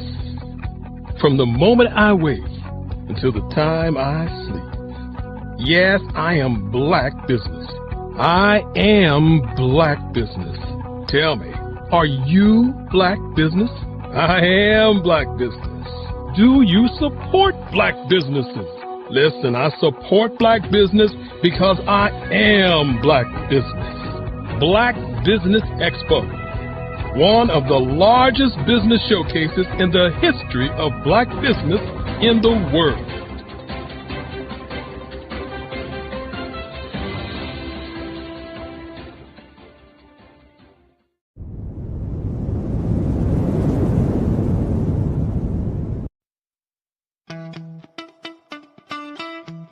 How many times have you been asked to help someone you didn't even know? A student, a business entrepreneur?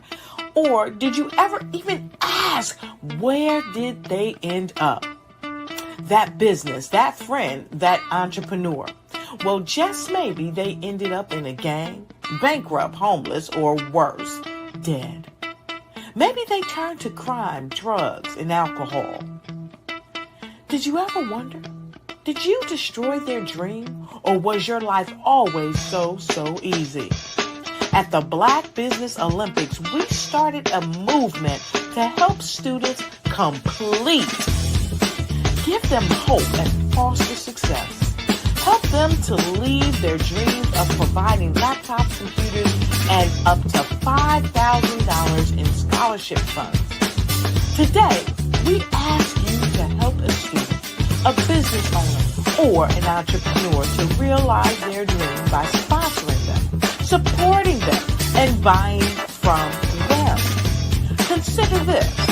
With $1.6 trillion in our Black community, we only ask for a small donation for our students, our businesses, and our entrepreneurs.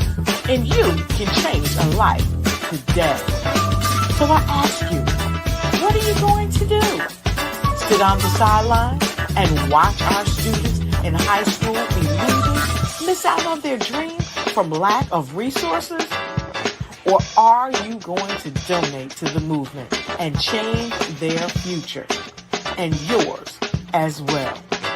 Give us a call today at 919-308-9090. Change their life by investing with action to the Black Business Olympic Fund. The Black Business Olympics, one of the largest business showcases of Black business in the history of the world.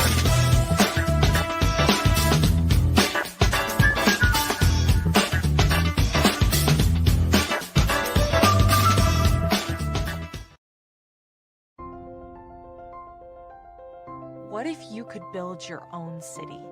A place where every child can find nurturing people to help them achieve their full potential.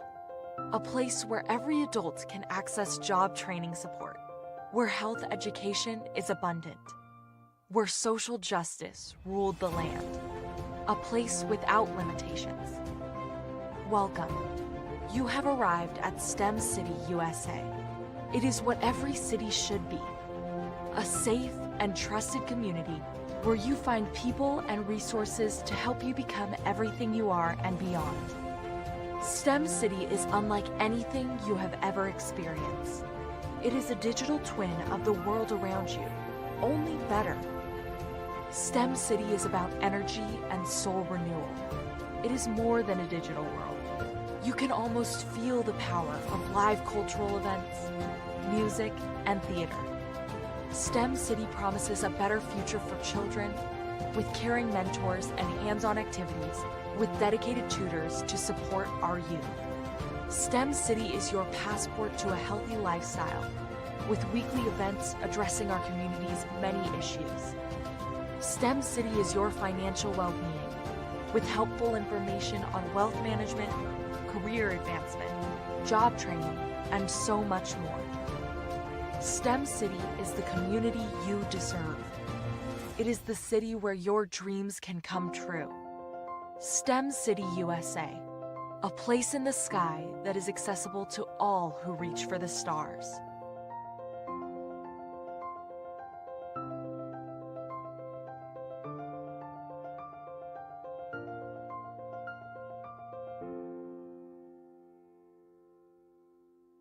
I was born in a little village on the island of Haiti. Many deadly diseases pounded me. It is as if they were on a mission to end my existence on this earth. I refused to give up. In 1983, I left Haiti and came to the United States of America. And I came with $5, 2 shirts. I didn't speak any English. I came to Atlanta. I got a job. I was a doorman. I was a doorman with a dream. What I used to come on stage. I'd rehearse this moment that I'm standing in front of you. That's the power of a dream. Maybe today is the day you begin acting as if you already have it. And then step out with full force. Take a risk. No condition is permanent. Don't let your situation distract you. You are chosen. You are called. You are born for a purpose in this life.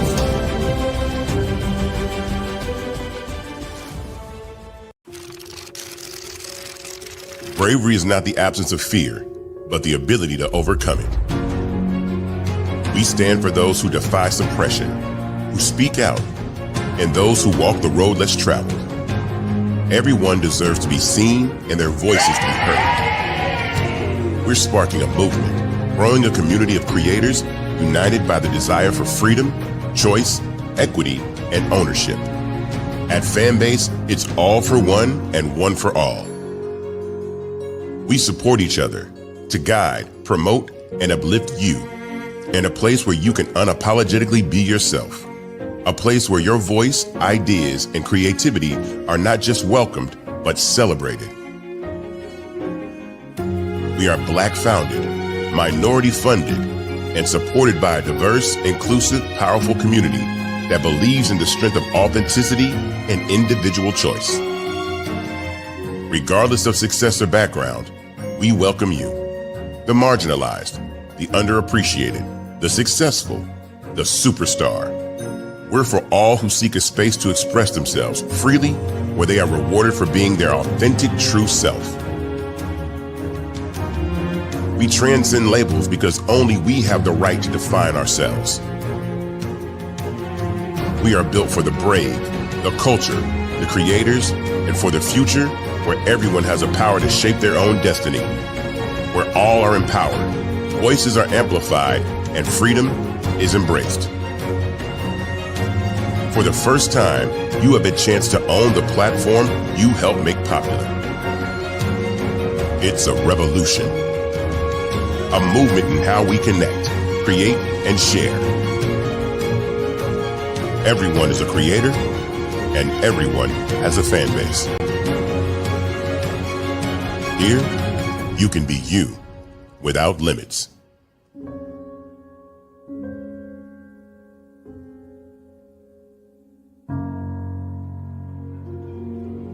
Artist to me is a creative expression of something from nothing.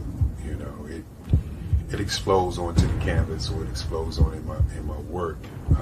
One of the things that I try to do more than anything is I try to just give the lines and the movements and emotions and expressions into to what I do. Art really means to me a chance to express how I feel deep down inside.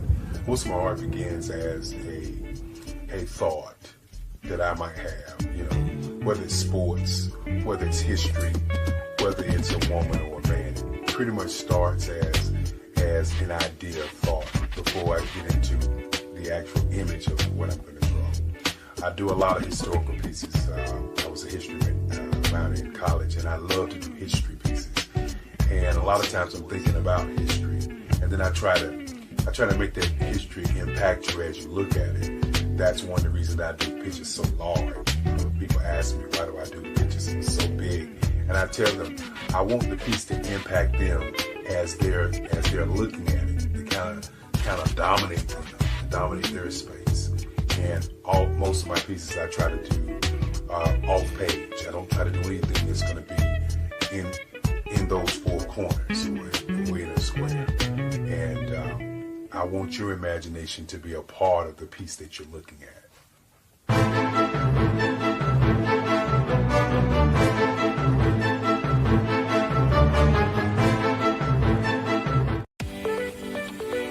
You are in the right place at the right time. The Black Business Network opens again for its Black Business Olympics, a 24/7 broadcast on business, strategies, global branding, social media marketing, finance, advertisement, and much, much more. Featuring the top, most powerful entrepreneurs and speakers and thought leaders from all around the world as they gather together for this phenomenal event.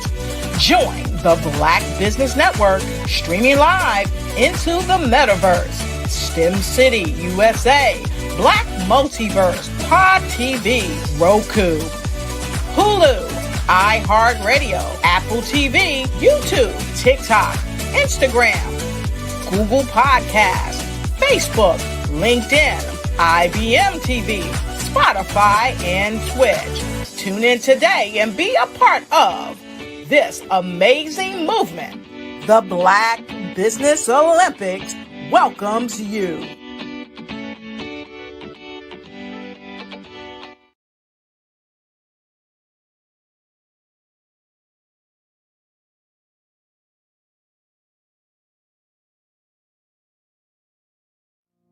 Did you know that approximately 333.34 million businesses exist today, according to a report from 2021? And you may be one of those businesses, or maybe you're not in the business market yet, but you're aspiring to be a business owner. Well, guess what? You're in the right place at the right time. Because let's face it, everything is about timing and opportunity. Hi, my name is Dr. Lotus Richey, and I'm the CEO and founder of the Lotus Richey Coaching and Consulting LLC, along with the Lotus Richey Ignite Show. 15 minutes of success with Dr. Lotus Richey, as well as books to boom your business and bring who you are. And today, I want to bring this amazing message to you about the Black Business Network and the Black Business Olympics. See, the Black Business Network and the Black Business Olympics is designed to help people just like you, that's right, that look like me, to take their business to the next level. Not just in your front yard or your backyard, but globally. The Black Business Network and Black Business Olympics is designed not to just help you survive, but to help you thrive.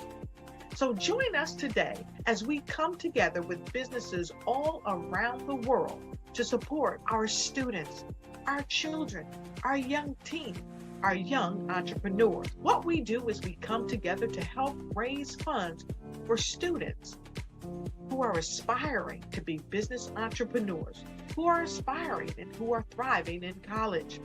We endow them with a wonderful opportunity to gain scholarship of either a laptop or several thousands of dollars. And we invite you to help be a contributor to this amazing opportunity to help someone that looks just like you. So join us today at our website and let us connect with you and help you ignite and take flight in every area of your life on the Black Business Network and the Black Business Olympics. I'll see you on the other side.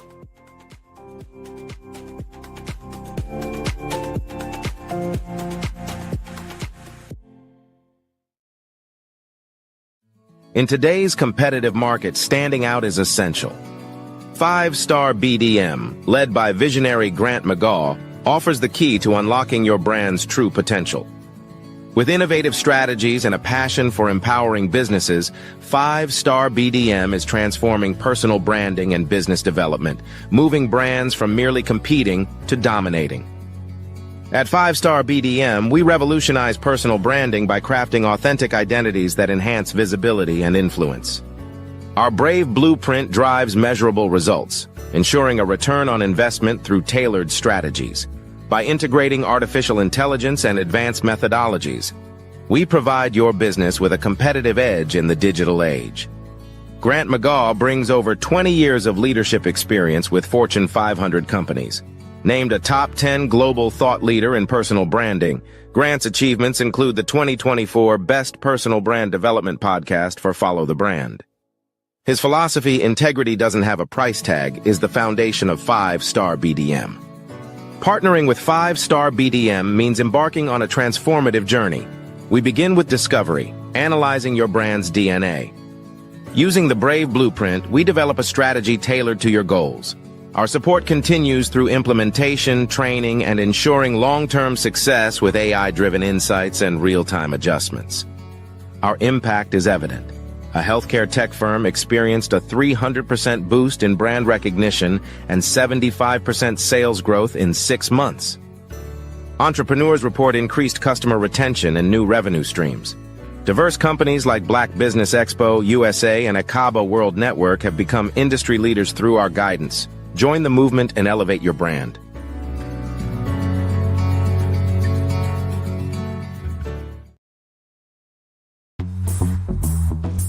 Attention all entrepreneurs and companies. Are you looking for reliable and efficient virtual assistants and back office support to help you manage your business tasks? Look no further than Superwoman Business Services.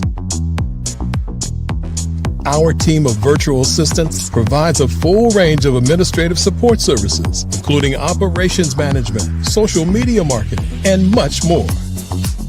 We also offer website design services to help you create a professional online presence that reflects your unique brand. In addition to administrative support and website design, we offer business development and structuring services to help you grow your business and achieve your goals. We'll work closely with you to identify areas of improvement and develop a customized plan to help you reach your full potential. At Superwoman Business Services, we understand that running a business can be overwhelming and time-consuming. That's why we're here to help you fly high and achieve success. Our virtual assistants are highly skilled, experienced, and dedicated to providing you with the support you need to thrive. Come fly with us and take your business to new heights. Let us help you become the superhero entrepreneur you are meant to be.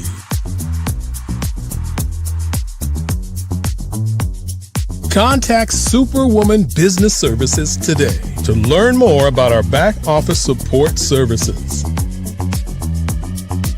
Come fly with us and take your business to new heights.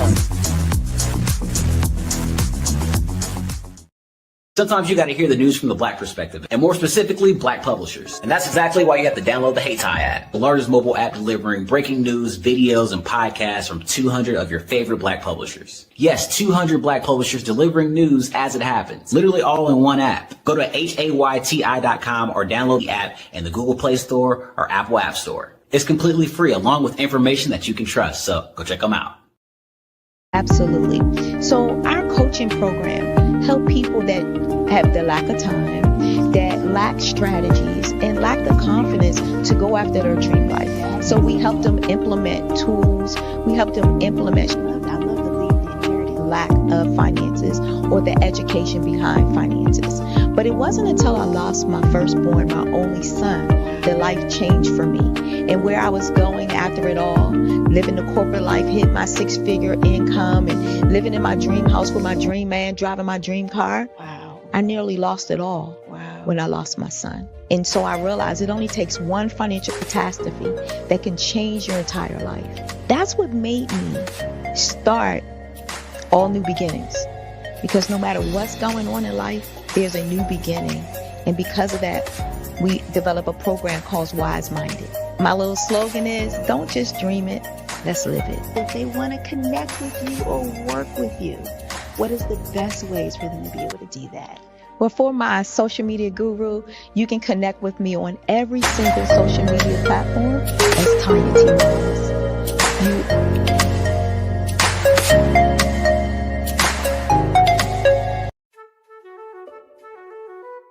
This is Dr. Arnold T. Petsworth. He's the owner of Petsworth Vet World, a veterinary clinic in Hopton, Connecticut. His patients include dog, cat, frog, fish, Goldie, dog, and this alpaca. Due to doctor-patient confidentiality, we can't tell you their names.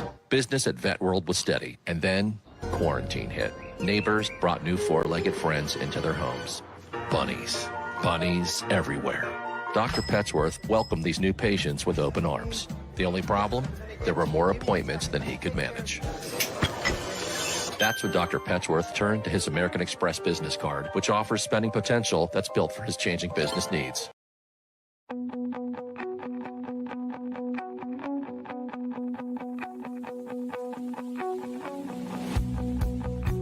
I am Black Business.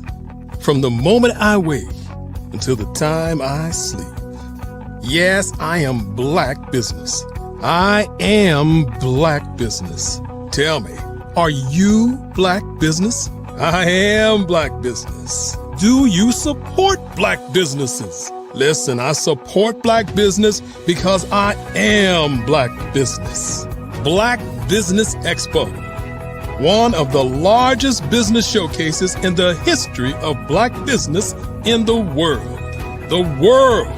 Sign up today at www.blackbusinessexpousa.com or call 919-308-9090. I am Black Business.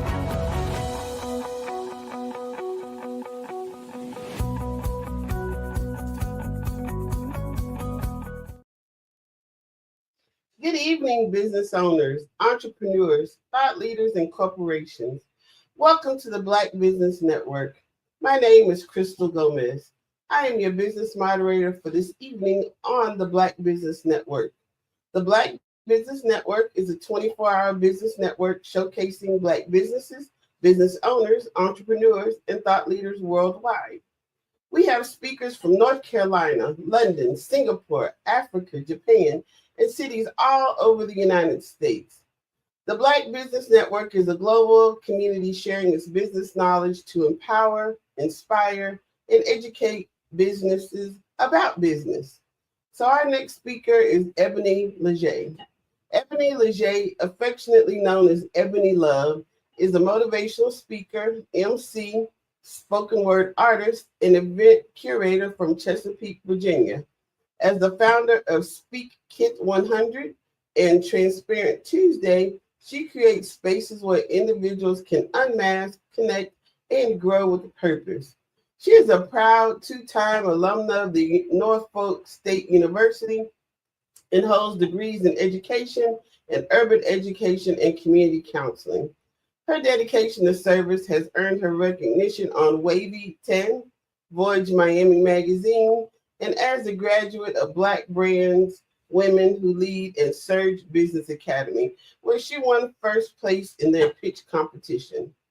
I present to you Ebony Leger. You're muted. Hello. How are you? Hello, I'm well. Carla. How are you? I'm doing well. Thank you so much for that lovely introduction. I really appreciate that. It's my pleasure. Yes. So tell us, what fuels your passion? Because sometimes life is lifing and we don't feel like doing the things that we're actually passionate about. So how do you get and keep that motivation and do it anyway? How do you do it? Yes, great question. So I love people. I love to empower people and just let people know that they're loved, that they're special, that they're important. So there are moments where I really just don't feel like, doing the things that I'm supposed to do sometimes because life does life. So what motivates me and what fuels my passion is knowing and understanding that I have a purpose, that I have a calling, right? And that I have these gifts on the inside of me. So it's not just about me. The things that I do is about my family. It's about those who I haven't even met yet.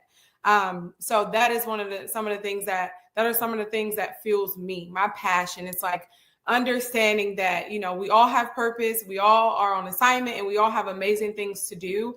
I believe that there is power in connecting with different individuals. So when I think about these things and I'm preparing speeches and I'm, emceeing or preparing for different engagements, I have to remind myself, like, it's not just for me. So I love being able to pour out, being able to give back to the community, being able to spread love and speak life to so many people. So it's not about me. I try to approach it with a selfless act or selfless approach, and that helps me to keep going. It's not just for me, but for generations to come after me, for my nieces, for my nephews, for my family, and just for people that I encounter, so that I'll be able to pour into myself so I can pour back into them. So please do share with us, what is your why? My why? To get up, to serve. I have a vision of, a united world that has more love and more healing. So my why is my family and the people I haven't even met yet. I do believe that I'm called to spread love to every person that I encounter. To me, no one is a stranger. So if I meet someone in the store, we have a conversation, I want to make sure that by the time they leave the conversation, they feel empowered. They feel like they can conquer the world. Even if we're in the grocery store, we're just talking about groceries, they will leave my presence feeling like they can conquer the world. And that is my mission. And that is the drive, because I know that people go through things. I go through my own individual things because life be lifing.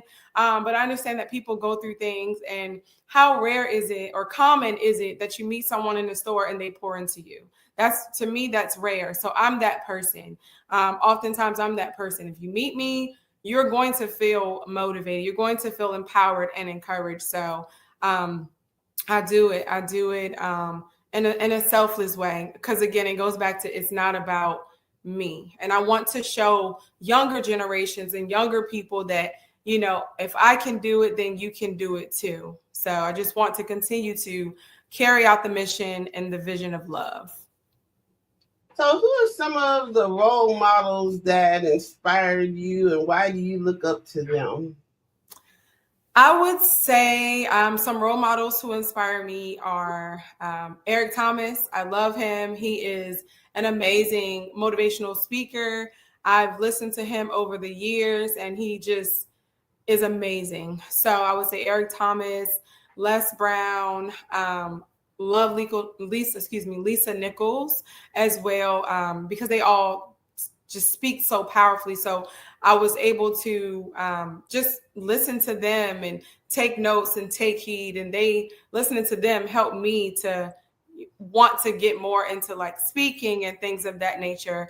My personal role model and mentor is Dr. Siobhan Annette. She is phenomenal. She has mentored me and just helped me to do amazing things. So I just want to shout out Dr. Siobhan Annette. She's been awesome.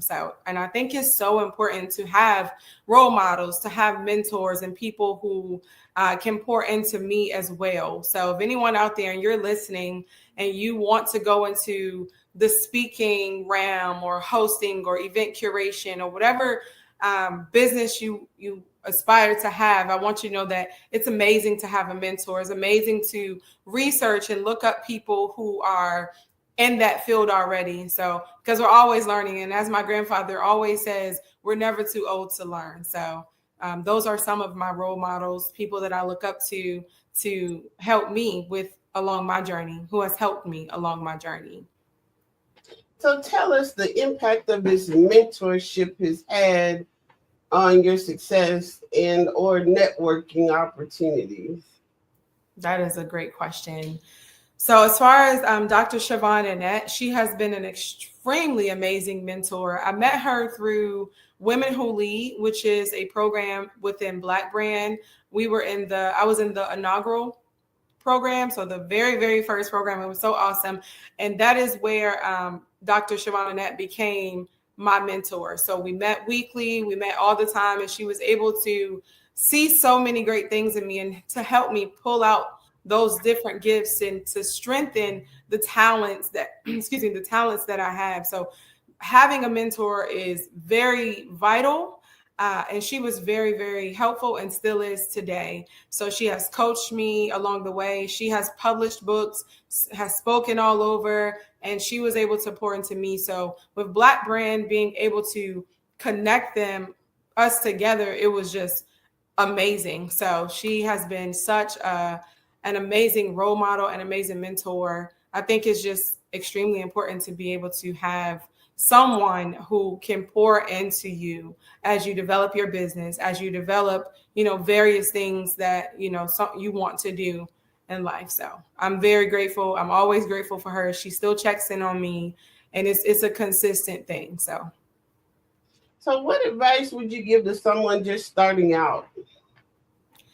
I would say, go for it. I would say go hard. Show yourself grace. Sometimes it is very challenging to, start a business, to maintain a successful business and things of that nature. So I would definitely say, show yourself grace, do as much research as you possibly can, connect and collaborate with, people who are like-minded, people who could, show you the ropes, help you to advance, help you, just get with a mentor. I would say that. Get with a mentor if you can, but definitely research, write things out, write your vision, make it plain, and collaborate. Allow yourself to be in spaces. I know the previous question talked about networking. Having my mentor helped me to network. Being a part of Black Brand helped me to network a lot more as well. So if you go in those spaces, network, get connected with Black Business Network so that you can promote your business and connect with amazing people like Ms. Crystal Gomez and Dr. Eric Kelly, so that you'll be able to just fine tune your vision because it's amazing. And just what I've learned is connecting with the right people, having a clear vision, writing it, making it plain, and connecting with the right people. So I would say go for it. Do it. Even if you're afraid, go for it. Do it afraid. Do it anyway. It's not always going to be easy, but you have to remember your why.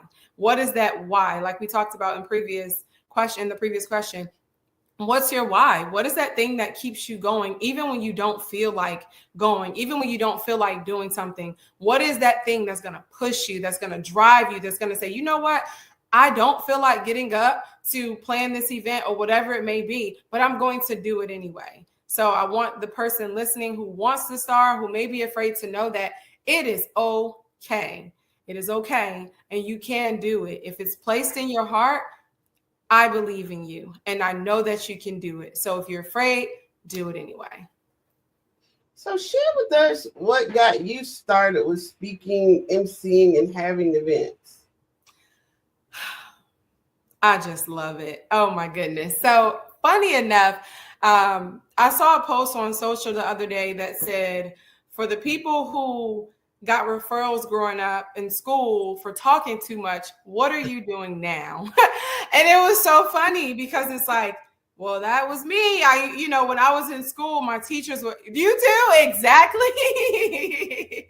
My teachers were, yes, absolutely, just talking. And my teachers would always, write on my report cards and write on my progress reports and things like, she just keeps talking, and she had to, write this referral because she talks so much. And it's just so interesting now because like as an adult, it's like, yeah, because that's a part of my calling. That's a part of my purpose, and the things that I'm supposed to do is speaking. So growing up, I would talk to my friends and, casual conversation, and they would just always say to me like, you are just so inspirational. You're just so motivational. Like you need to be a motivational speaker. You need to branch out and help people, so growing up. And then I was like, you know what? You might actually be right. And then I began to listen to the speakers like Dr. Eric Thomas and Les Brown and Lisa Nichols. And, I would just begin to branch out and do research. And I was like, I can do that too. And I attended Norfolk State University in Norfolk, Virginia. And Dr. Eric Thomas actually came to speak at our university. So that was so encouraging. It was so empowering. And he reminded me like, you can do it. He said it, if I can do it, then you can do it. And he told his story, and it was life changing.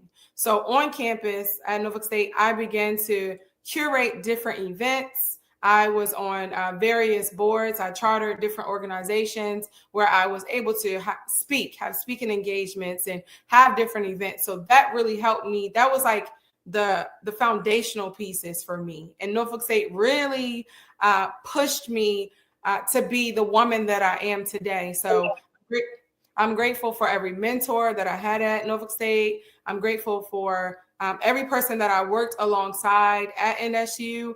And that really helped me to say and to know and to really believe that I can do it. So once I graduated, I just really immersed myself into the community more, networked more, partnered with various people. And then I started speaking more, curating events as well as emceeing. So it was a whole journey. And it started when I was a little girl, which is so interesting to me.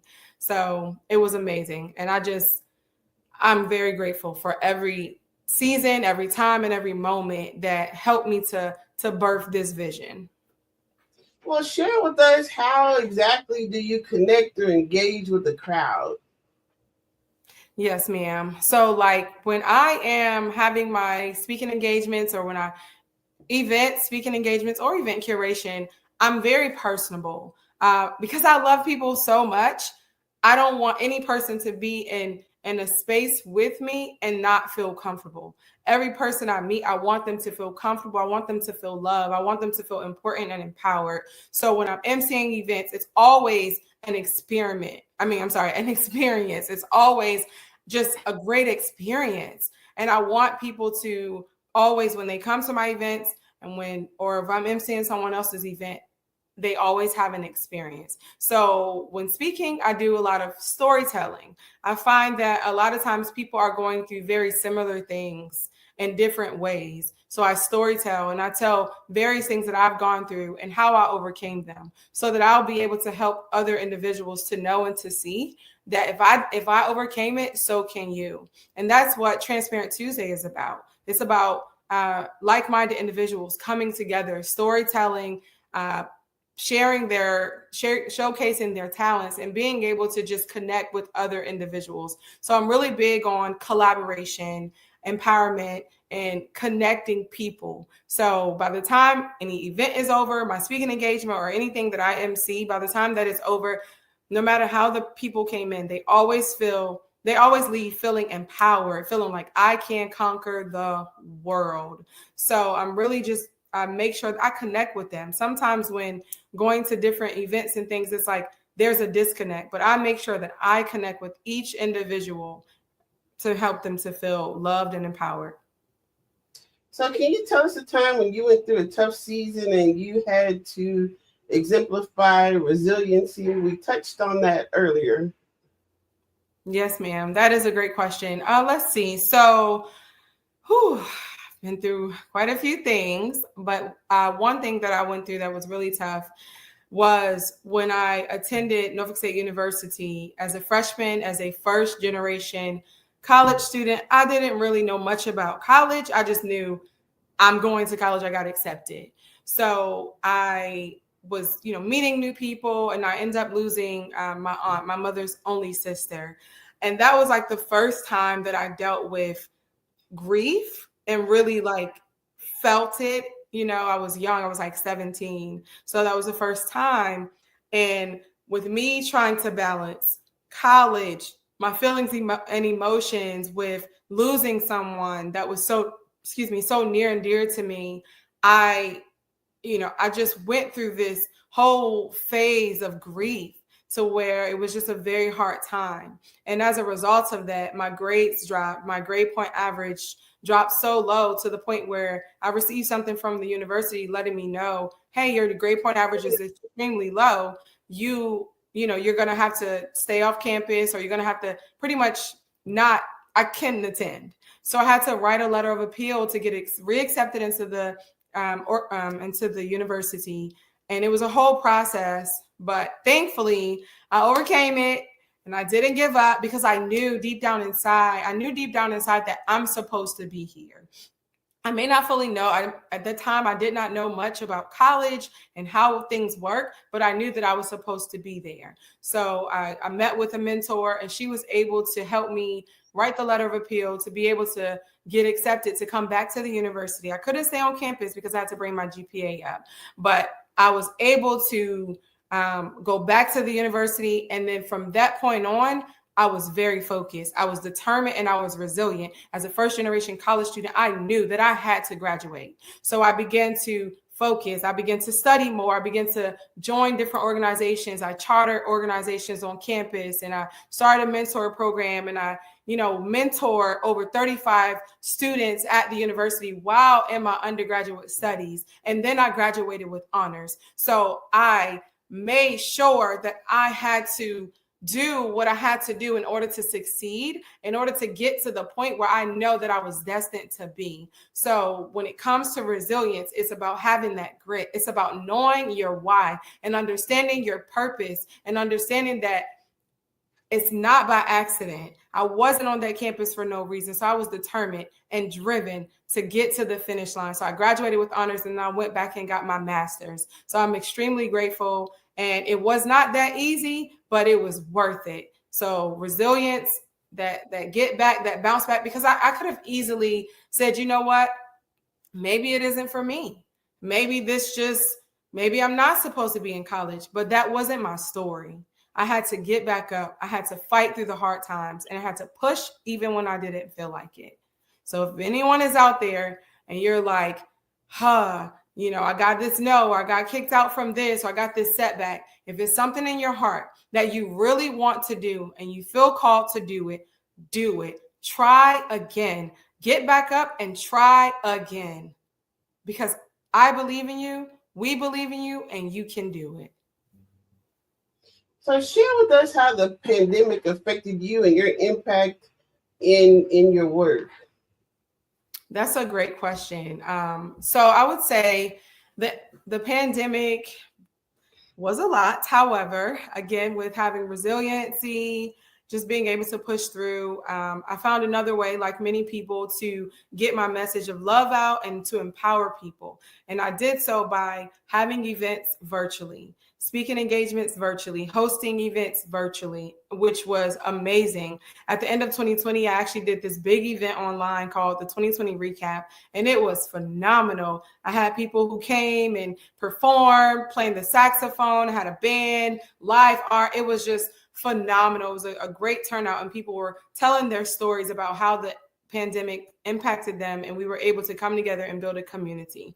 So it helped me in a sense. It was the good and the not good. And the good parts are that it helped me to connect with so many people. I joined a network called, it was a group of family, a community called Greater Works. So we would get on there and we would do various things, and people were from all over. So I got to network with so many people from London, Philadelphia, Miami, Ohio. And I actually gained a best friend from just by being on the virtual, and we have done business together. So I am just, so much occurred, but I definitely chose to find the good in all of it, to be joyful, and to continue to empower other people. So thank you. So tell us more about your motto of spread love, speak life, and tell me more about it. Thank you, thank you. Spread love and speak life. That is like my foundation for life itself. Just being able to spread love to every person that I come in contact with, and to speak life to every person that I come in contact with, because you never know what someone is going through. And it first starts within myself, being able to have that love within myself so that I can pour it out from the overflow to various people. My thing is just empowerment and being able to let people know that, hey, you are loved. You do matter. So one of the things that I started doing many, many years ago is writing encouraging note cards to people. So people who I don't know, I would write 100 note cards and I would pass them out. And I would get a team of people and pass them out throughout the various cities in Virginia, to the point where I connected with someone in Ohio, and they also did the same thing. So it's a movement. It's a worldwide, it's a international movement. I'll just speak it right now because we all, need love.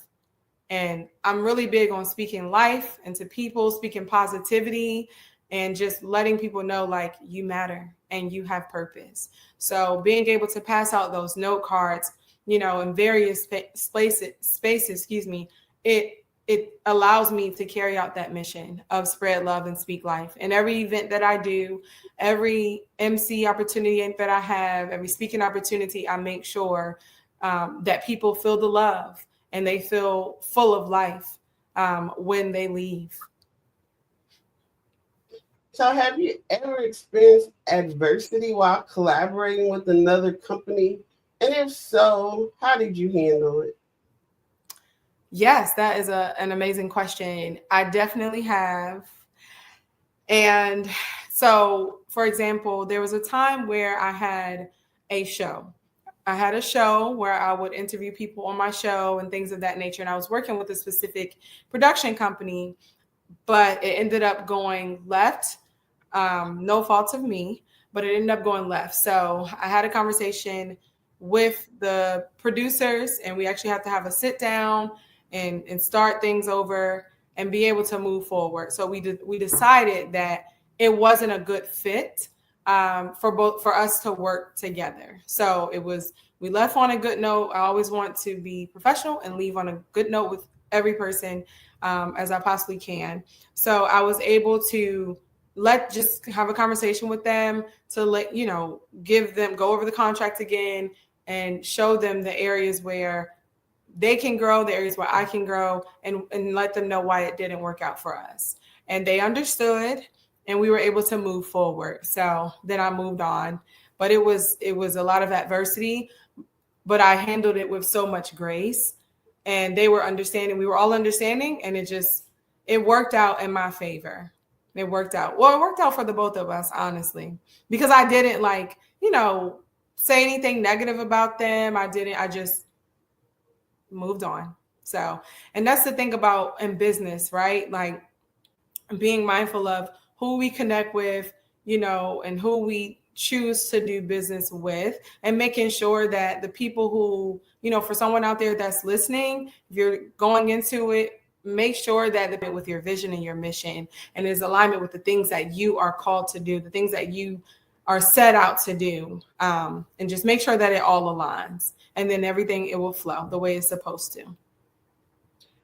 So with being a millennial, what do you think is necessary to connect with you and the generations beyond? That's really good. I would say just honestly having conversations with the generations beyond, and as well as the generations that came before me, because it's important to understand each other. I think in this AI age, this technology age, and there seems to be like a gap between the generations, just connecting with the younger generation, pouring into them and actually listening to them as well. They're very smart. They're very knowledgeable. I believe in them. So just connecting with them and showing them, the way in which I do things, and being able to give them pointers and things of that nature. So I think it all boils down to having conversations with the generations to come and just being able to understand the age that we're living in and all the different technological changes and things of that nature, and just really staying abreast and staying up to date with,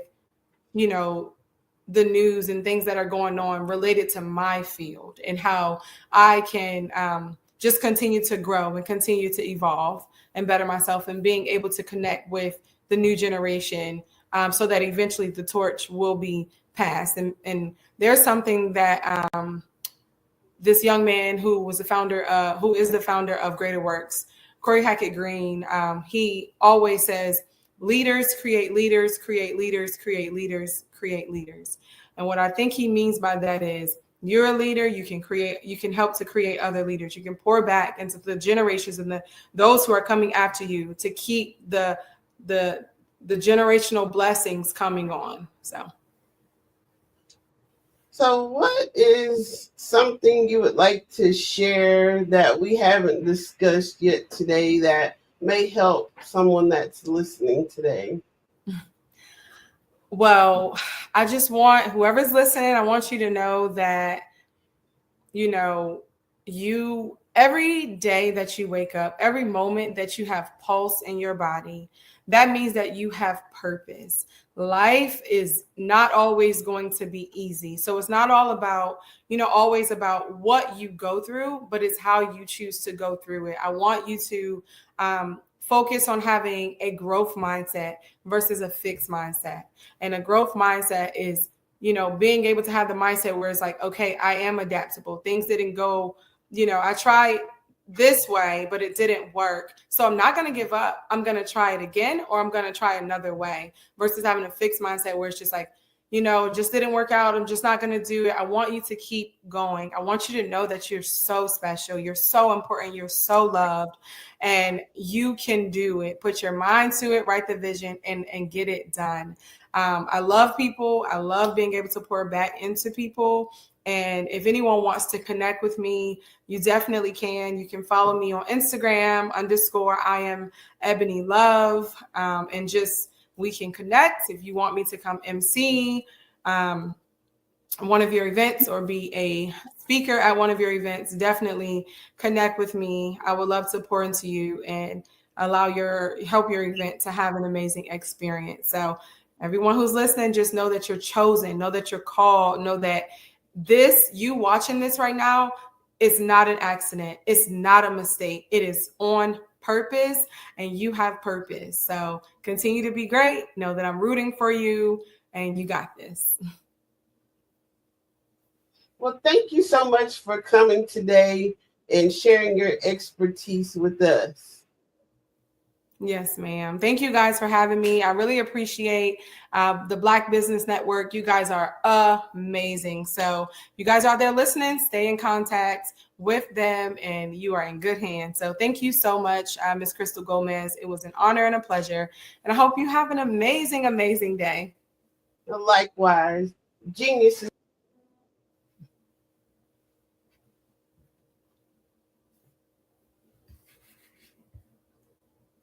Funds for high school seniors going to college or K through 12 entrepreneurs. This expo is a fundraiser for students.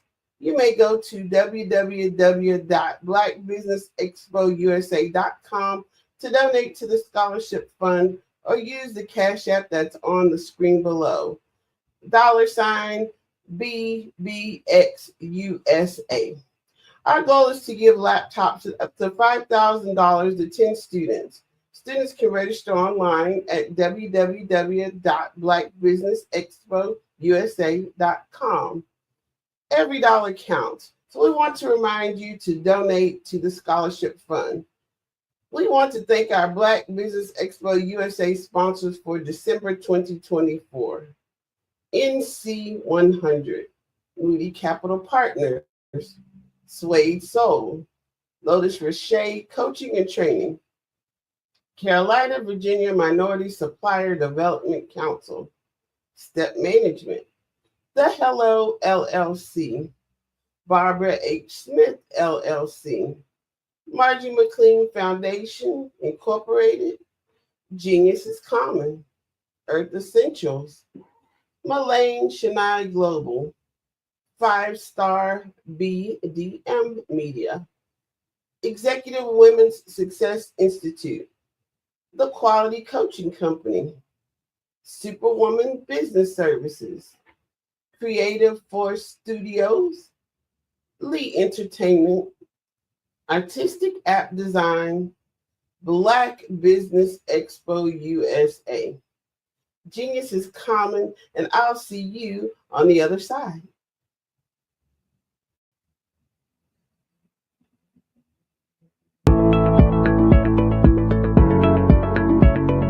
Prepare for what's coming and dominate in economic winter. Stand strong and thrive by showcasing your great products and services globally through the Black Business Network and Black Business Olympics. The Black Business Network has showcased over 2,000 companies with over $7 billion in sales each year.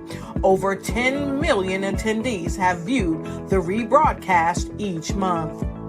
Through the Black Business Olympics, unique styles of business training and mentoring are turning students into business owners and entrepreneurial warriors who will dominate in any economy. Gain the ultimate advantage of the Black Business Olympics, 7 days of unbelievable topics and speakers speaking around the globe. Donate your time and experience to provide expertise and scholarships to students worldwide and change the world. Now, more than ever, new insights, tools, strategies, and capabilities are needed. This is your chance for a major presentation to the world. Fill out the form and join the more than 2,000 speakers who have presented to over 200 countries. Join the Black Business Network streaming live into the Metaverse, STEM City, Black Multiverse Enterprises, Hulu, Amazon, YouTube, iHeartRadio, Apple, Facebook, LinkedIn, Pod TV, IBM TV, Spotify, and Google Podcasts. Sign up today. Spaces are limited, and we will see you there.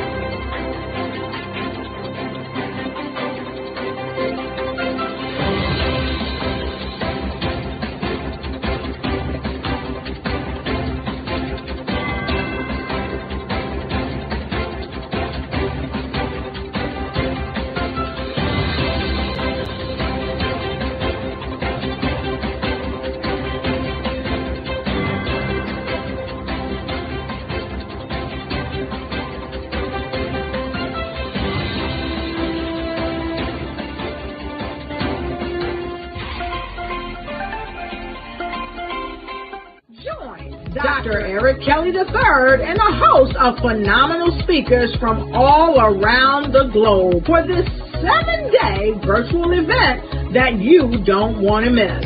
The mission of the Black Business Expo is to raise scholarship money from kids all the way from high school all the way from college. The Black Business Olympics is one of the largest Black business showcases in the world. It is an opportunity for businesses and companies to showcase their businesses globally. We are going to be giving away laptops up to $5,000 away to students. Again, I'm Olivia Appleberry, the founder of 2 Cents Finance and one of the speakers for the expo. I am so excited to see you there. For more info, go to www.blackbusinessexpousa.com or call 919-308-9090 and hope to see you there. I am Black business. From the moment I wake until the time I sleep. Yes, I am Black business. I am Black business. Tell me, are you Black business? I am Black business. Do you support Black businesses? Listen, I support Black business because I am Black business. Black Business Expo, one of the largest business showcases in the history of Black business in the world. The world! Sign up today at www.blackbusinessexpousa.com or call 919-308-9090. I am Black business. I am Black business. From the moment I wake until the time I sleep, I am Black business. I am Black business. Are you Black business? I am Black business. Do you support Black businesses? I support Black business because I am Black business. Black Business Expo, one of the largest business showcases in the history of Black America in North Carolina. Join Dr. Eric Kelly III and a host of phenomenal speakers from all around the globe for this 7-day virtual event that you don't want to miss. The mission of the Black Business Expo is to raise scholarship money from kids all the way from high school, all the way from college. The Black Business Olympics is one of the largest Black business showcases in the world. It is an opportunity for businesses and companies to showcase their businesses globally. We are going to be giving away laptops up to $5,000 away to students. Again, I'm Olivia Appleberry, the founder of 2 Cents Finance and one of the speakers for the expo. I am so excited to see you there. For more info, go to www.blackbusinessexpousa.com or call 919-308-9090 and hope to see you there. I am Black business. From the moment I wake until the time I sleep. Yes, I am Black business. I am Black business. Tell me, are you Black business? I am Black business. Do you support Black businesses? Listen, I support Black business because I am Black business. Black Business Expo, one of the largest business showcases in the history of Black business in the world.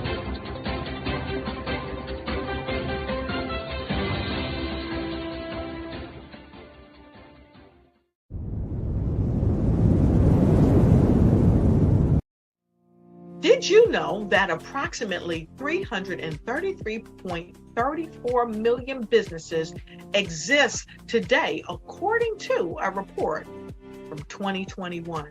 And you may be one of those businesses, or maybe you're not in the business market yet, but you're aspiring to be a business owner.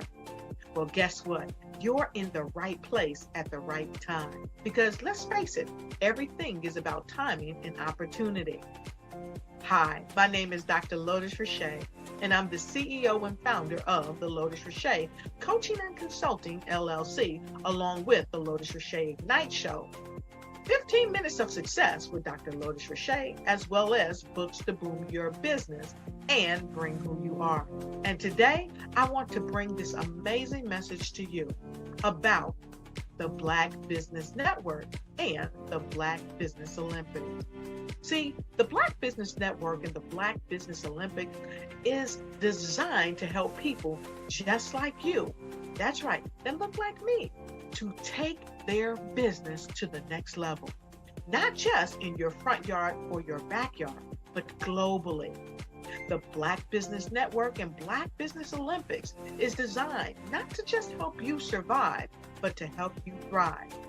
So join us today as we come together with businesses all around the world to support our students, our children, our young teens, our young entrepreneurs. What we do is we come together to help raise funds for students who are aspiring to be business entrepreneurs, who are aspiring and who are thriving in college. We endow them with a wonderful opportunity to gain scholarship of either a laptop or several thousands of dollars. And we invite you to help be a contributor to this amazing opportunity to help someone that looks just like you. So join us today at our website and let us connect with you and help you ignite and take flight in every area of your life on the Black Business Network and the Black Business Olympics. I'll see you on the other side.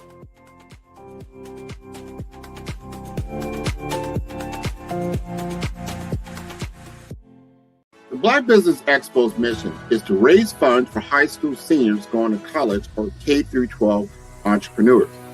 This expo is a fundraiser for students. Please, you may go to www.blackbusinessexpousa.com to donate to the scholarship fund or use the Cash App at $BBXUSA. Our goal is to give laptops and up to $5,000 to 10 students. Students can register online at www.blackbusinessexpousa.com. Every dollar counts. Please donate to the Black Business Expo USA Scholarship Fund.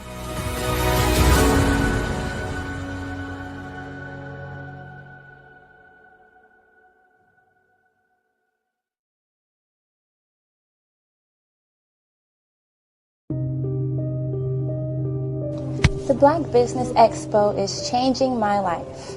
This year, they are giving away laptops and even $5,000 in cash to students just like me. I'm Alexis, and I want to go to college to fulfill my dream of becoming an entrepreneur. Help the Black Business Expo going to www.blackbusinessexpousa.com and also becoming a vendor, a sponsor, or donating. Art to me is a creative expression of something from nothing. You know, it explodes onto the canvas, or it explodes on in my work. One of the things that I try to do more than anything is I try to just give the lines and the movements and emotions and expressions into what I do. Art really means to me a chance to express how I feel deep down inside. Most of my art begins as a thought that I might have, you know, whether it's sports, whether it's history, whether it's a woman or a man. It pretty much starts as an idea of thought before I get into the actual image of what I'm going to draw. I do a lot of historical pieces. I was a history minor in college, and I love to do history pieces. And a lot of times I'm thinking about history, and then I try to make that history impact you as you look at it. That's one of the reasons I do pictures so large. People ask me, why do I do the pictures so big? And I tell them, I want the piece to impact them as they're looking at it, to kind of dominate them, dominate their space. And most of my pieces I try to do off page. I don't try to do anything that's going to be in those four corners or in a square. And I want your imagination to be a part of the piece that you're looking at.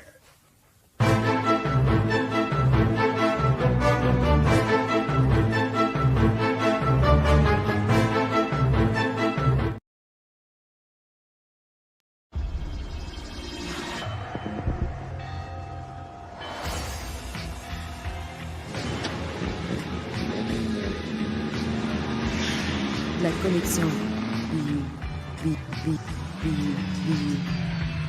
La connexion.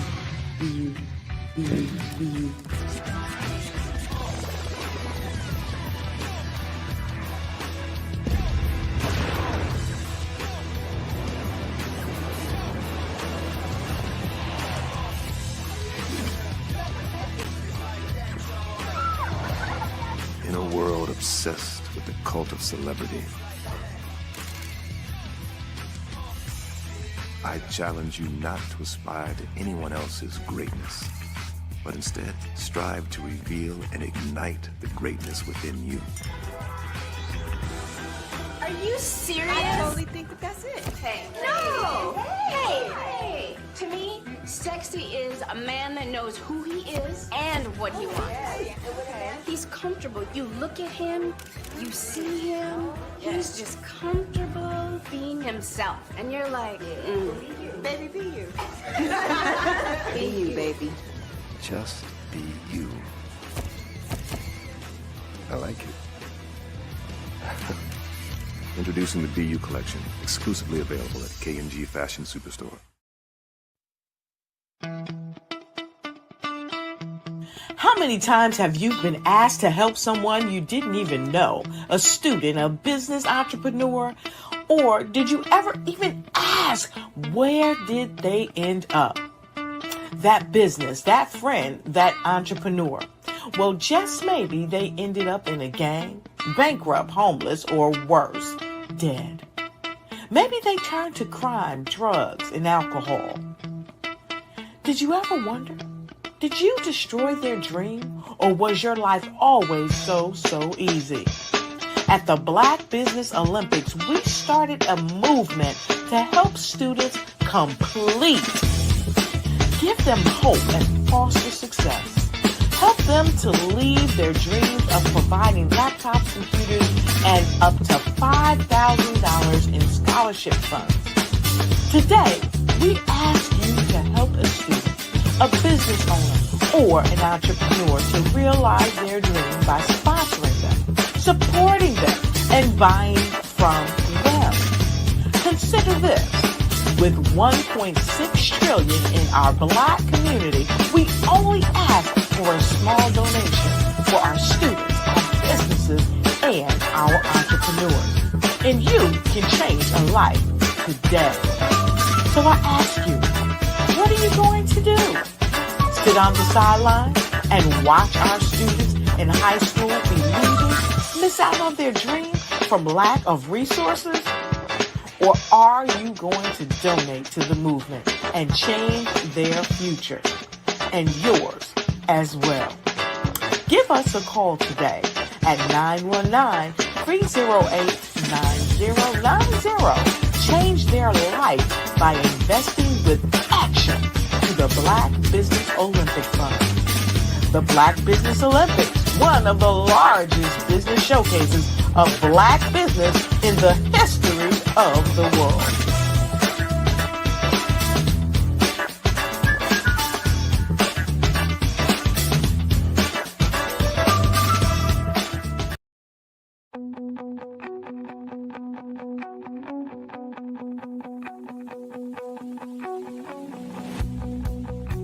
I am Black Business.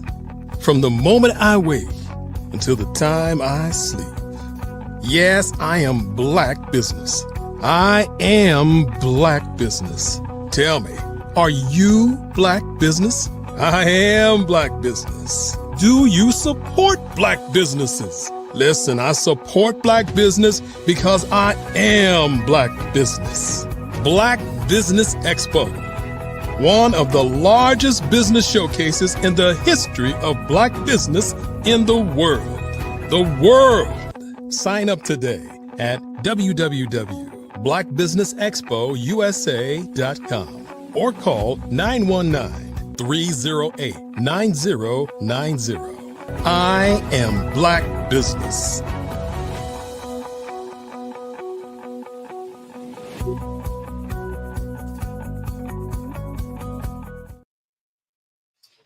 Good evening, business owners, entrepreneurs, thought leaders, and corporations. Welcome to the Black Business Network. My name is Crystal Gomez. I am your business moderator for this evening on the Black Business Network. The Black Business Network is a 24-hour business network showcasing Black businesses, business owners, entrepreneurs, and thought leaders worldwide. We have speakers from North Carolina, London, Singapore, Africa, Japan, and cities all over the United States. The Black Business Network is a global community sharing its business knowledge to empower, inspire, and educate businesses about business. I am our next speaker. I am Crystal Gomez, business technology strategist and digital literacy educator. I am dedicated to teaching entrepreneurs how to leverage technology to improve efficiency, reduce costs, and to stay competitive. I want to teach entrepreneurs to learn to use technology to effectively connect with their ideal client and their teams, to automate the process in doing so, and to take action to close more deals. So, wouldn't it be great to achieve a better work-life balance? Wouldn't it be great to spend less time working in your business as a small business owner? Spending time on clerical tasks that need to get done, but nobody wants to do them, nor do you want to really pay anyone to do them either. Wouldn't it be great to spend more time with your family and friends, doing the things you want to do? I personally became an entrepreneur to have more freedom of my time while earning more money. So if you're a small business owner, are you utilizing technology in your business to create processes and systems to get more work done? It's a necessity. We are living in a virtual world, regardless of how we feel about it. The reality is that technological innovations have made our life easier, have made our life more enjoyable, and have also made our life more fun. For example, the telephone is a technological invention that we take for granted, that we use every day. When I was a child, we had the telephone with the long cord that, pretty much could wrap around the house. And now we have this, maybe have a cordless phone, or better yet, a smartphone. In business, this is my switchboard right here for my business now. Looks no different than a cordless phone you would have in your home. We have, planners and calendars and Rolodexes. Or perhaps at home you have a gaming system, or you play games on your phone for fun, right? I have a few games that I like to play. You can also, the TV remote. As a child, I was a TV remote. Maybe you were a TV remote. Go change the station until, we got those clickers. Tape recorder. I remember as a child, big tape recorder, push the buttons that were like piano keys to begin recording, the conversation. How about a flashlight? Flashlights come in all sizes these days, but some of the most powerful ones are the most small ones. We have a flashlight in our smartphone. Everybody that has a smartphone, most of them have a light. Your mail. Do you get mail other than bills? Do you get mail? Do you get letters in the mail? How about your house keys? Do you have house keys, or do you have a key fob or even an app on your phone to unlock your house? Don't have to worry about losing your keys. You always have them with you. How about pen and paper? Pen and paper. At one point, paper was innovative. A pen, ink inside is innovative. Boom box radio. Remember back in the 80s, you had that big boom box. I know I'm dating myself, but maps, even a key map. When I began my career, in order to find out where I was going, I had a big book with maps in it to tell me where I was going. How about your clock, alarm clock, or even a watch? I have a watch, but this is so much more than a watch. It's actually, we can talk into it. This is a phone. It's not just a watch. It tells time. It does so much more. How about books, newspapers, and magazines? It's all in here. A computer. Perhaps you have a laptop. But this is the computer in your pocket. Let's talk about that computer in your pocket. It's the ultimate business tool, but it's not just for businesses. It's something that we are using in our everyday life and can be using it to its fullest. This is a smart, and it's a phone, right? So the smartphone has replaced a lot of those things that I spoke of earlier. Pen and paper, my smartphone has a pen that I can write on the screen. I can make calls.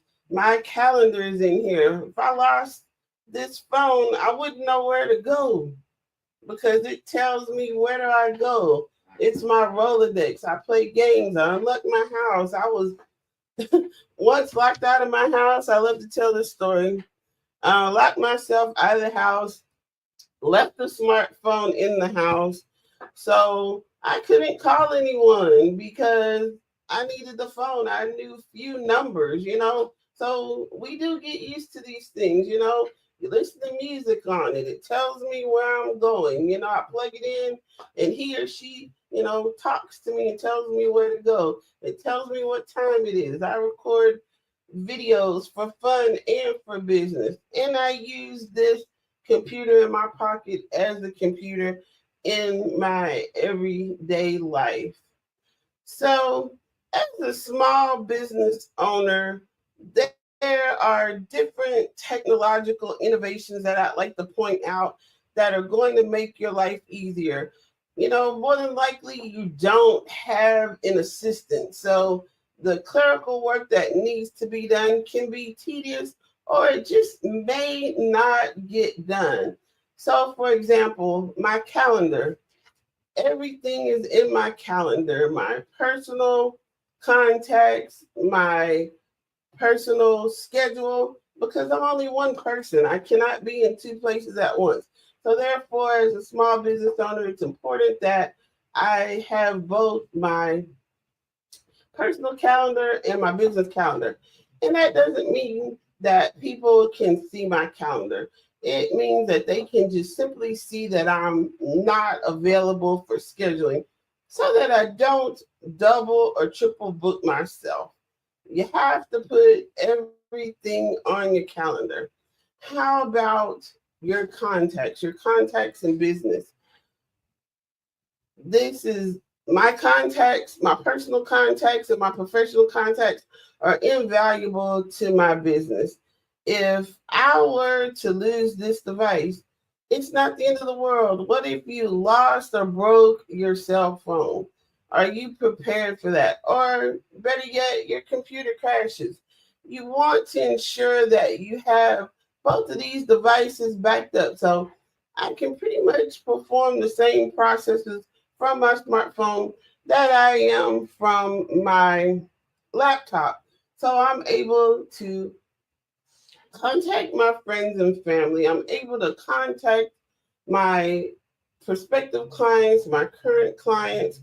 I am able to, send out an email. I can send a text. And I can communicate with them on the go. So as a small business owner, this is all you need to run a business. You don't necessarily have to have a brick and mortar anymore these days. So most of us have a smartphone. So use this tool to create and manage a business. In this world and in this economy, you have to always be prepared. So we all should have some type of side hustle. And when I say side hustle, we all have talents or things that we like to do.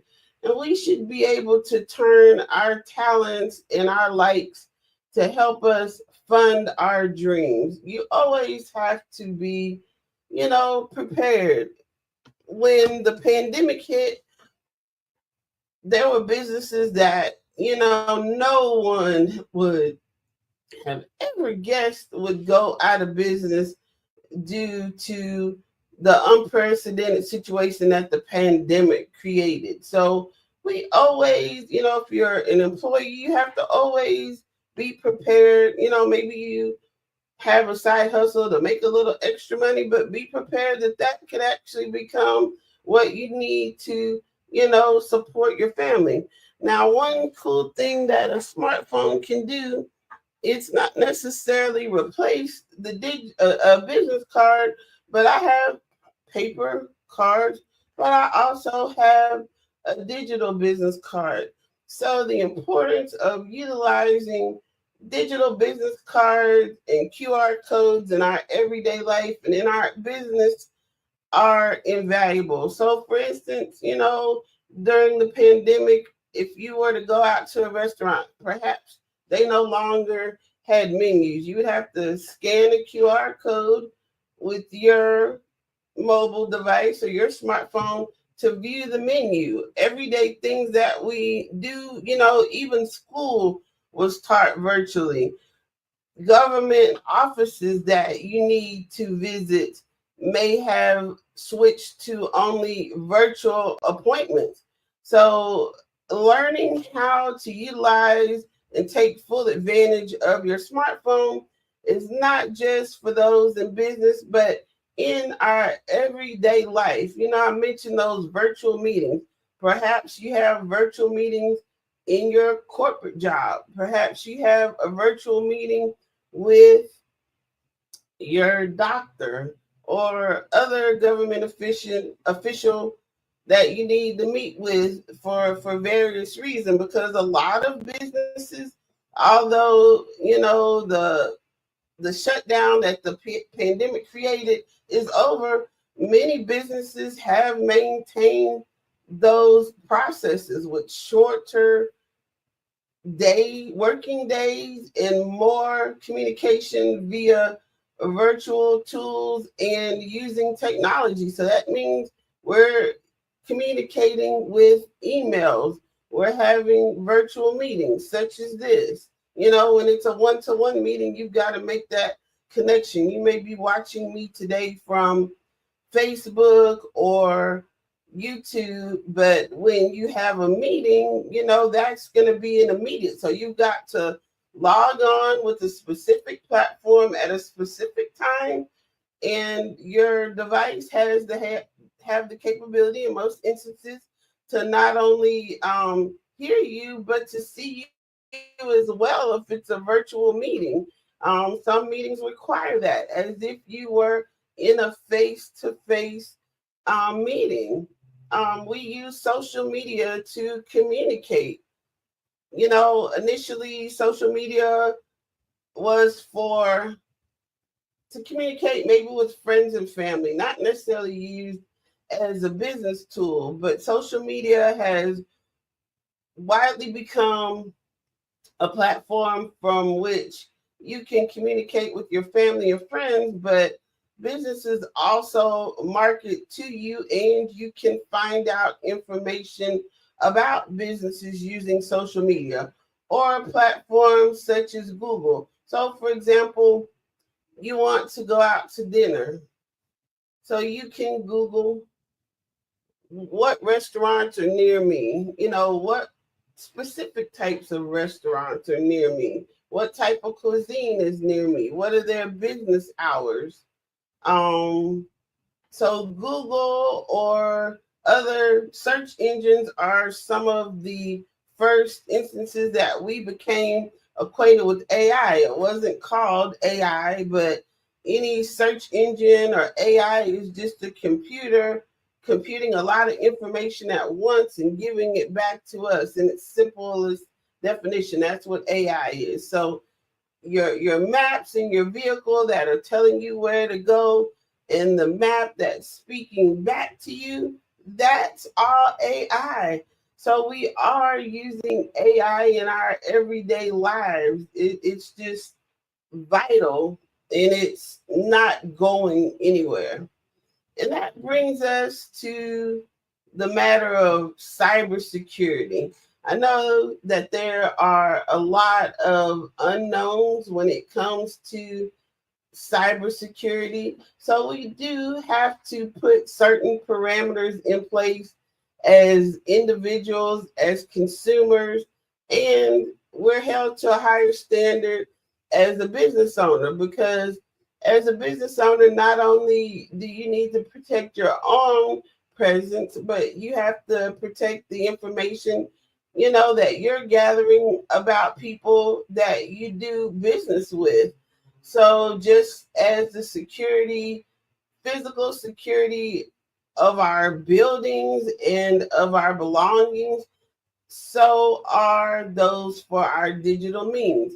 So that doesn't mean that we don't use technology due to a cybersecurity issue, but I think it's important that we understand how it functions and why we would want to use it. Of course, the main reason why anybody uses anything is for convenience. Convenience in our everyday life, convenience as a business owner, and it does save time. And often times when you save time, which is the key word, they say time is money. So when you save time, you can utilize that time to be doing something else.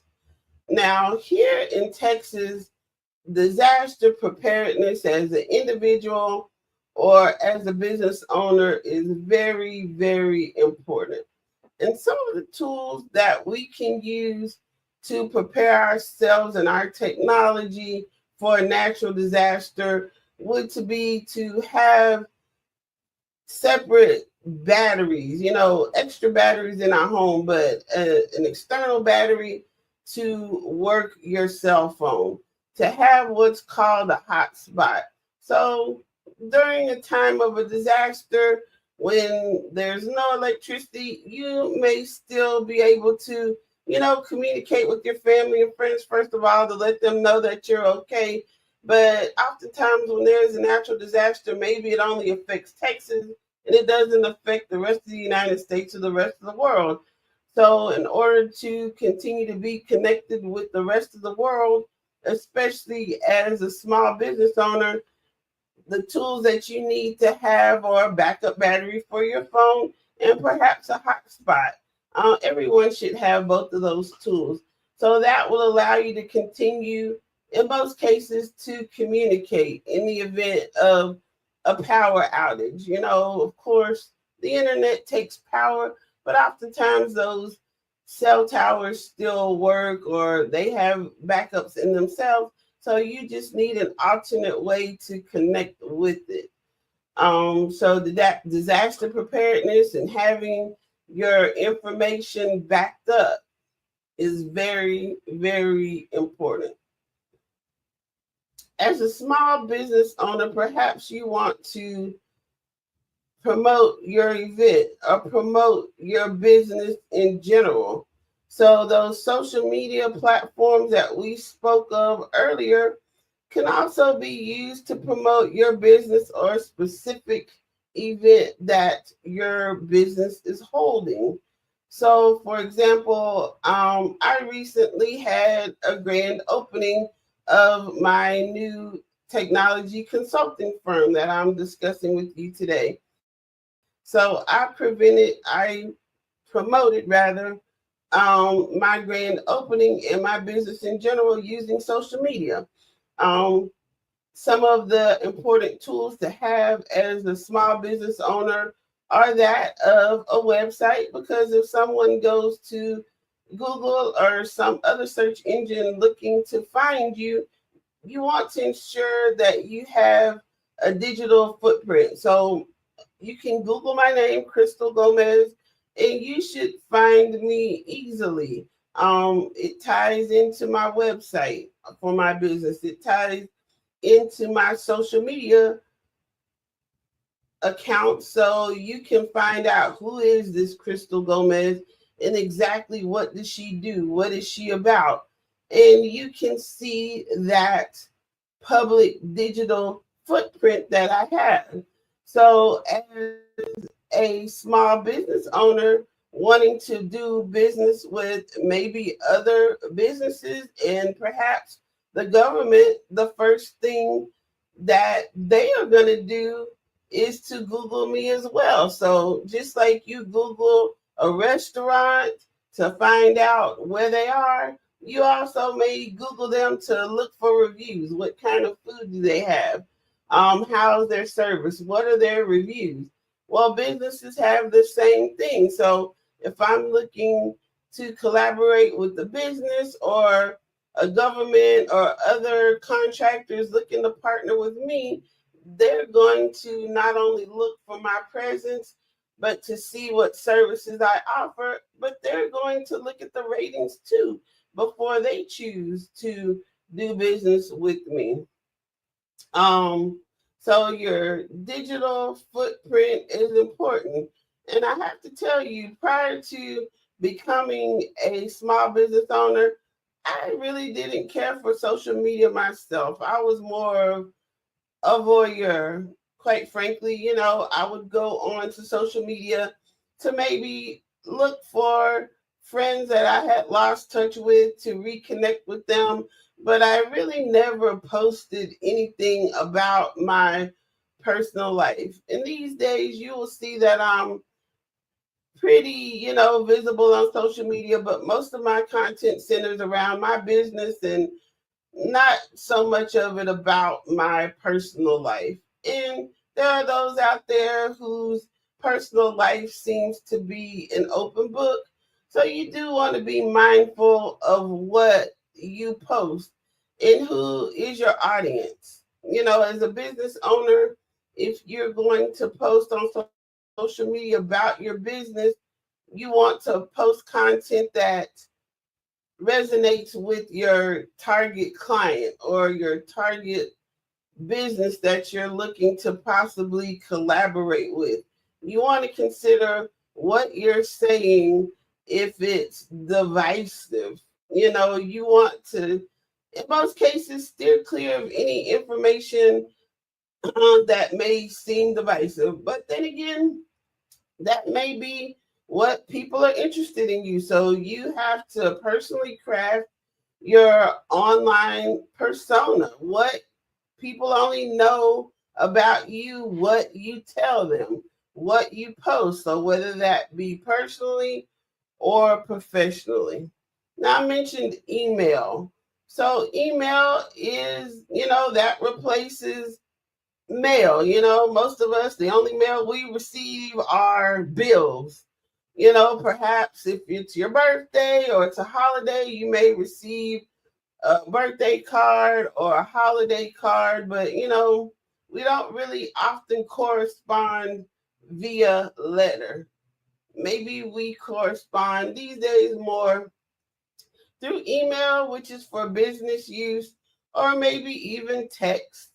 So SMS marketing, in other words, that's the use of text messages to market your business.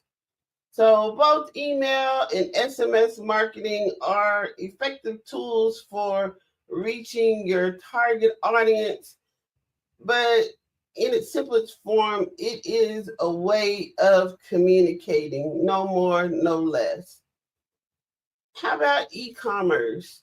So I mentioned earlier, all you need is a smartphone to start a business. Well, e-commerce is that. Perhaps you make or make and sell jewelry. Perhaps you make and sell some type of cosmetic product. Or perhaps you provide a service such as, I don't know, you're a massage therapist, or you're a personal trainer, or you own a restaurant. I like food. I like to eat, so I mention food a lot. So if you own any of those businesses, e-commerce is a way to sell your goods and services online. So a lot of businesses thrived in this virtual environment when the world was shut down by the pandemic. Unfortunately, some businesses weren't able to survive, but new businesses were created or thrived in different ways. Perhaps because if you were someone that traveled for business and the widespread use of virtual meetings, you can be all over the United States and the world in one day without having to travel. So not only did that save you time, but it saved you money. So you could be in a meeting in the morning with someone locally. You didn't have to drive across town. In the afternoon, you can be in a meeting with someone in another state or another country. So the advent of widespread use of virtual meetings allowed us to communicate with our loved ones so that you can not only hear them as on a telephone, but you can see them. Or a virtual meeting tool on your smartphone will allow you to both see and hear someone as if you are there. So these everyday technological inventions help our everyday lives, but our day-to-day processes in our businesses. And lastly, online reputation management. In other words, that's those Google reviews, that's those Yelp reviews. Those are the reviews you've gotten from your clients on your website. So as a person living in our current age, technology is important, not just for business owners, but our day-to-day operations. It is how we communicate. So businesses and people in general that integrate technology for everyday systems, it definitely is a mindset.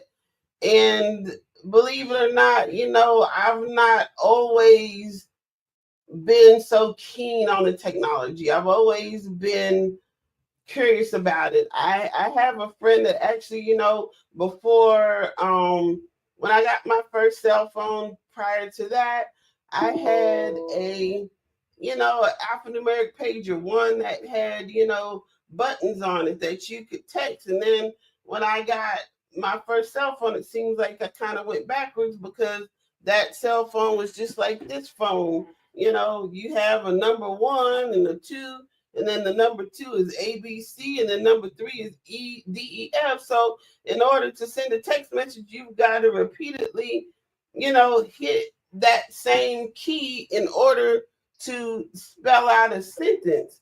So I personally got a phone that had a full keyboard on it at that time when phones didn't necessarily have one. In order to communicate with this one friend, I guess that person's cell phone had more buttons than mine, so they were able to send me these text messages, and I was not able to respond because I didn't quite have that technology again. So it's about effectively communicating and staying in contact with your family and friends that may not live nearby.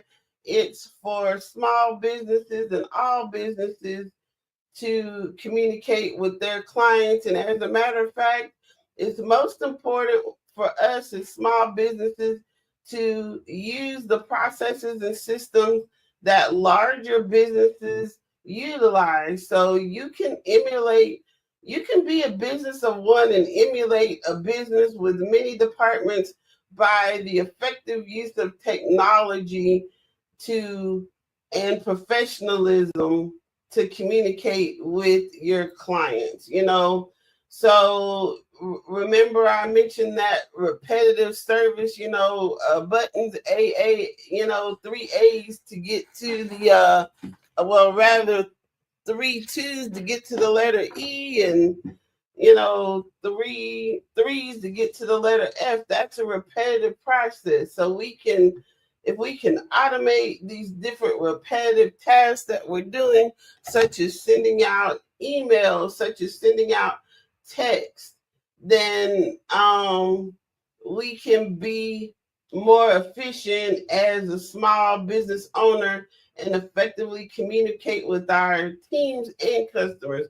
As a matter of fact, your business can appear to be open 24/7 if you have a website that allows your clients to go on and learn about your systems and perhaps purchase what they need online. So the greatest example again is I go back to food. You know, we now commonly order food online and it is delivered. So you go onto your smartphone or your computer, you order, you see the menu for your favorite restaurant, and then you select the food, you see the price, you select the food. You can either pick the food up or have it delivered. So that's all done from your smartphone. There's whole industries and jobs that have been created by having things delivered to you.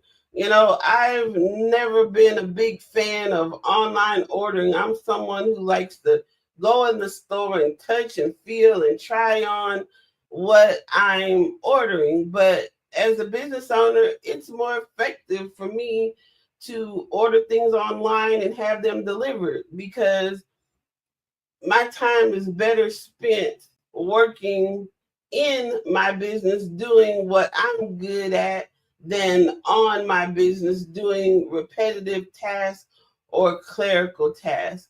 So I encourage you to make your life easier. You know, sometimes we say it's supposed to simplify it, and sometimes it makes it more complicated, but such is life.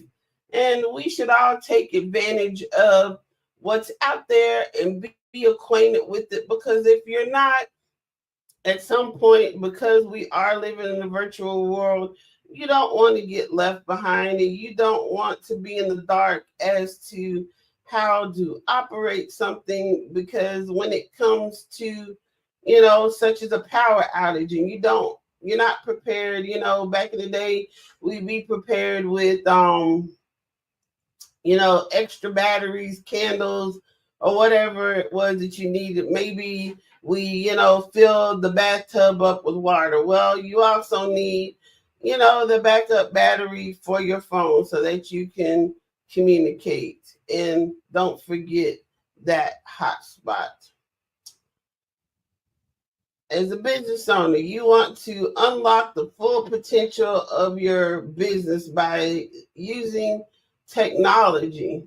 So please contact us today for a personalized technology consultation session that will help transform your operations, streamline your processes, and elevate your business to new heights. You know, let's innovate together and pave the way for success.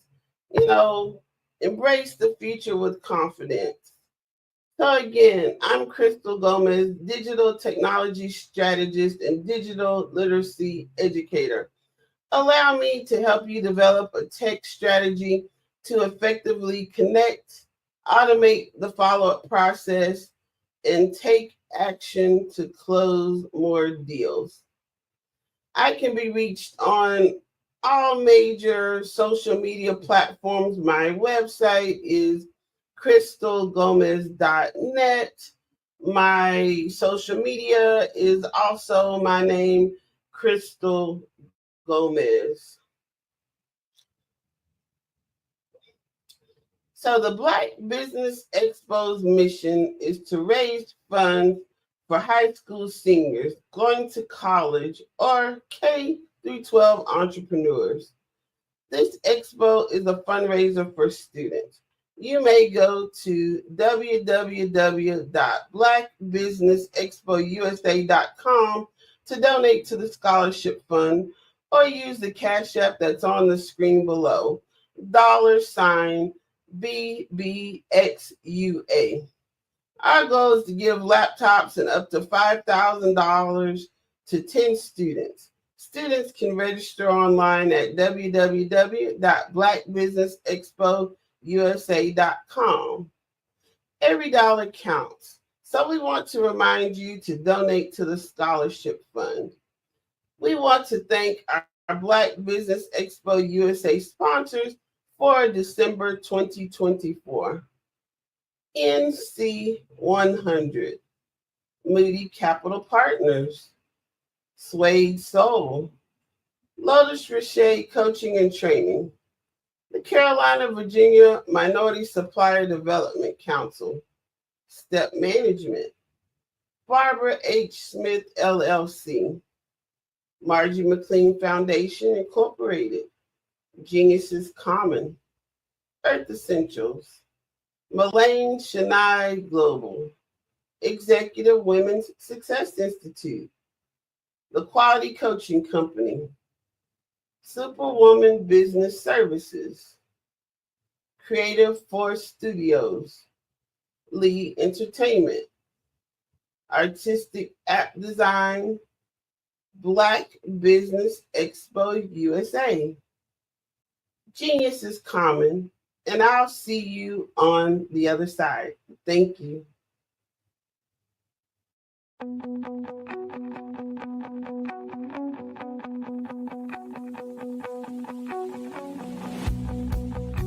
I am Black Business. From the moment I wake until the time I sleep. Yes, I am Black Business. I am Black Business. Tell me, are you Black Business? I am Black Business. Do you support Black businesses? Listen, I support Black business because I am Black Business. Black Business Expo, one of the largest business showcases in the history of Black business in the world. The world. Sign up today at www.blackbusinessexpousa.com or call 919-308-9090. I am Black Business.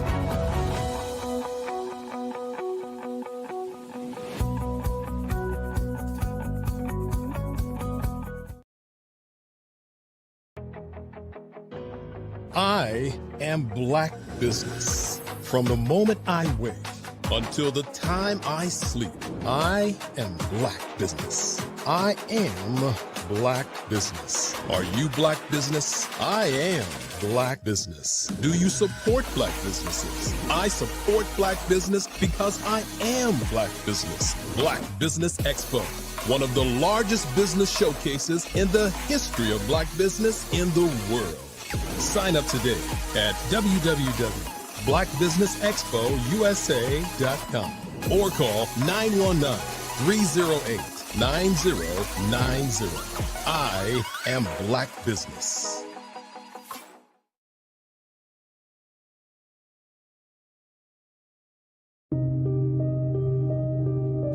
The Black Business Expo is changing my life.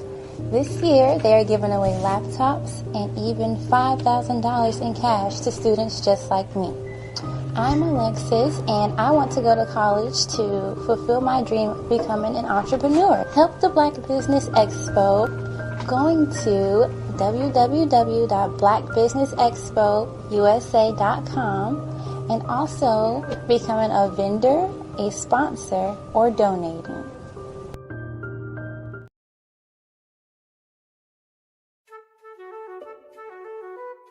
This is Dr. Arnold T. Petsworth. He's the owner of Petsworth Vet World, a veterinary clinic in Hopton, Connecticut. His patients include dog, cat, frog, fish, Goldie, dog, and this alpaca. Due to doctor-patient confidentiality, we can't tell you their names. Business at Vet World was steady, and then quarantine hit. Neighbors brought new four-legged friends into their homes. Bunnies. Bunnies everywhere. Dr. Petsworth welcomed these new patients with open arms. The only problem? There were more appointments than he could manage. That's when Dr. Petsworth turned to his American Express business card, which offers spending potential that's built for his changing business needs. He decided to hire a new assistant, Julio, and with spending power built for business purchases, he used his card to furnish a new exam room. Together, Dr. Petsworth, Julio, and American Express Business made sure all the pets of Hopton got the love and care they deserve. And everyone was happy. Get the card built for business by American Express.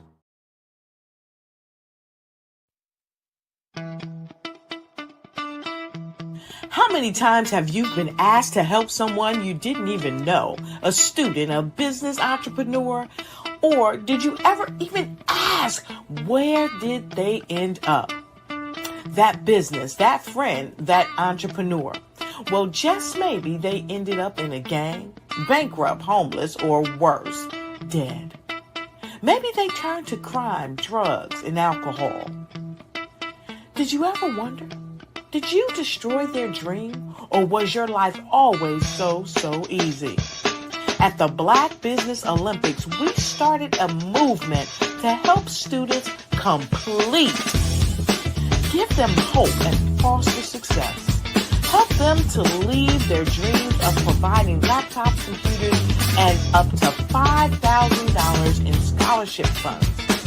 Today, we ask you to help a student, a business owner, or an entrepreneur to realize their dream by sponsoring them, supporting them, and buying from them. Consider this. With $1.6 trillion in our Black community, we only ask for a small donation for our students, our businesses, and our entrepreneurs. And you can change a life today. So I ask you, what are you going to do? Sit on the sideline and watch our students in high school be leaders, miss out on their dream from lack of resources?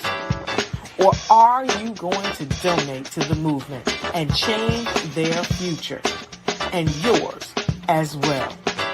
Give us a call today at 919-308-9090. Change their life by investing with action to the Black Business Olympic Fund. The Black Business Olympics, one of the largest business showcases of Black business in the history of the world.